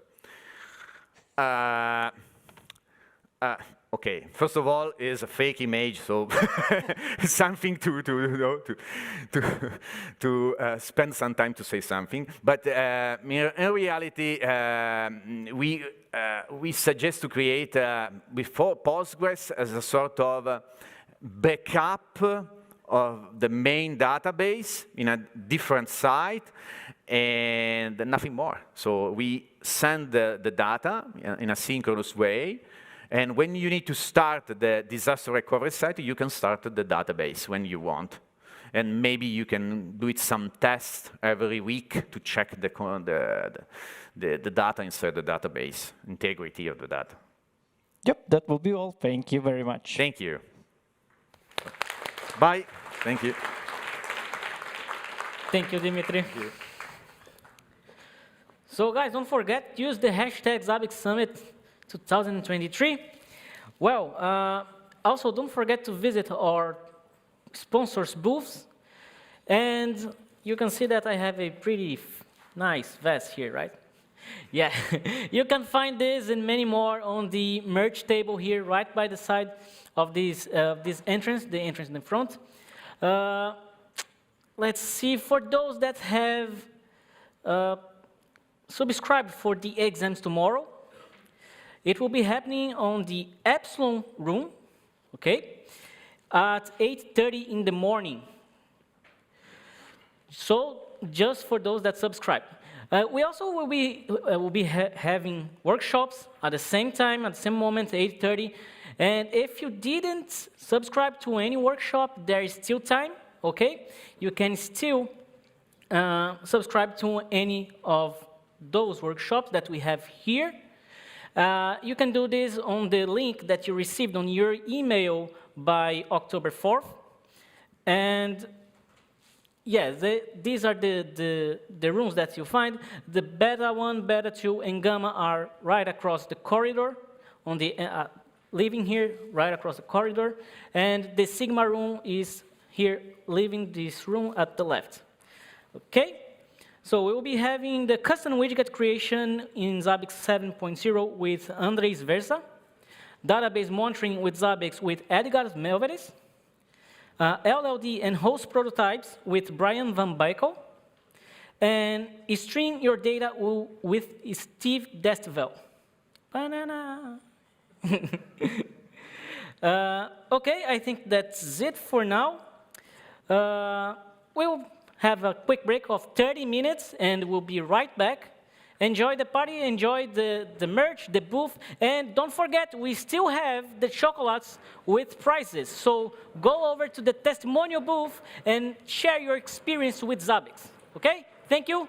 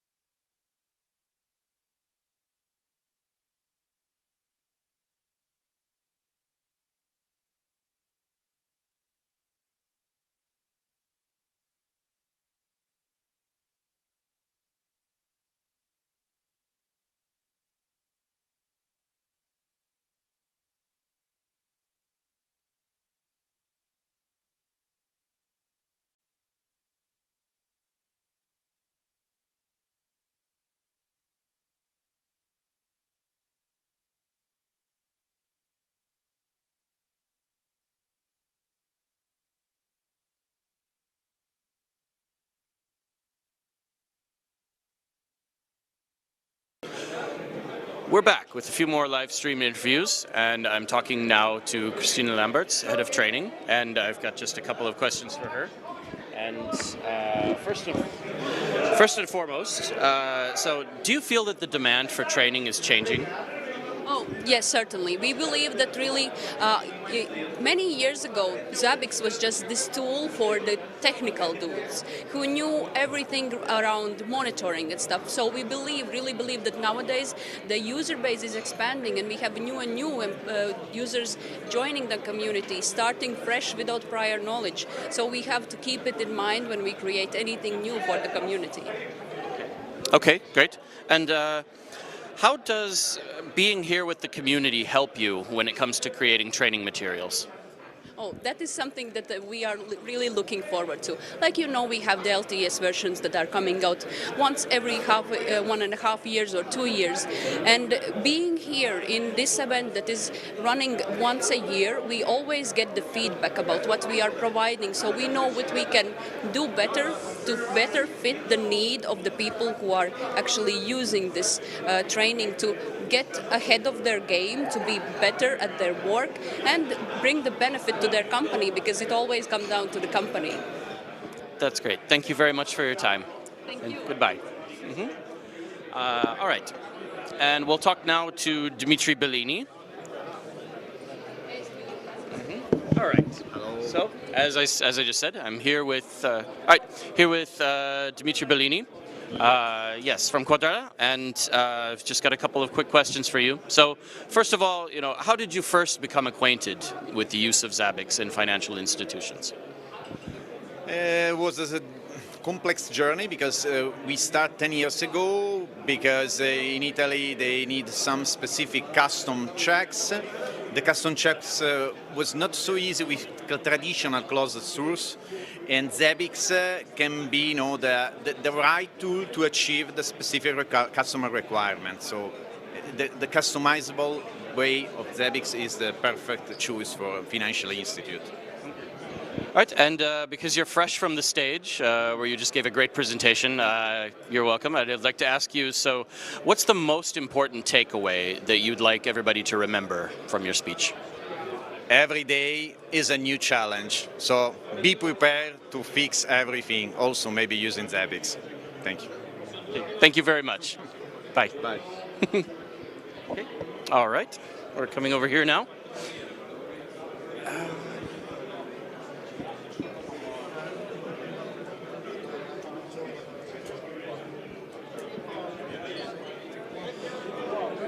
Okay. Hello.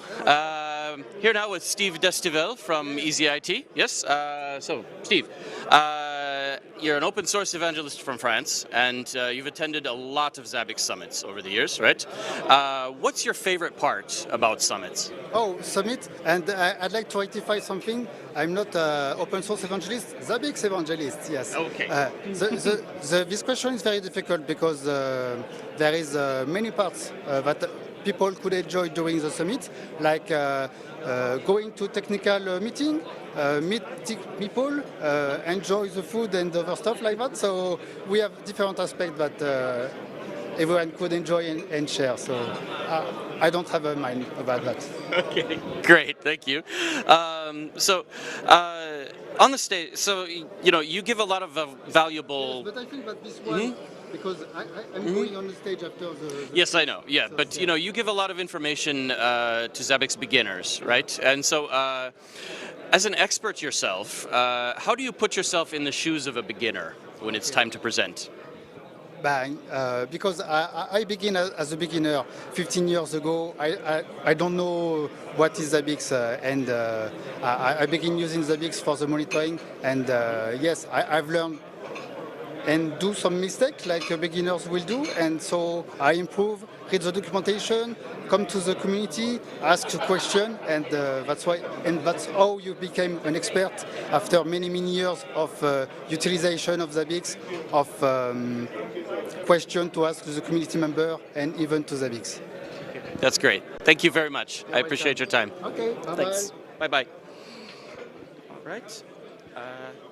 Okay.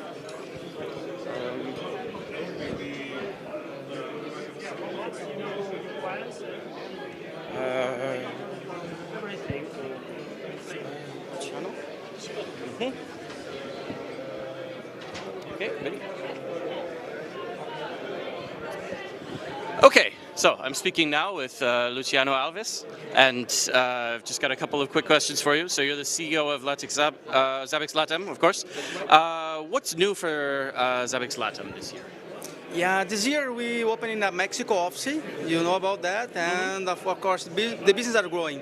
We started the business 3 years ago in the office in Brazil, and right now you are growing the team, we are growing the office and growing the business. Okay, great. And you've attended every Zabbix Summit since the beginning, right?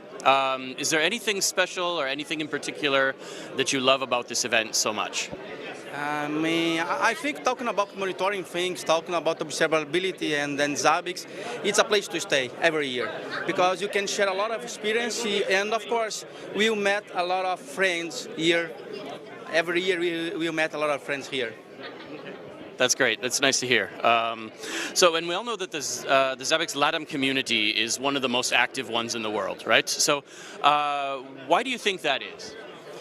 So you know that Zabbix as a tool is there in Latin countries since 2005, 2006, and we start a good job in community with the community members, and we start a good job there in academy universities to teach how to use Zabbix. And now I think our community grow a lot because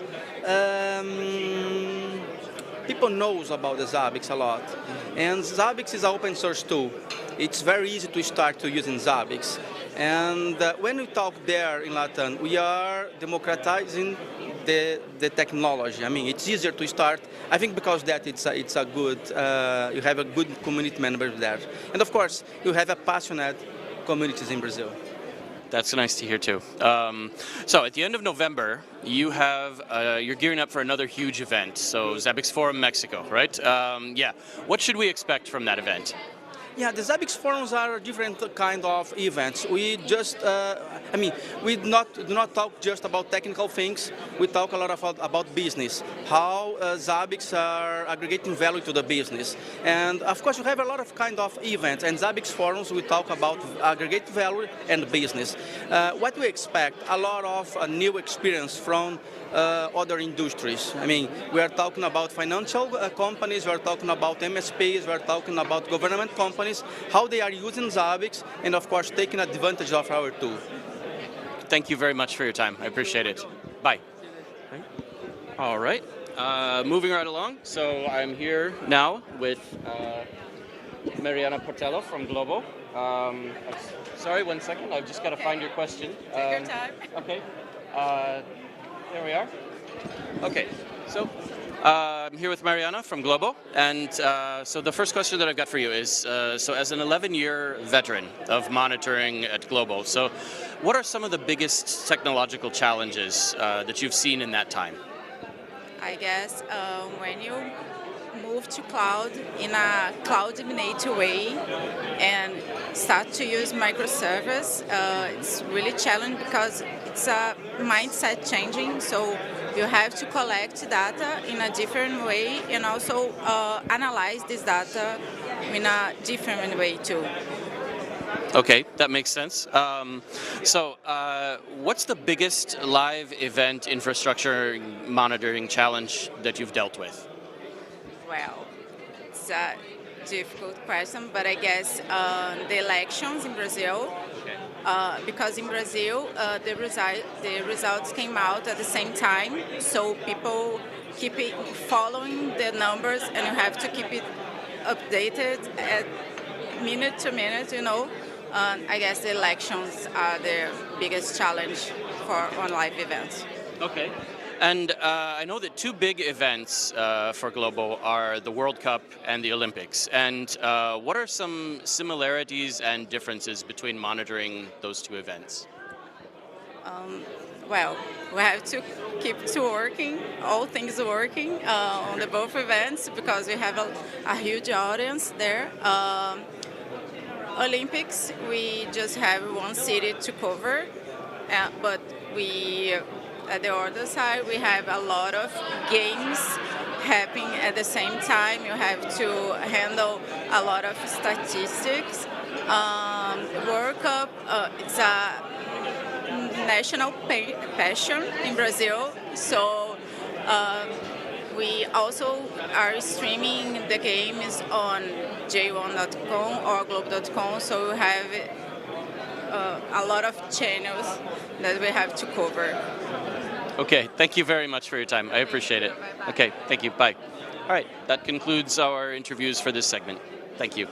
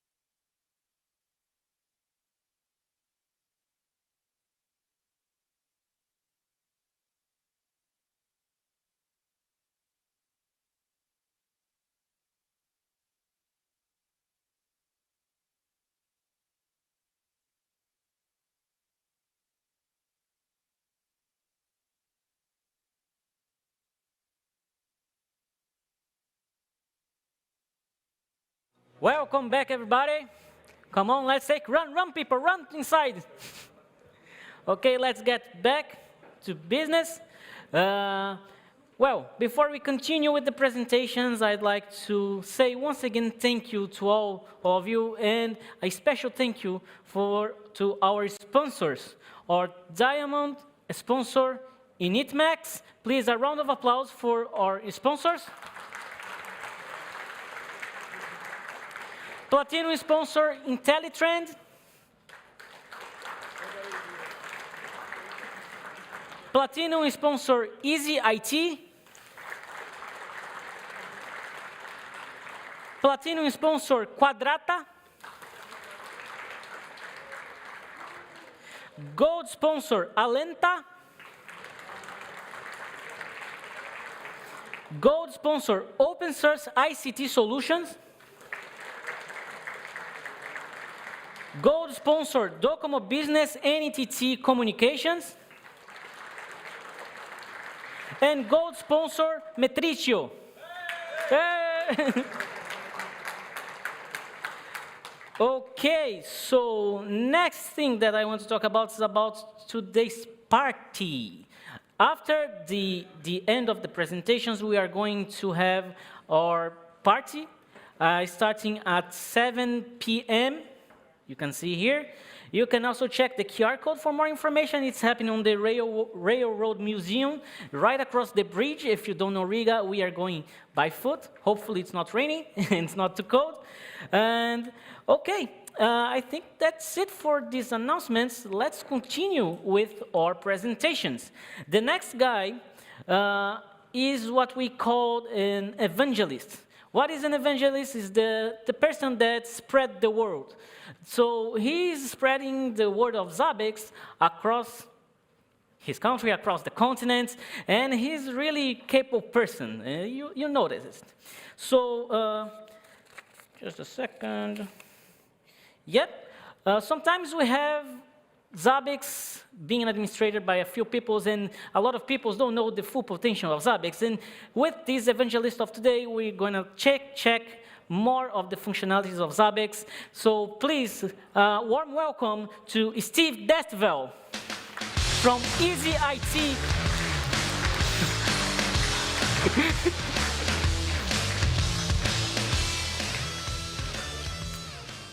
Yes, I know that it's a little embarrassing. I told my wife that maybe Vista is too much, but that's all. Before we begin, I need to do things. Because I'm dressed like that, and I have many people in this room. So I wanted to make a picture with you, if you permit. Thank you. So I will put that in my pockets, and we will continue. So maybe in your mind you say that I'm lose 100% of credibility. But I will show you during this presentation that you're completely wrong. And you will understand, I hope that you will understand why I'm like that. And I will show you how to level up your monitoring as an experienced Zabbix beginner, okay? It will, how to help you. Sorry, I don't have the click button, okay. Thank you, Alexei. So welcome to the summit 2023. Maybe this is the first one for you, and welcome, and I hope that you see technical things interesting, you meet incredible, interesting people, so that's why we, and thanks Alexei and the Zabbix team for the summit, that's why the summit takes place. So I will show you, I will try to help you to become an expert, not in 30 minutes, of course, but because Zabbix is so powerful, it can do a lot of things.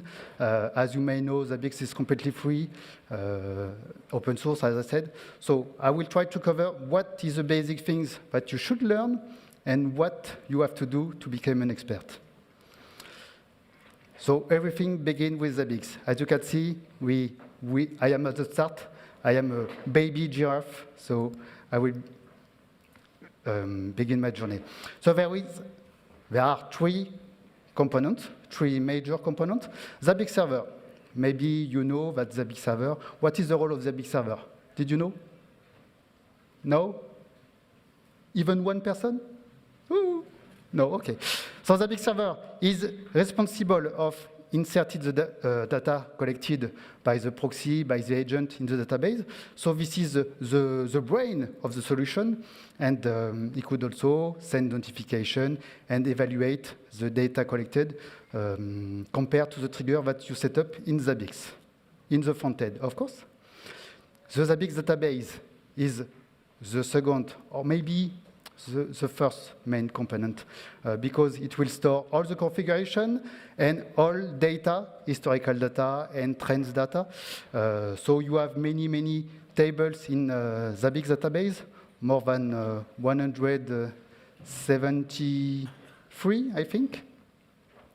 And you have 5 major tables for historical data and 2 tables for trends data. That's all that in these tables, you will keep all the information, all the important information regarding the collect, regarding the graph that you want to have in the front end. And the Zabbix proxy is like the Zabbix server, but he has no intelligence. He's not capable of writing the main database because the proxy got a database, but is the relay between the agent and the Zabbix server. Okay? And to continue this presentation, ladies and gentlemen, I need my friend from initMAX. 4 persons, please. initMAX, come on the stage. And we will show you the flow. Okay, applause them, please.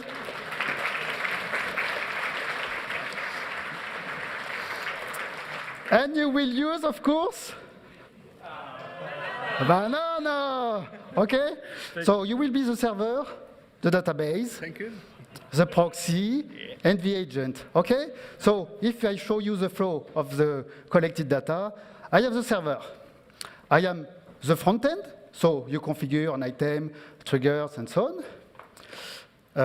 I will talk to the server, okay? You have to do this, my friend, okay? And he will insert the data in the database. So database, you should, okay, server, no, stay behind. Database is almost behind the server. You will pass the information to the database to store the data.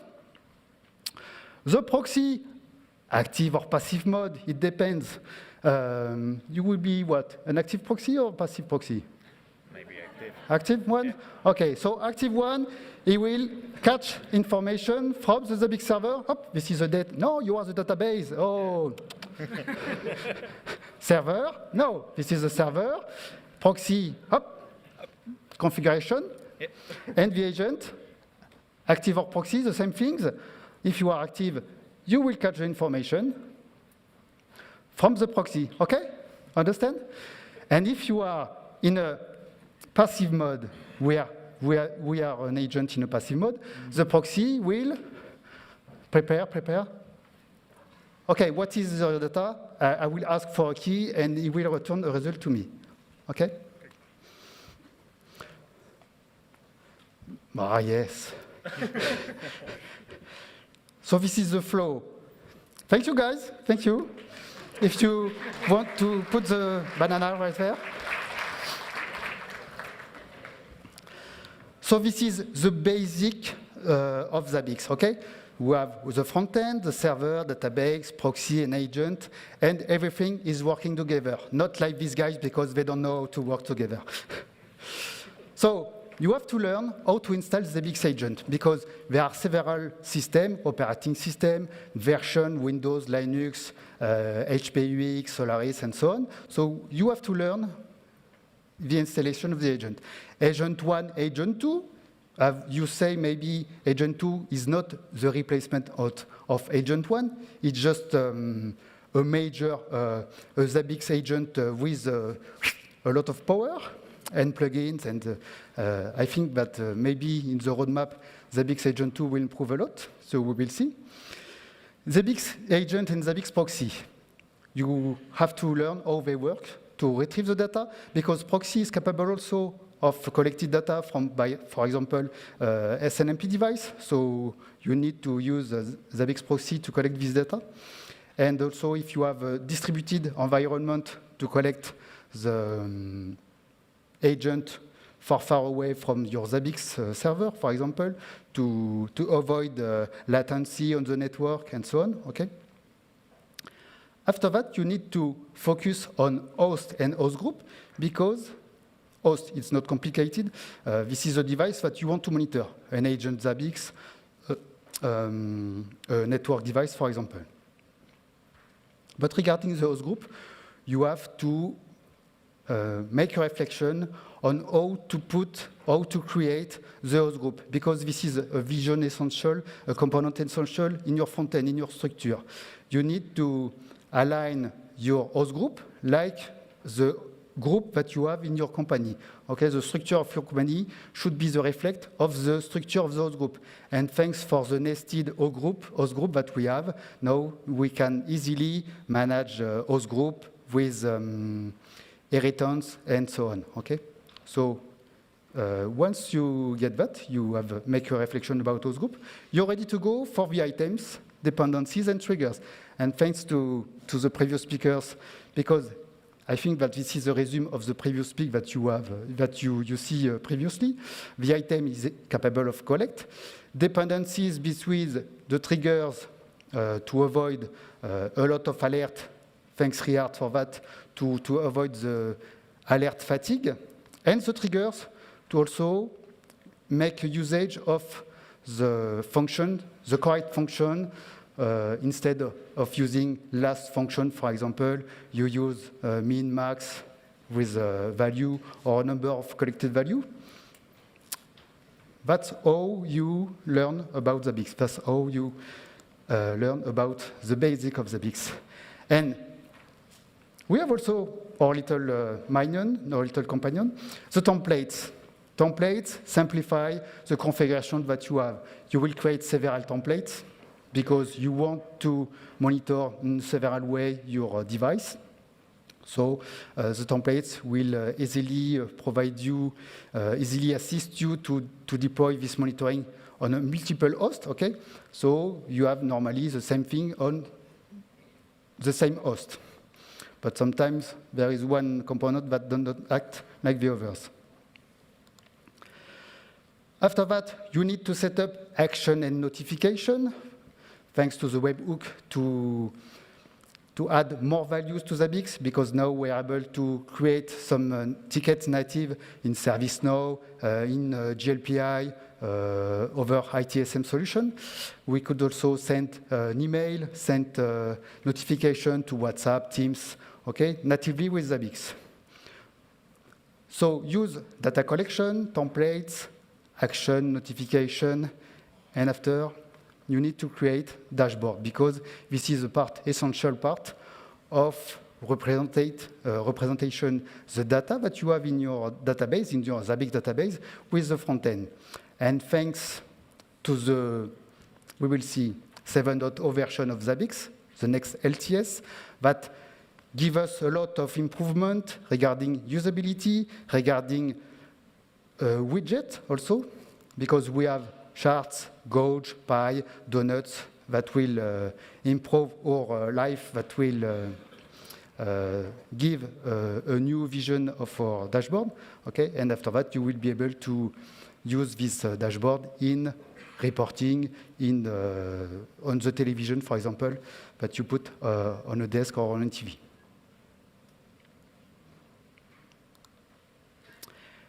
And after that, how to become an expert. How to be at my level. Did you catch it? I am the giraffe. This is the giraffe. Okay. So how to be higher, how to know a lot about Zabbix like me. Custom monitoring.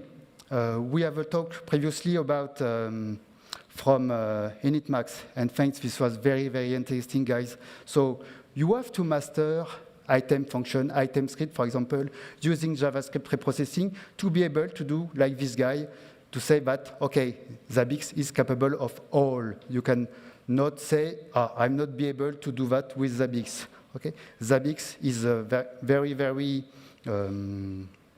modern tool and usable tool that you could make up and down and so on. And after that, you will be able to monitor your your device, your application that you need. Okay. Things after that of create your own templates, because Zabbix community, we have zabbix.com/integration. There is a lot of templates. Maybe you know about it. Zabbix community templates was also merged with that. But if you want to create your own templates, you need, of course, to master the basic of item, triggers, and so on, to be able after that to create your own custom. Because when we are giving some training, some Zabbix training, we have this instruction to say, this is normal things, that do not keep an item, even if it is an item that you don't use on one host, but if you are not using this item on several hosts, 100 hosts, for example, 1,000 hosts, it will be one item, 100, 1,000. So it will you will have to take care of your configuration cache, for example, your backup, everything else. So create your own templates to avoid these things. And thanks for the master and dependent item. This is a new functionality of Zabbix since Zabbix 5, I mean, maybe 4.4, I don't remember exactly.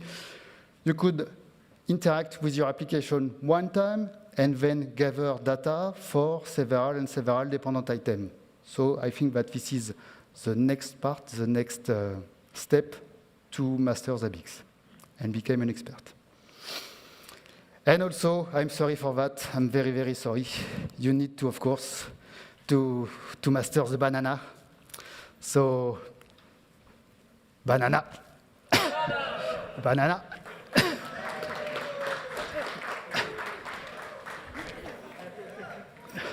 Okay? So, if you were there the last year, are you ready? Banana! Thank you, thank you, thank you.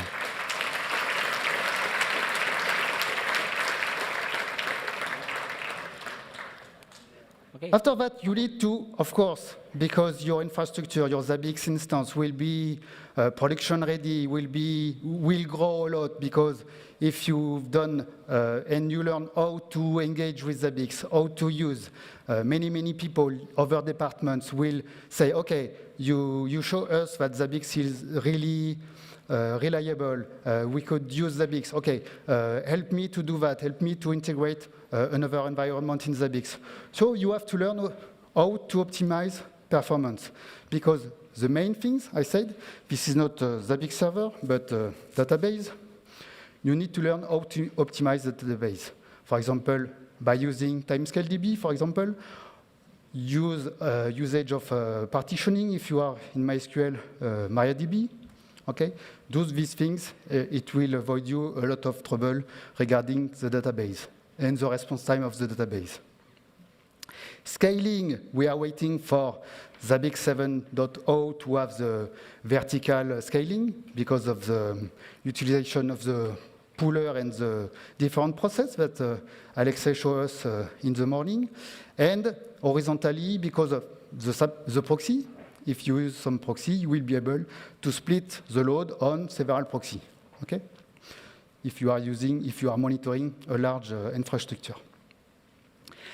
And also master the capabilities of the processing. You will be able, to transform your data, to extract the data that you need, and take advantage of this extraction to register in the database the right thing, okay? Avoid the user parameter with pipe awk, pipe grep, and so on. Use this preprocessing step in Zabbix instead of using user parameter, like we said previously regarding the timeout of your script. So put all your data in Zabbix, and Zabbix will work to do the preprocessing after that.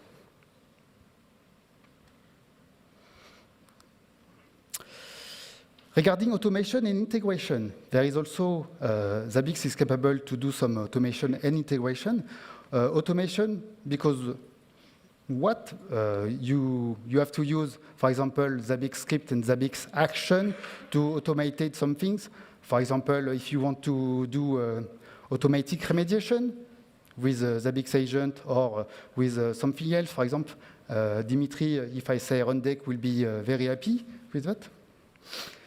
You have to speak fluently Zabbix API, because Zabbix API, you could do everything with Zabbix API. If you remember, there are almost 273 methods in Zabbix. All things that you are done with your mouse, you could do it with API. I think that there is, just for the maintenance, we are not able at this moment to retrieve the status of the maintenance. Maybe if there is some Zabbix developer, it could be Zabbix Next to have the capabilities to retrieve the status of the maintenance with the API. But focus on Zabbix API, using Python, using PowerShell if you want, using some script, because it will help you to understand how Zabbix works and help you to improve regarding scripting language, for example. So you will learn a lot. And regarding integration with other tools, we have real-time export, for example. We have also native connector for Zabbix. I give a workshop tomorrow morning, if you want, regarding the streaming event with Zabbix to another solution. So feel free to register if you want. Can I have an estimation of who will attend to this workshop? If you put your hand in the air. 1, 2, 3, 4. OK, we will make a breakfast. And for sure, I will not be dressed like that, OK? And once you master all these things, automation, integration, templates, and so on, you will make monitoring platform easy to use, OK? Regarding security and access management, Alexei told this morning that, yes, we have implemented security everywhere in Zabbix to protect your database, to protect communication between Zabbix agent, Zabbix proxy, between Zabbix proxy and Zabbix server. If you want to protect your front end, you have to use HTTPS, your own certificate, for example. But you could secure Zabbix even with to protect the key, the item that you want to use, or deny to use on the Zabbix agent, for example. So Zabbix is very secure, and once again, Alexei said that they have this external audit to prove that, okay, Zabbix is very focused on security. Usage on user and user role, because we talked previously about the host group to copy the structure of your Active Directory, for example, or your internal organization.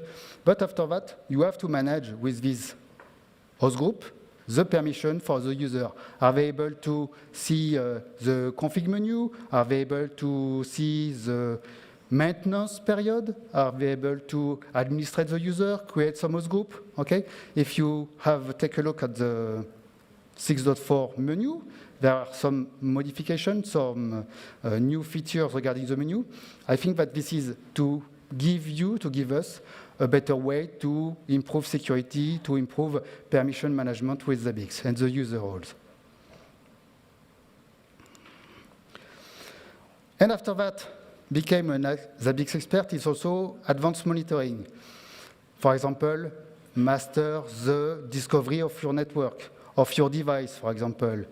If you are able to do that and to manage, detect quickly the different devices that you have on your network, thanks to Zabbix discovery rules for that.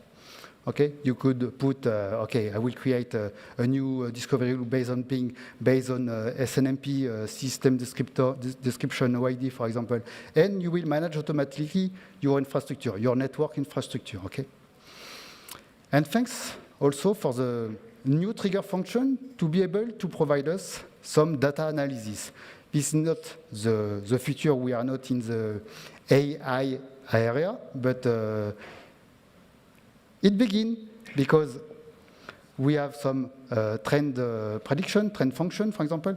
I don't remember who was talking about I think that's the guy from the same bank. Sorry if I missed you, but you have introduced this function. We have also function based on the data that you have in trend to show for a long term period what's going on with the data you collect in Zabbix. So master these capabilities, the data analysis, to be sure that you will be able to create some capacity reports and other stuff to estimate, okay, I saw that in the past we have these things happen, and I will ask Zabbix how in the future it could happen or not.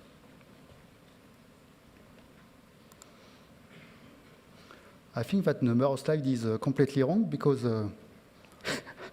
there is an error, I think. In conclusion, Zabbix is a very powerful and flexible solution, third-party integration, API. You could split all the components on several machines if you want. You could also monitor if you have a little infrastructure or if you have a big infrastructure. I speak with someone in this room, and I think that maybe next year we'll talk about his infrastructure. He's able to monitor more than 80,000 on-device based on Zabbix. Okay, what's your use data? So, of course, starting with Zabbix, we need to begin as a baby, and you will grow fast. Because if you remember what you've learned, if you try every day, okay, to try, to fall, and you rise up and do it one more time, you will be able to learn some new things. And of course, because of Zabbix, we have a huge community from Brazil to Asia to Europe. We have several communities in the world. So you could interact also with the Zabbix team if you want to learn some new things. Go to Zabbix webinar and so on to learn new things. In a resume, maybe you have in mind that Zabbix is a solution, but it's not the solution to your problem. This is a tool to guide you, to help you to resolve your problem, okay? Keep in mind that Zabbix is a tool, not the main solution. If you are unable to do these things with another tool, Zabbix will not help you. It is a tool that you have to learn to be sure that it will help you to resolve your problem, okay? So I speak a lot. I did not introduce myself, neither my company. So we are IZI-IT, a French partner since 6 years, and maybe more than 6 years. I'm still Destivelle, CEO of Zabbix company, sorry. Of IZI-IT. Yes, CEO is dressing like that, yes, sorry. But if I could take an advantage, because being off the stage and say one more time, show my love to Zabbix one more time, because it's because of you guys that today I could say that we are the biggest integrator in France, focus mainly on Zabbix. We have 10 people doing Zabbix every day, only Zabbix every day, and this is because of Zabbix, and so many thanks for that.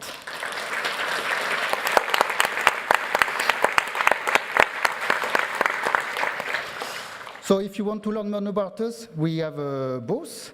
We have also some goodies if you want. I could make a dance for you if you want, okay? We will see later, okay? So if you are a member of the French-speaking community, join us on Discord, join us on the French part of the Zabbix forum, Zabbix official forum. Join the Mainon, and don't forget, level up your monitoring, enjoy, and love banana. Thank you.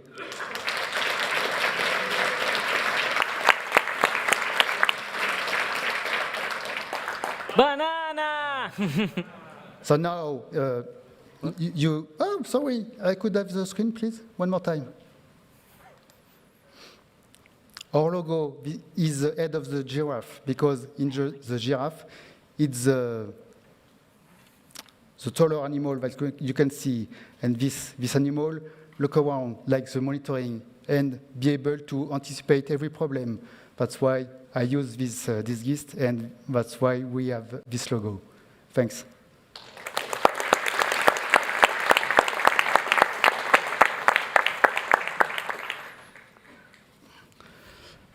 Are you ready?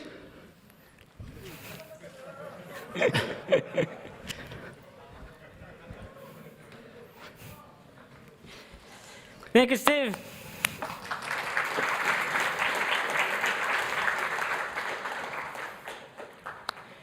So, pretty cute. Thank you, Steve. That's amazing. You bring the fun to the party. Well, most of you already know Zabbix, right? You have heard about it? Well, the next presentation will talk a little more about the behind the scenes of Zabbix. What's going on? From why, how, and when are we delivering Zabbix? What is the process? Where, how we started, where are we, and where are we going to? So this behind the scenes is going to be presented by a colleague of mine from the C development team. Please welcome Juris Lambda.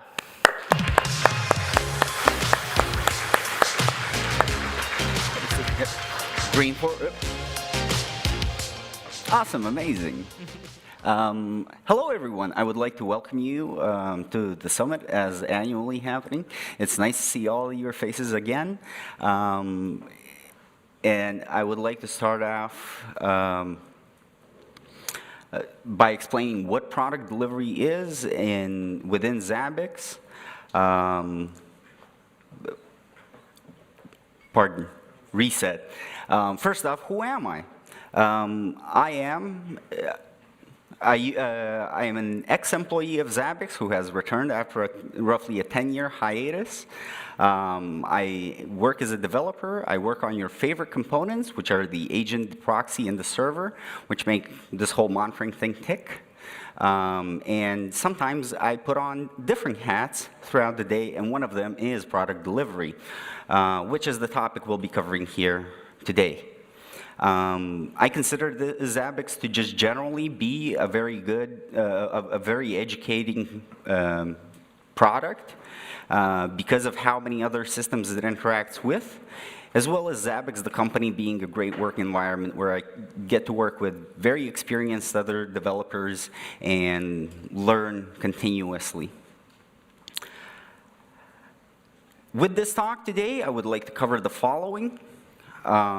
What product delivery is and what are the objectives it sets out to achieve.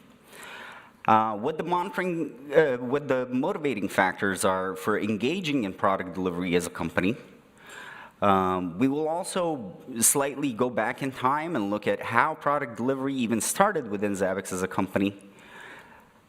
See what the current state of of product delivery within Zabbix is, and how far we've come from the beginning of it. And finally, a slight glimpse into what the future, in the short term at least, holds for us and what we can expect. Brief disclaimer, some of these topics may appear or be out of order, but bear with me here. This will eventually make sense, I hope. If not, you'll have the Q&A section of this talk at the very end of it, and if you can't manage to get your question in, just walk up to me, catch me, and I will try and answer all your questions to the best of my ability. So, to make this a little bit of an interactive, to wake you all up, a quick show of hands, who's familiar with this page? Excellent, a lot of you, great. Another question and a show of hands of who builds Zabbix from source? A lot less hands, but those that did pull them up, why? Are you like developers? Are you secretly holding onto forks and maintaining them? What's going on there? Because we have a lot of other options of obtaining Zabbix than just beyond building from source.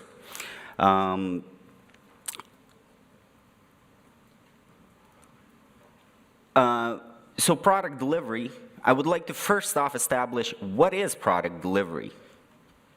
And what I personally, at least, consider the key objectives that it strives to achieve. If you search the greater World Wide Web, you will come across a couple of definitions that generally try and describe the same key points. Albeit, in my opinion, sometimes they may be stretched outside of just the norms of pure product delivery to encompass some related processes, but the gist is the same. So I would like to offer a slim and simple definition of what product delivery is. Product delivery is the process of preparing and shipping a product to end users.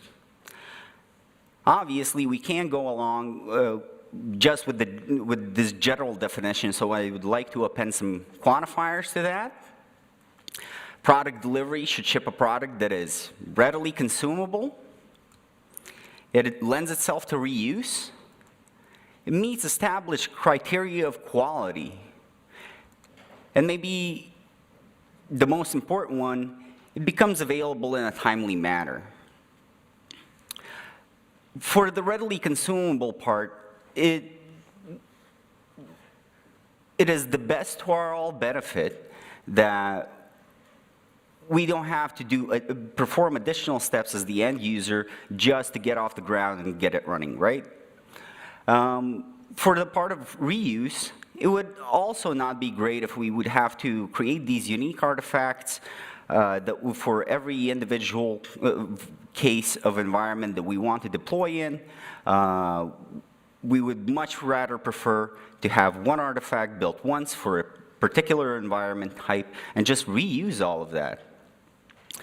Regarding the quality criteria, it would be most obvious to everyone that there's no point in just obtaining it, using it, starting to run it, just to find out that it doesn't work. And the final point being that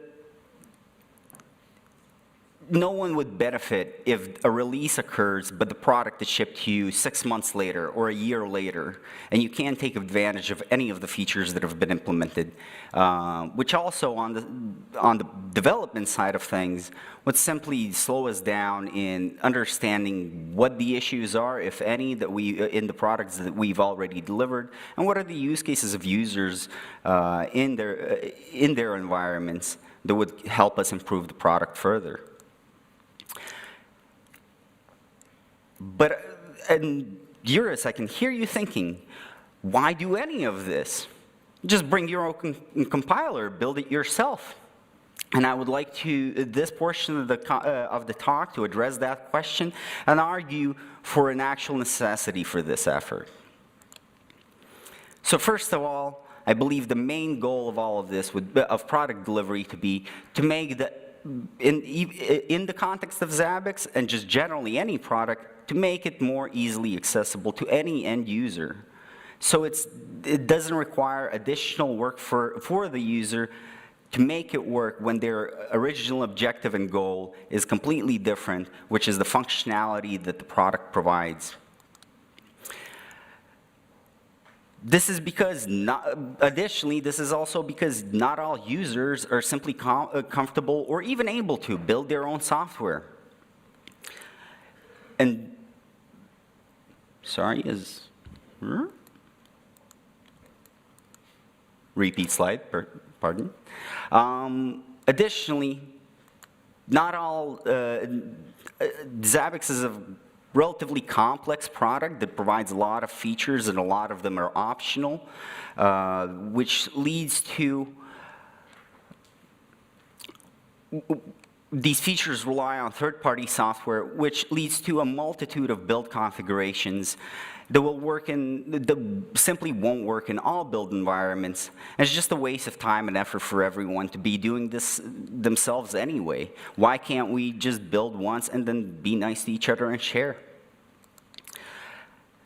Following on from that point, not all users are capable or even willing to, or for any other reason, able to create reusable deployment artifacts themselves. They can then deploy onto their environments to simplify the work for them.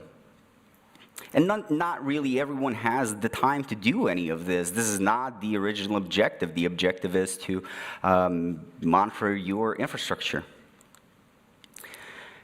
The following motivating point for product delivery is establishing a trusted source of assets. I would like to include under this banner both the security and quality of the software.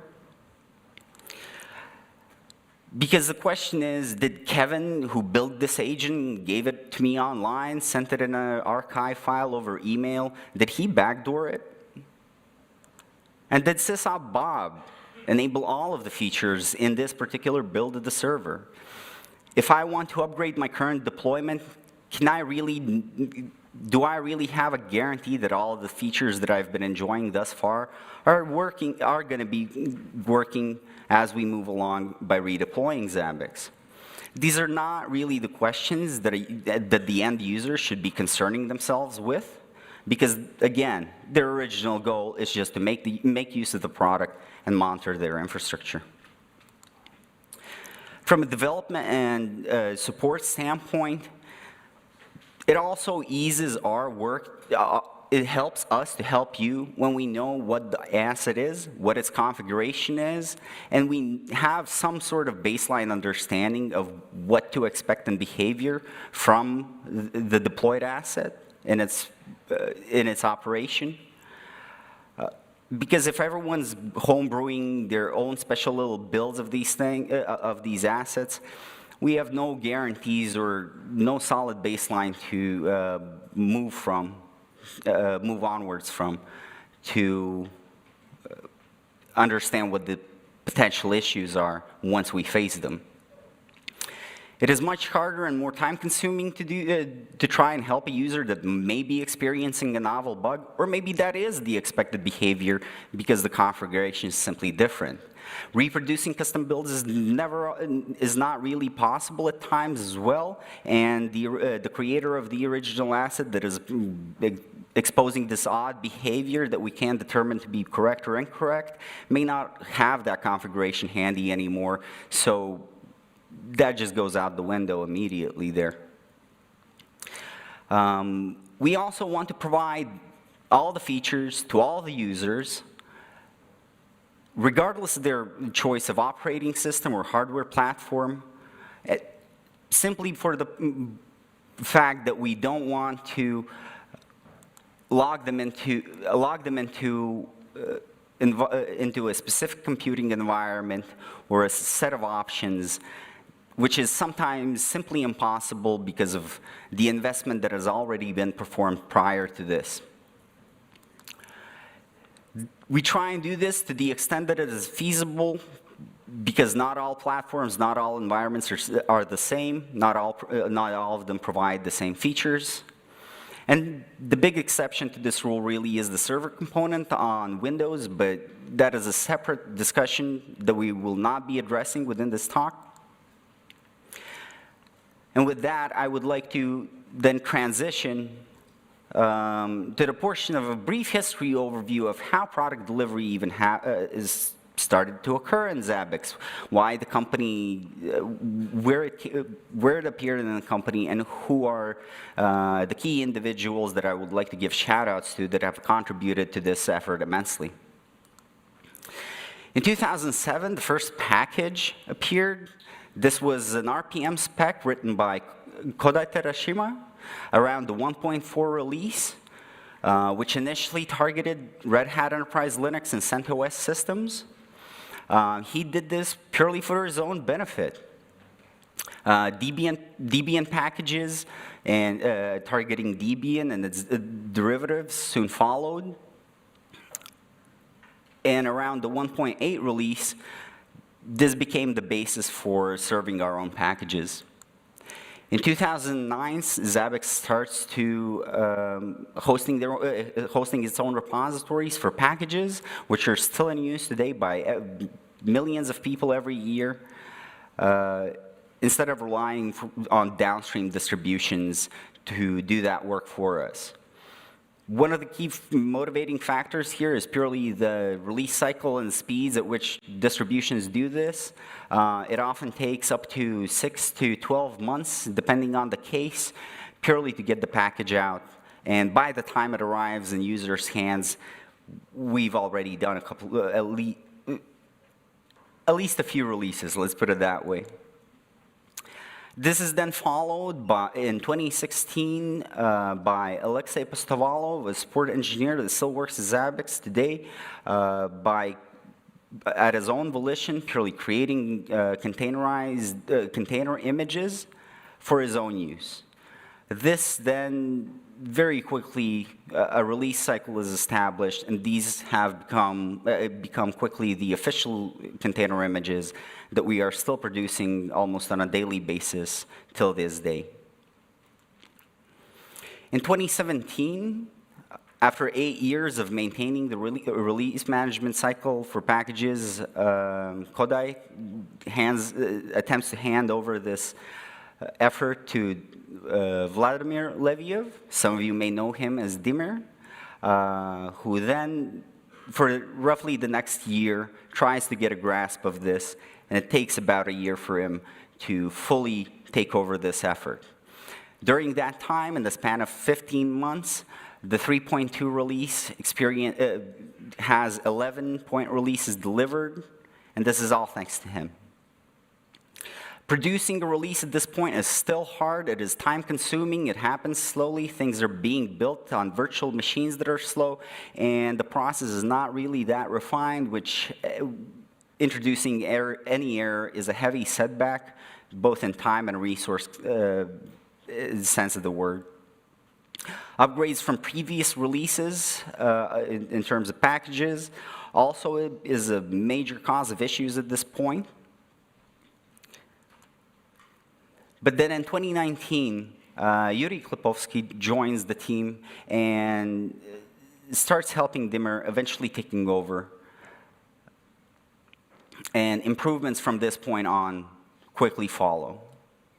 In 2022, I return, and I try to mitigate the buzz factor of Yuri being really the only product delivery engineer that we had. I help on here and there, but generally Yuri is your key individual that does the major parts of this effort. So what is the current state of affairs? So the number of releases has steadily been growing year over year. 2023 is now the first year that we've managed to deliver over 100 releases of Zabbix and its components. This includes both alphas, betas, and the release candidates. 2022 came close. I believe it was short by about 2 releases to hit the 3-digit numbers, but we've gotten there. Build times have significantly shortened. If during the previous efforts this took about 8 hours, we've cut that time down to about 30 minutes per platform. New hardware platform support is also showing up.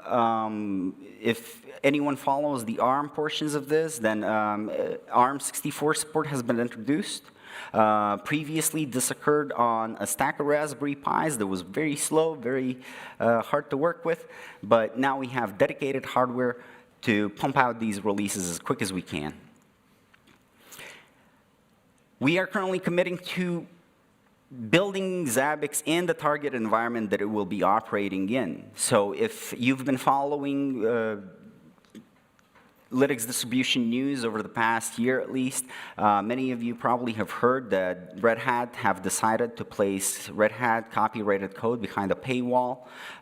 This has caused quite an uproar in the distribution producer community, most notably Rocky, Linux, and Alma. The projects have at this point decided to just provide binary compatibility but not source compatibility with Red Hat. We intend to continue building on Red Hat and both Rocky and Alma, just to deliver a native build of the software for those platforms. With this, I would like to then go on and move into what is the future for us and what can we expect in the short term. More finely grained package verification, which we already do. We always verify that the packages that we produce include all of the necessary assets that need to be delivered, that the standard install, upgrade, and remove workflows work. And this is not all, we don't always hit that target. And if, for those of you that were here the previous year or maybe saw the talk online, there was a talk by Andrew Nelson on automation in Ansible, where he mentioned that a certain package suddenly lost certain files and they moved to a different package, which resulted in the breakage of downstream automation playbooks. This is my fault entirely. This is my fault entirely, and I'm fine with taking the blame for it. But this is how we grow, and we take these issues very seriously. We continue to improve this process so these errors don't occur again. Downgrade support for Debian-based systems, Debian package-based systems has been a pain point for many. We still don't support it, but this is a very high priority issue for us right now, and we intend to address it as soon as we can. As well as over this summer, I personally have been working on introducing a external dependency tracking system within the company to ensure that the assets that we produce don't ship with known issues, and that we have an accountability of how these assets are composed. So for those that may be coming from the hardware world, this roughly translates to having BOMs, that is bills of materials, being shipped alongside the product.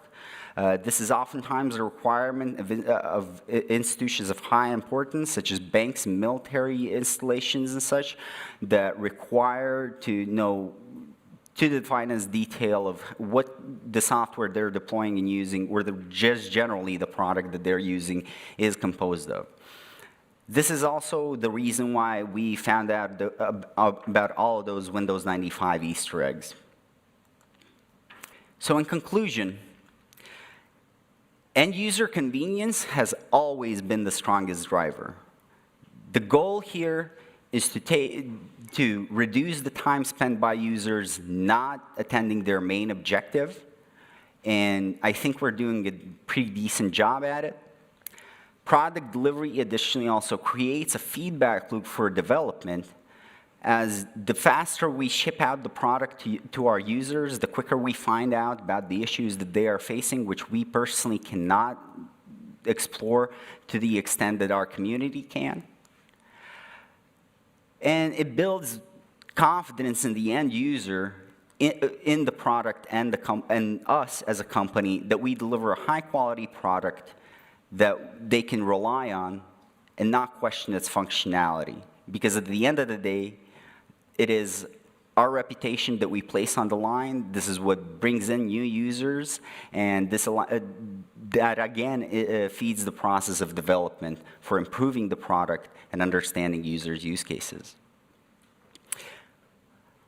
I would like to thank you for attending this talk. I would like to thank you for attending Zabbix Summit this year. And if you have any questions, feel free to ask them or catch me outside in the hallway. Thank you.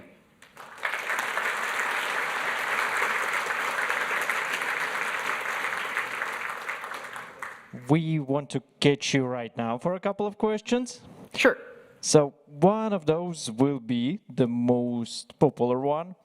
The Zabbix 5.0 packages, will they ever be available for Debian 12? I would like to direct this question to my colleague, Yuri Klopowski. Hi, yeah. I'm the person that Juris mentioned in his presentation. If there's a huge demand, we can do it, I think. So I guess you can open simply a Jira issue and we will do it. So. And just one more, similar one. So maybe don't go too far. Will there ever be support of ARM 32-bit hardware for older devices? So the packages, so people don't need to compile them. Yes, again, this is to me. We do support some old 32-bit hardware. We do support old x86 hardware, but we don't really do it for newer distributions. We do support ARM-HF. Again, I guess I can give you the same answer. So if there's a really big need for this, we can do this. But just I want you to know that adding support for new distributions is an extra effort on our part, and also this increased build times for us. So I guess, yeah, if there is a big demand for this, we can do this, yeah. Thank you. So you got the idea. If you have a really big demand, make sure to create a ZBX NAC, vote everything possible out of it, and we'll make them. Thank you for your answers, guys. Excellent. Thank you, everyone.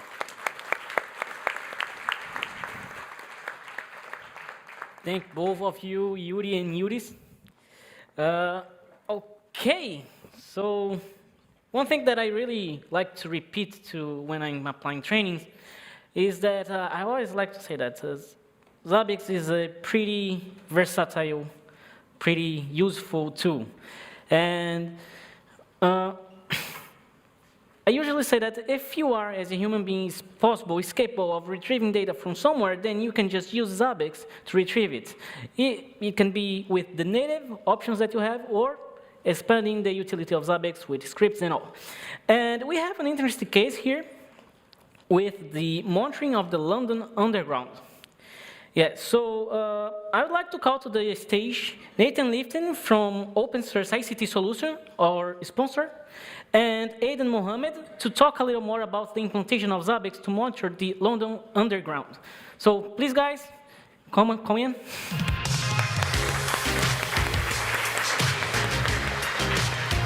Professor, thank you.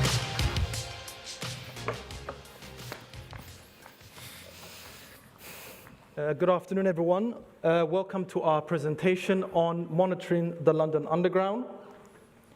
My name is Aidan Mohammed. I'm the DevOps manager at Bolden Networks.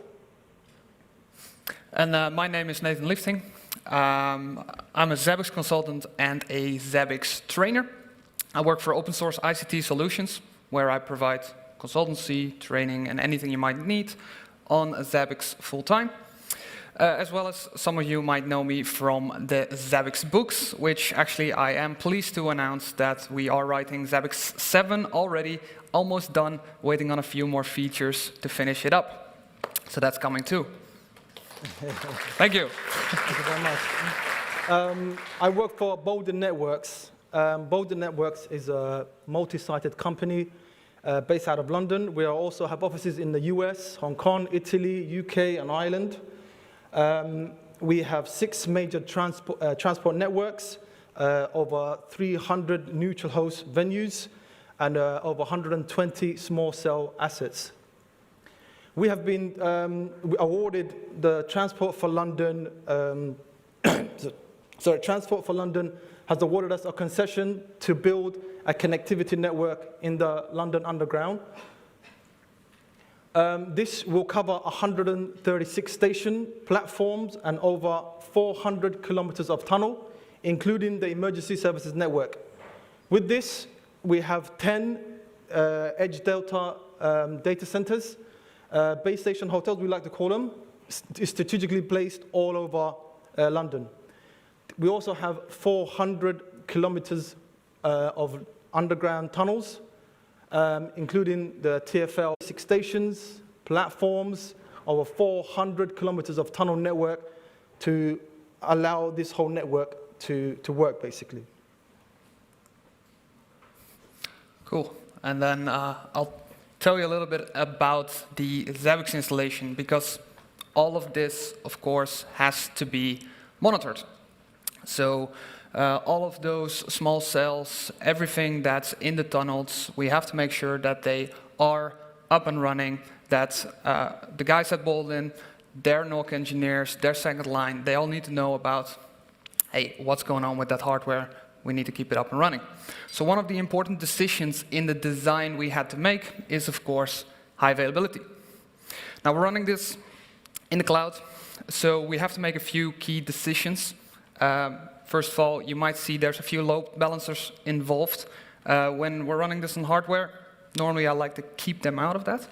But to keep things simple, at the bottom you might see we have the Zabbix servers directly connected to the databases. No load balancer there. Cool thing about that is because Zabbix keeps everything in that database, that high availability, the heartbeats, we can make sure that if there is a failover, Zabbix knows, even though they're connecting to one database, and we make sure to do that with the databases in a primary setup using MariaDB and Galera. Web frontends, they don't know which of the databases is online, so they will communicate in the cloud through a load balancer, which will check which database is still running. If there isn't one, it will fail over. And of course, we have a load balancer at the top to make sure that when you are connecting to a front end, you're connected to either one, load balancing the load there, as well as if there is an outage, making sure that we don't have an issue with that. And then within the tunnels, within the base stations specifically, there's also some hardware that has to be monitored.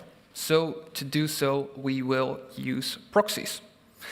One proxy per base station hotel, where we make sure that we collect the data locally as close to the source as possible. As well as you might see in base station 3 and base station 5 over here, we have 2 proxies. And those 2 proxies are part of a kind of cluster. Because we can make sure, just as was already mentioned by initMAX this morning, we can make sure that we can do a failover between the proxies. So what we do is quite similar, actually. We've been doing this for a few years.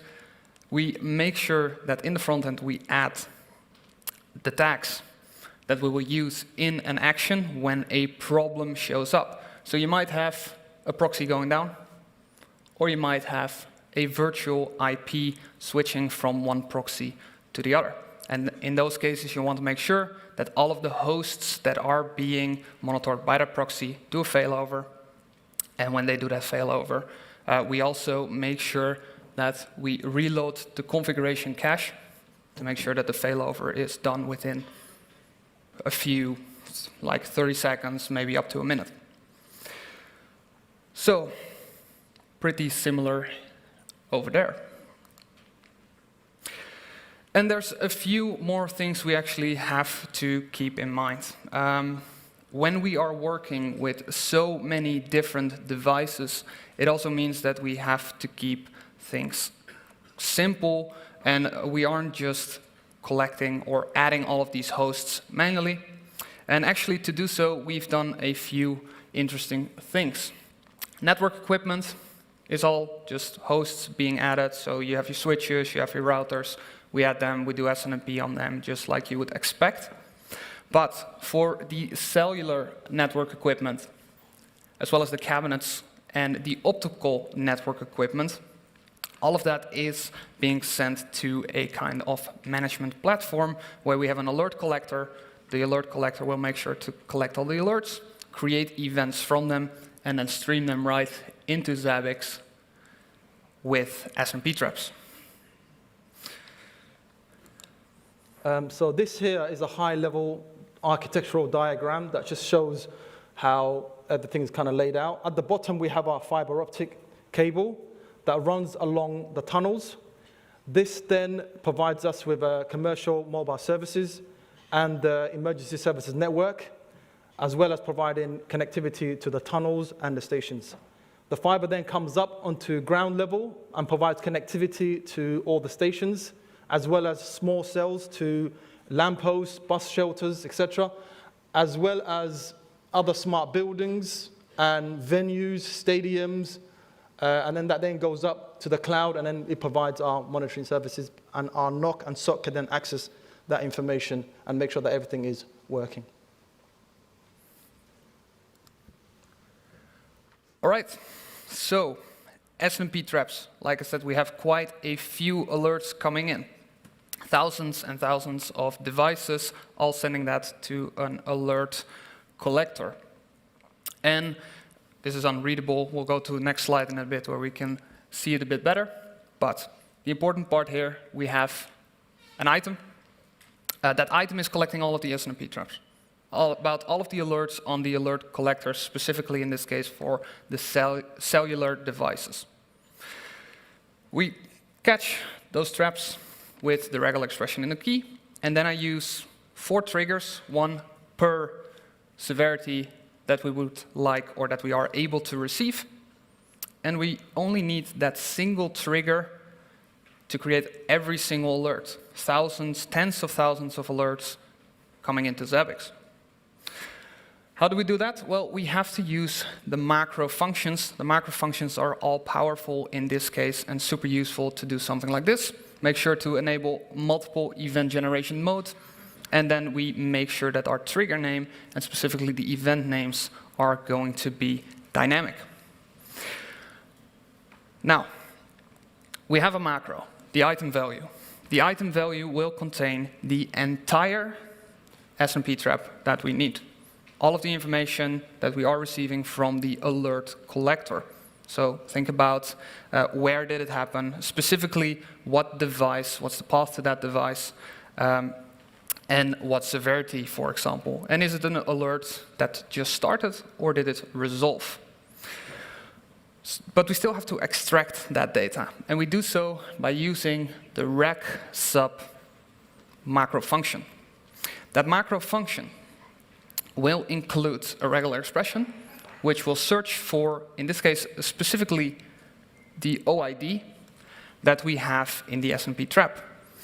The OID will contain a string behind it. We capture the string behind it, and that string, in this case, the first item value that we see in the list over here at the event name, contains the name of the DAS.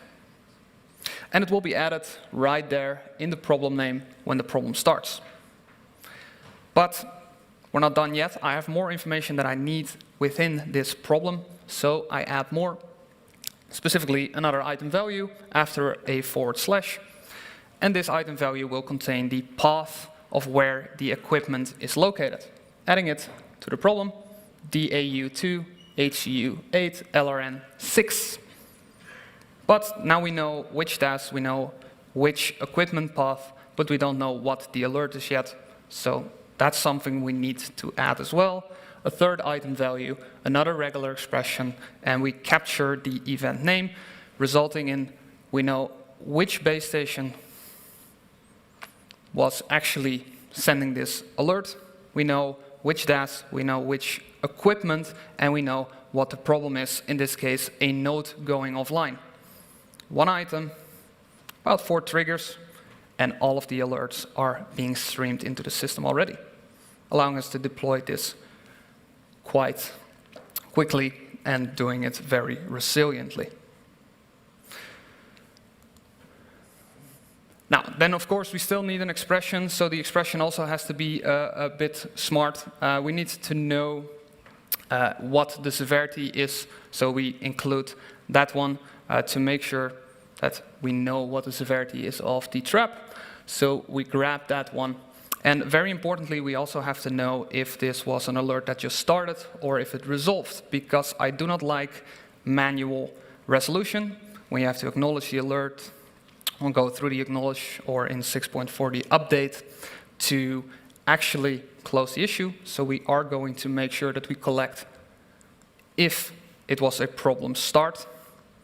Now we know that the problem started. It will automatically send a resolution event once the problem is actually resolved, because we will get a new SNMP trap. Once again, we use the power of Zabbix, multiple event generation mode, but we combine it with the OK event closes all problems if a tag value matches. To make sure that that tag value is filled, we have the alarm number tag, which is also dynamically filled with information. We use an item value, once again with the rec sub, and in this case we capture the unique alert ID, or the alarm number. Put that in the tag, problem gets generated with that unique tag. We know which problem to close now because we match the alarm number, and the problem generated event will have the unique ID, but the resolution will have that unique ID as well, closing the alert once the alarm collector has decided that the alert should be closed. So, dynamic, quick to set up, takes a little bit of time to figure out though, but definitely super powerful. So with over 120,000 assets being monitored, 136 stations, 10 data centers, all of that monitoring comes together on the Zabbix dashboards, and we have quite a few of them. The NOC and the SOC team then focus on the alerts that they would like to monitor. At first, we get thousands of alerts, you can imagine. But after a while, we have to kind of condense that down to what are the really important alerts that we need to concentrate on.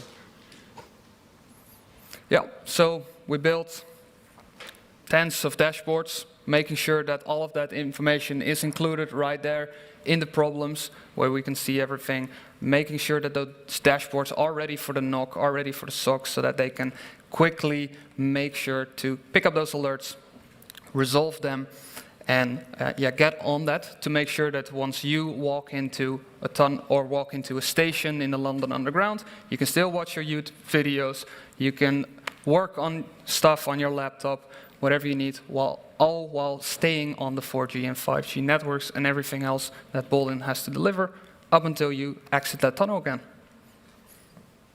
Getting that ready for you. All right, that's all we have for you today, I think. Yep. Any questions? Go a little easy. About 30% of the network is up and running. Most of it has been done on the tunnel side.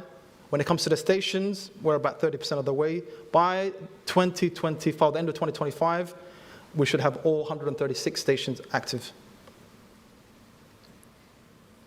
Perfect.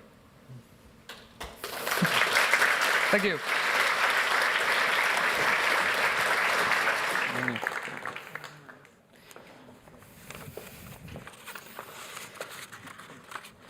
Thank you, guys. Well, how amazing, right? Monitor the underground of London, all with Zabbix. That's amazing. Okay, we're still talking about monitoring different kind of stuff, and we are going to talk about IoT and home stuff. And this next presentation is based on the blog post series called What's Up Home. You might remember him from last year. He was here as well. And, well, during the day, he's just an IT guy that's working on a security company called ForcePoint in Finland. But during the night, he's monitoring his home with Zabbix. Well, let's give a warm wave of applause to Janne Pikarainen.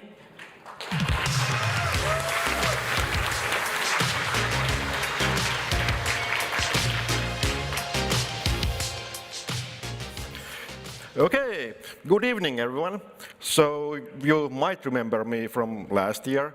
So I was here then telling how I monitor my home with Zabbix. Well, I have kind of moved on. Now I'm also controlling my home with Zabbix. So today we have been hearing a lot how everybody monitors their stuff using Zabbix, but you can do more than that. But before moving on, you have this little task to do. So while I'll wait for you to do something, I'm taking this mandatory selfie of myself here. Okay, so let's give this some time. I don't know if it works all the way in the back row there, but probably it will. The screen is bigger than I did remember.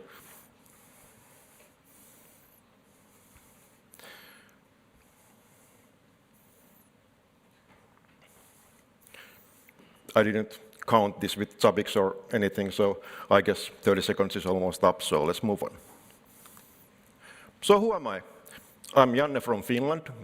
I've been working on IT since 1999. I have been doing IT monitoring for over 20 years in one form or another, so that's familiar to me. Now for almost 10 years I have been working at ForcePoint. So like mentioned, we are a cybersecurity company for the big boys. We have full product line with firewalls and all kind of protections and remote browser isolation and cloud access security brokers, whatnot. So that's where I work. And at home, I do weird experiments with Zabbix, as you probably know if you read my blog. And I'm a walking, talking Zabbix commercial also at work, to the point that I know I'm very annoying. But that doesn't matter. I took the liberty of copying this picture from our company website. So here's examples of customers ForcePoint has. So like you see, we have all the biggest enterprises you can imagine of, then technology sector, there's car manufacturers, retail stores, grocery stores, stuff like that. So if you want, go check us out. So quick recap. My blog started in March 2022 when I started to monitor my home. I started to do blog about that to LinkedIn, thinking nobody would ever notice it, but then Zabbix the company did pick me up. So here I am again, Zabbix celebrity, now known all around the world. Then, after last year, I have done about 50 blog posts in total. The areas do range quite a lot. And I plan on doing much more of these. There was a little bit more silent period because our baby did transform to toddler, and she's taking so much of our time, but I'm now trying to pick up the pace again. So, what's new since last year first? Steve, oh Steve, I don't know what I do with you. The banana thing was easy, but now the giraffe. Tomorrow morning I'm going to this front-end widget workshop, so maybe I learn how to do a giraffe graph with growing neck, I don't know. But yeah, anyway, I've been doing so much weird stuff, so go check the Zabbix blog if you haven't read those. Also, last year I told I had integrated Zabbix with Blender 3D software, but look how awful it was. Now it's much more pretty, and it's also a clickable image map inside Zabbix. So there's more pictures than that from our other rooms, and I can turn on, turn off lights, stuff like that if I want, just by using Zabbix. But to today's topic. How to control your home with Zabbix and why to do that. Well, same reasons than with monitoring. You get this unified interface for everything, and Zabbix enables very complex alert rules.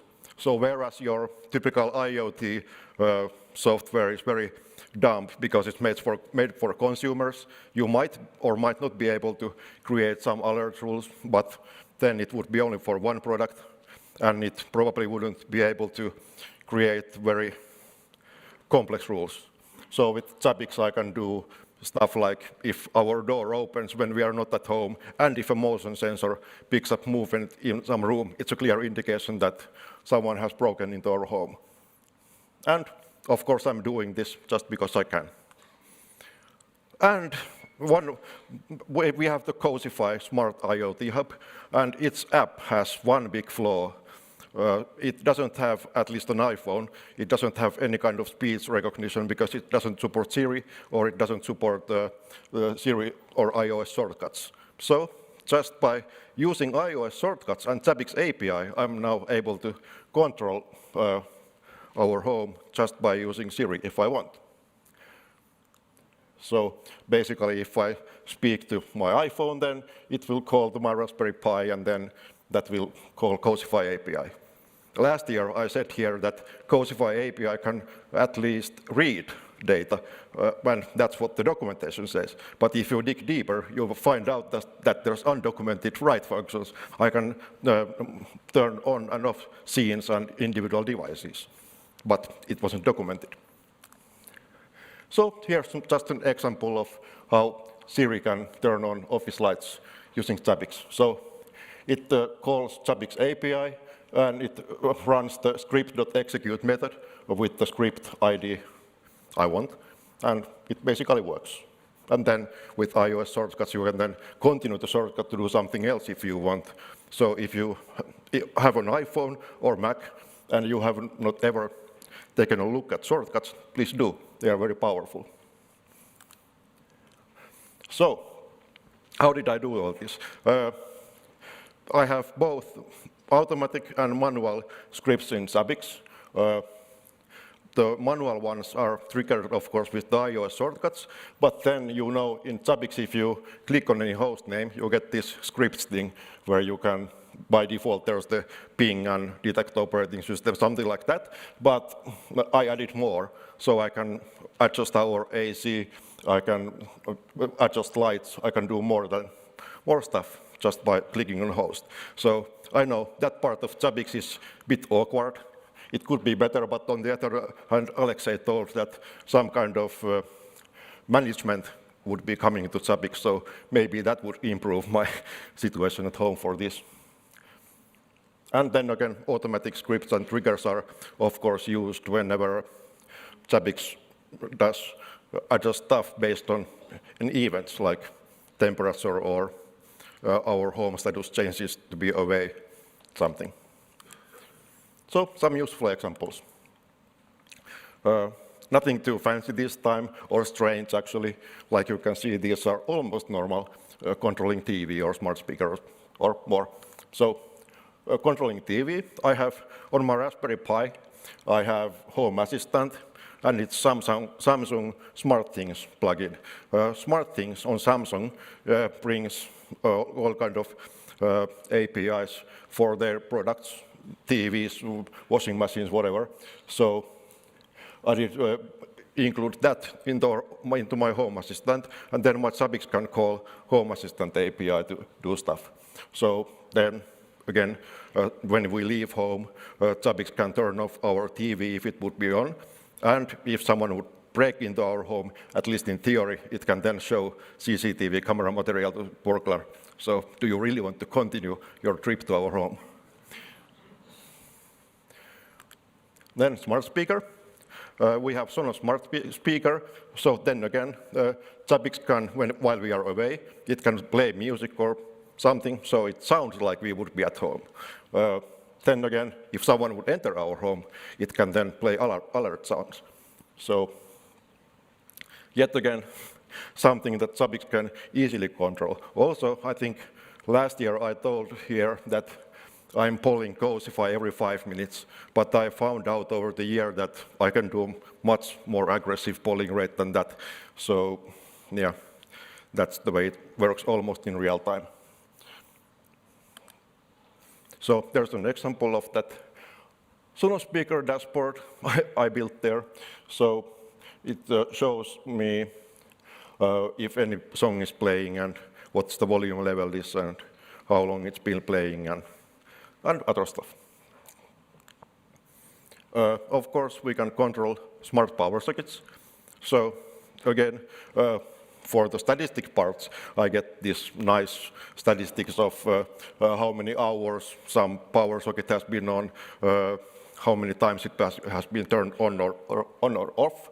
And then the use cases again for any burglar, some special device could be turned on, or for more normal situations, it can then like warm our garage or turn on our air humidifier, or especially now that winter is coming, our CCTV camera can be a little bit unreliable. It thinks it's on, but in reality it only shows like black picture. But if that happens, Zabbix can automatically power cycle the camera, and it will come back online within a minute or two. So that can be very cool. Also, then controlling lights. So there's the scripts part of Zabbix interface. And this one is made with Cosify, like so many things on my integrations.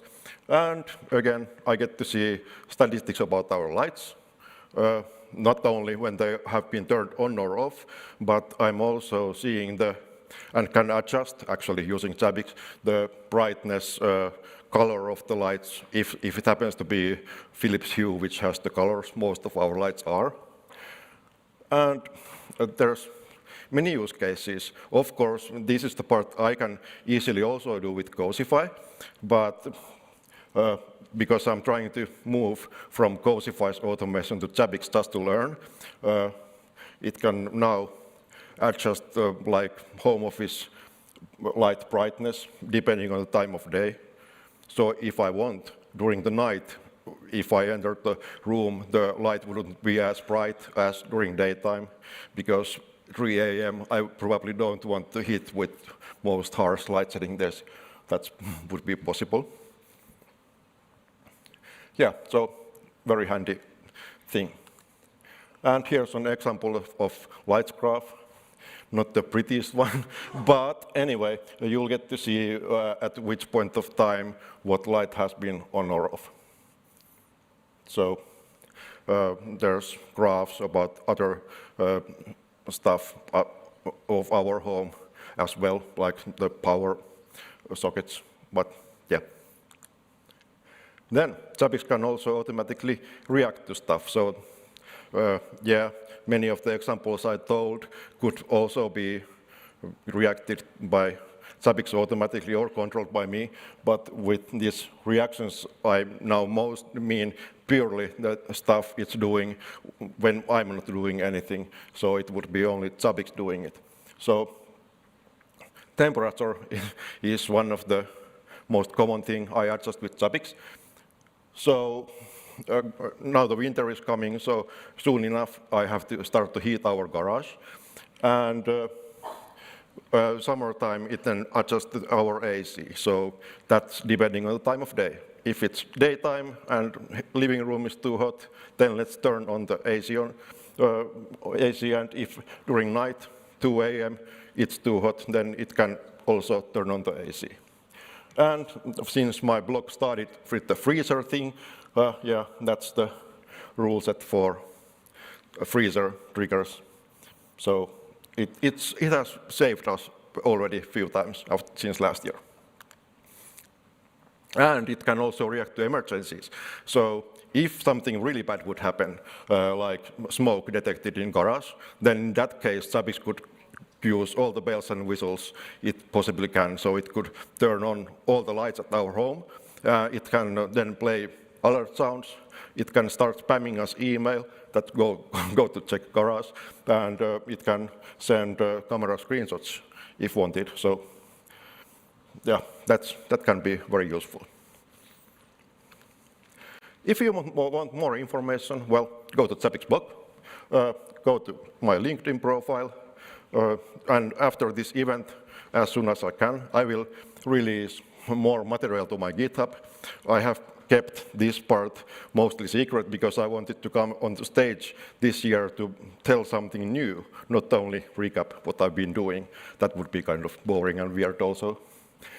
So yeah, I seem to be ahead of time, so this will be strange, but carry on and wait, because one of my followers did send me a wish. He said that I would need to, please email work.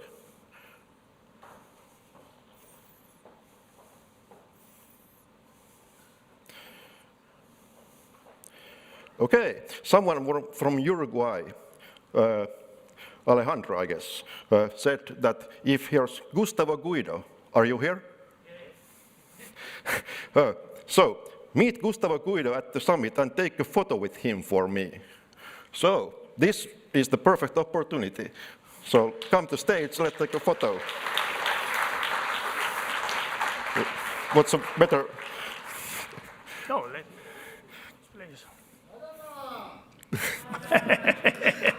Thank you very much. Thank you. Okay. So that's it for today. See you tomorrow. Just don't go too far. I have a couple of questions, actually more than a couple, but we'll try to make it, well, we have some extra time.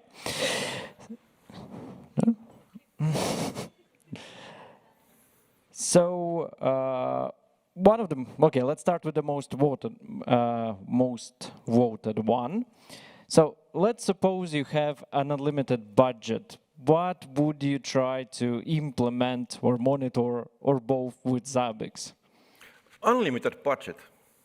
I don't know, because I think over the years I have spent maximum maybe 1,000 euros, and that's over 5 years. And it's all been possible with the cheap components. I actually don't know. Because tomorrow I'm going to tell how I monitor myself, so I'm already doing quite weird stuff. Well, I have to say I don't know yet. Okay, then we will wait until you will present us maybe something new. Okay, another one. There are quite big interest. Will it be possible to somehow maybe approach you to see your instance and maybe how you control your home while you're here at Zabbix? I don't know. I've been planning to show my instance more. Not going to allow anyone to control it, of course, but you know, I could share more of the templates I have done, configuration, and because in the long run, I'm planning to make this maybe not a product, but you know, some kind of package that would be helpful for others than me. Given that they would have Cosify, but on the other hand, many of the concepts I'm doing, they are easy to then port to any other IoT hub or thing you have at home. But yeah, judging by the votes, there's a really big interest, and if you had a chance, everyone will be definitely happy. And I would also like to give word to Alexei. Yeah, I'd like to point out that in Zabbix 7.0 alpha releases, we have introduced support of the history push method. So it's possible to use API to push metrics to Zabbix. And I think it could be a good opportunity to create maybe tomorrow at this workshop some widget with the real buttons, so you can control some things at your home. So, hey, yeah, that's so excellent. I think it might be, yeah, just a combination of new widgets with this history push and with the triggers, yeah, to control some things with the buttons or maybe with some other controls like different things, yeah. Oh, that's fantastic. Okay. See you tomorrow, 8:30. All right. And just one more, the last one. Okay. So since you can control the lights, the lightning through the Zabbix, have you yet, or how many times maybe, turned your home into a disco party accidentally? That would be cool. We have one cheap, this kind of, which looks almost like Northern Lights, but it changes the colors. It was supposed to relax our baby, they said. Instead, our baby goes full party mode when she sees the lights. So, of course, if I start turning that on and off remotely, maybe, then Philips Hues allow some very rapid light color changes if wanted, but disco. But yeah, maybe some kind of music synced thing. I don't know yet. I have a MIDI keyboard, so yeah, that's a good idea. Yep. Thank you very much for your presentation and answers.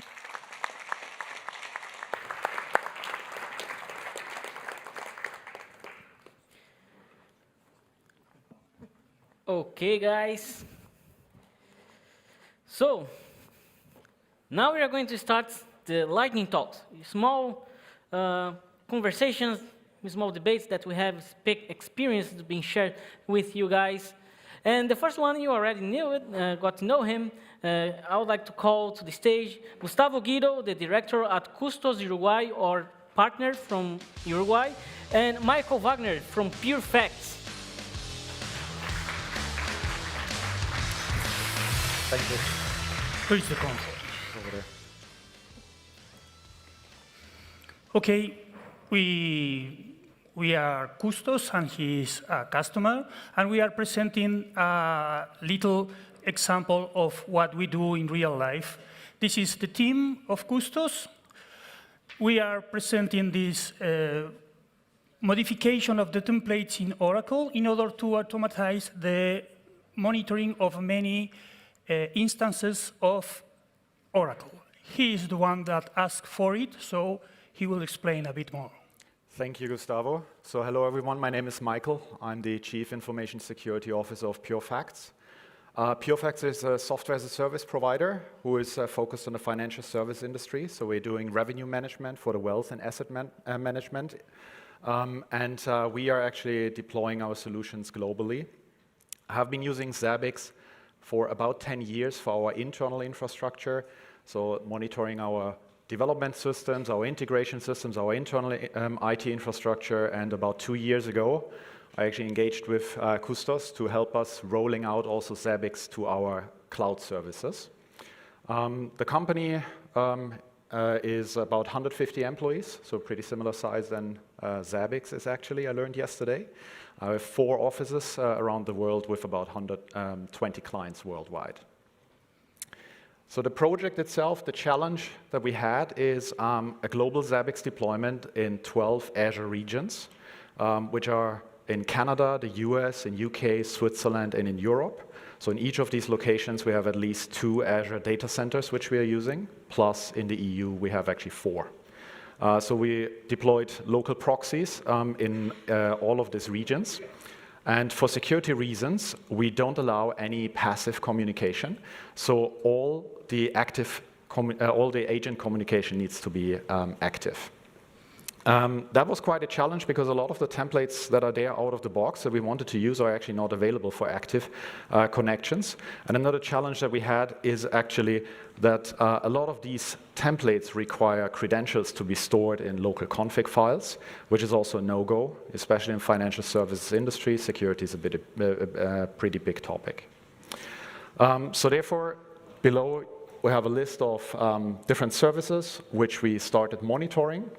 And Gustavo will now give an overview on the first one, which is the Oracle database monitoring, which, as he mentioned already out of the box, was not capable doing what we needed, and all the modifications that were done by Kustos for our requirements. Okay, so now, as Michael says, the templates that we have in Zabbix are for a single instance, all the checks are passive, and you must provide a password for the connection. So you have 2 templates. One is the Zabbix agent template, and there is an example of an item where you must provide a password. It is for a single instance, and this not fit the requirements. The template Oracle by ODBC is more or less the same thing. You must provide a password, is for a single instance, and is a passive check. So none of these can fulfill the requirements. So we start thinking if we can change a bit the templates. So we study the templates.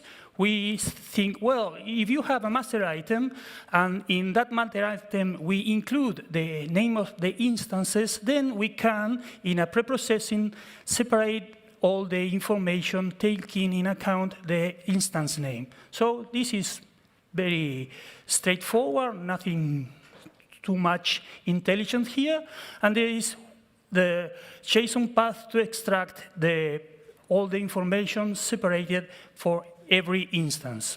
So we are taking into account the instance name in the JSON path.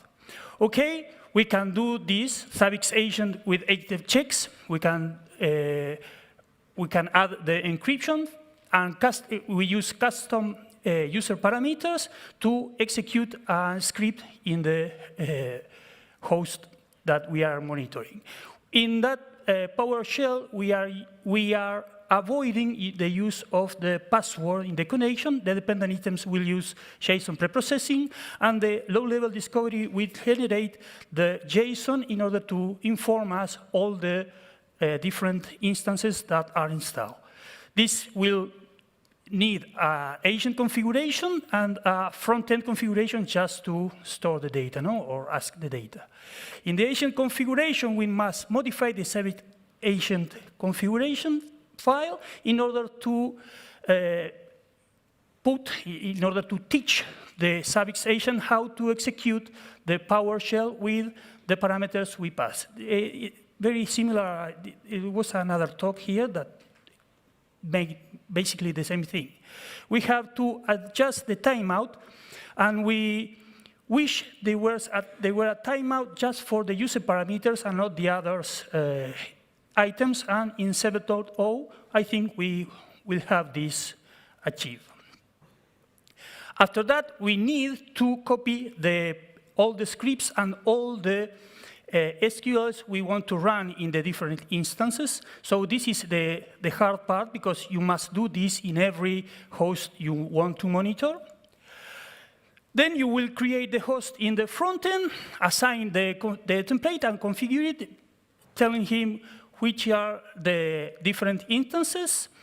There are some default values just to not fall in without data.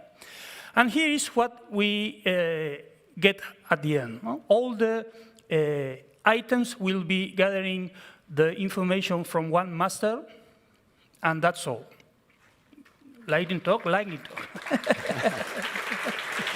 Thank you very much. Muchas gracias. No questions? Okay. Okay. Thank you, Guido. Thank you. Thank you, Michael. Okay, for the next lightning talk, we're going to talk about, it's a huge title, Exploring Unconventional Scalability Techniques for Zabbix Proxy, a Playful Approach. And I would like to invite to the stage the Zabbix Certified Training and Expert, from Applet, Poland, Robert Juris.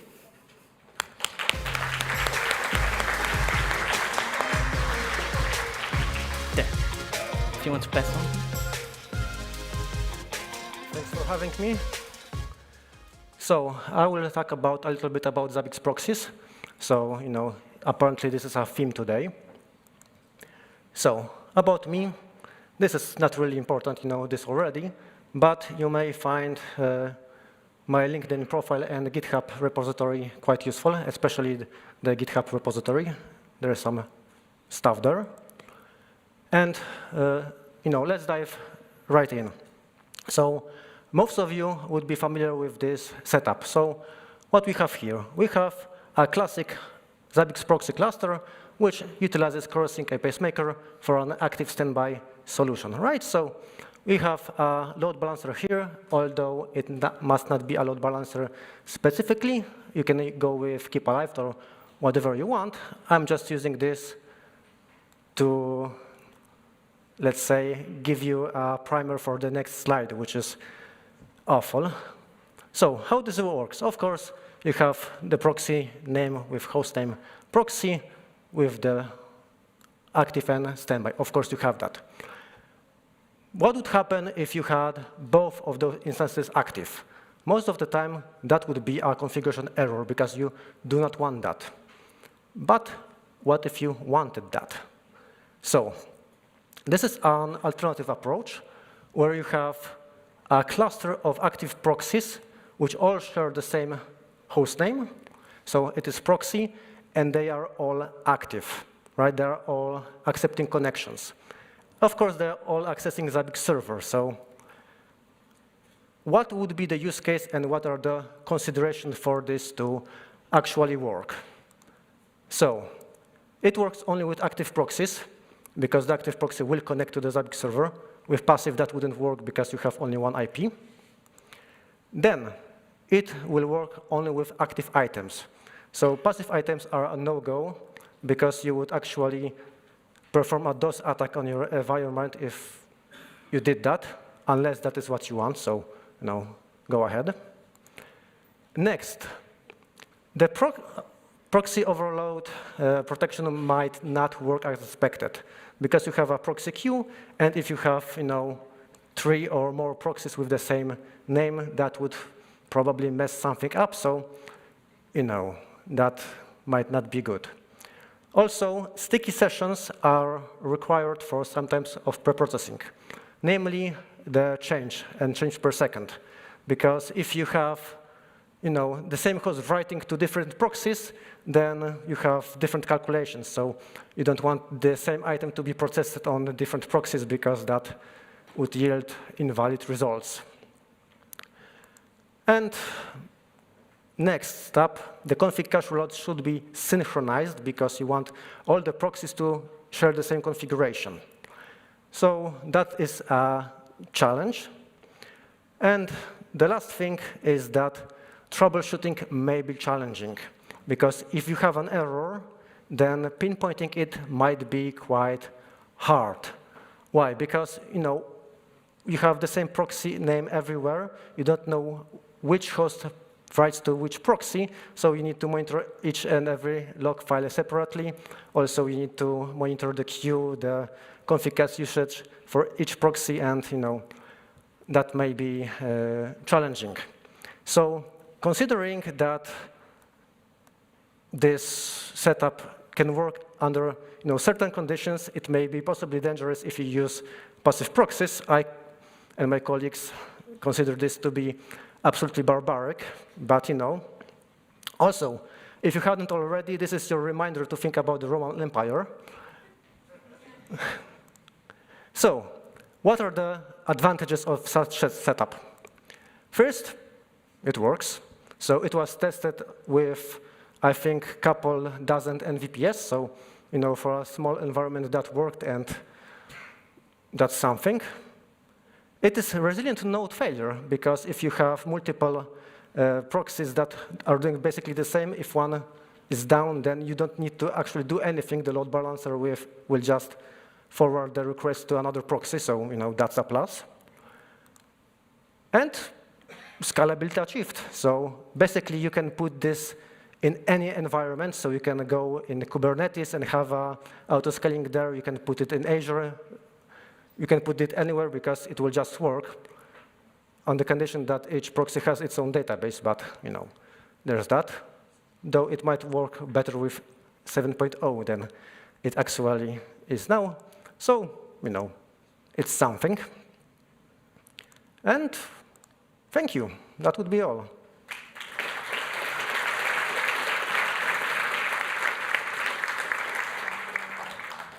Am I free to go? You're free to go. Thank you, Robert. You can leave this one. Okay, so I'd like to remind you guys that tomorrow we'll be having exams only for those that have already subscribed, okay? The exams will start at 8:30 in the morning. The same goes for the workshops, and we still have some spots on the workshops, okay? And I just forgot my phone because we have some details. Just a minute. Thank you, Zane. About the workshops, they will be happening at 8:30. As I said, we have 3 spots. And just to go on overview here, we have database monitoring with Zabbix with Edgar Melveres, LLD and host prototypes with Brian Van Buykel, and stream your data with Steve Destivelle. Can I say banana now? Okay. We also have custom widget creation in Zabbix 7.0 with Andres Verzia. But we have some, for those that are going to take part in this workshop, we have some details that we'd like just for you, so you get ready for it. Let's see, before we start, please check if you are able to edit text files over FTP. During the workshop, attendees will have to write PHP and JavaScript code, so it's better to ensure that to have the best experience from the workshop and not waste so much time, you prepare a code editing software of your choice. Attendees will be required to connect to pre-configured virtual machines via SCP and SSH, so please prepare your client of your choice, like PuTTY. And attendees will also be required to connect to, no, that's just the repeated information. Okay, that's it for the exams and workshops. Okay, just reminding you that we still have some free spots. Check it out. You can check on your email that you received on the 4th of October. Or you can just look for some of us on the cabin, on the registration table to get some information. And though what you're doing, we're leaving. No one's leaving. What are you doing? Okay, we still have some things here. Talking about our party of tonight. We are going to the Railroad Museum, Rail History Museum. It's starting at 7, but before that, we are going to have a group picture. Yay! So I'd like to invite all of you to take a picture in group. I'm not sure if it's raining, but we may possibly take it outside or inside. I'm not sure yet. We'll check it real quick. Outside? In here? Okay, it was being here. Okay, so no one leaves. Please stay there. Leave your package. And okay, I think that's it. We'll take a group picture. Everybody, just wake up, like, slap your face, look pretty. Okay, I'll get in place as well.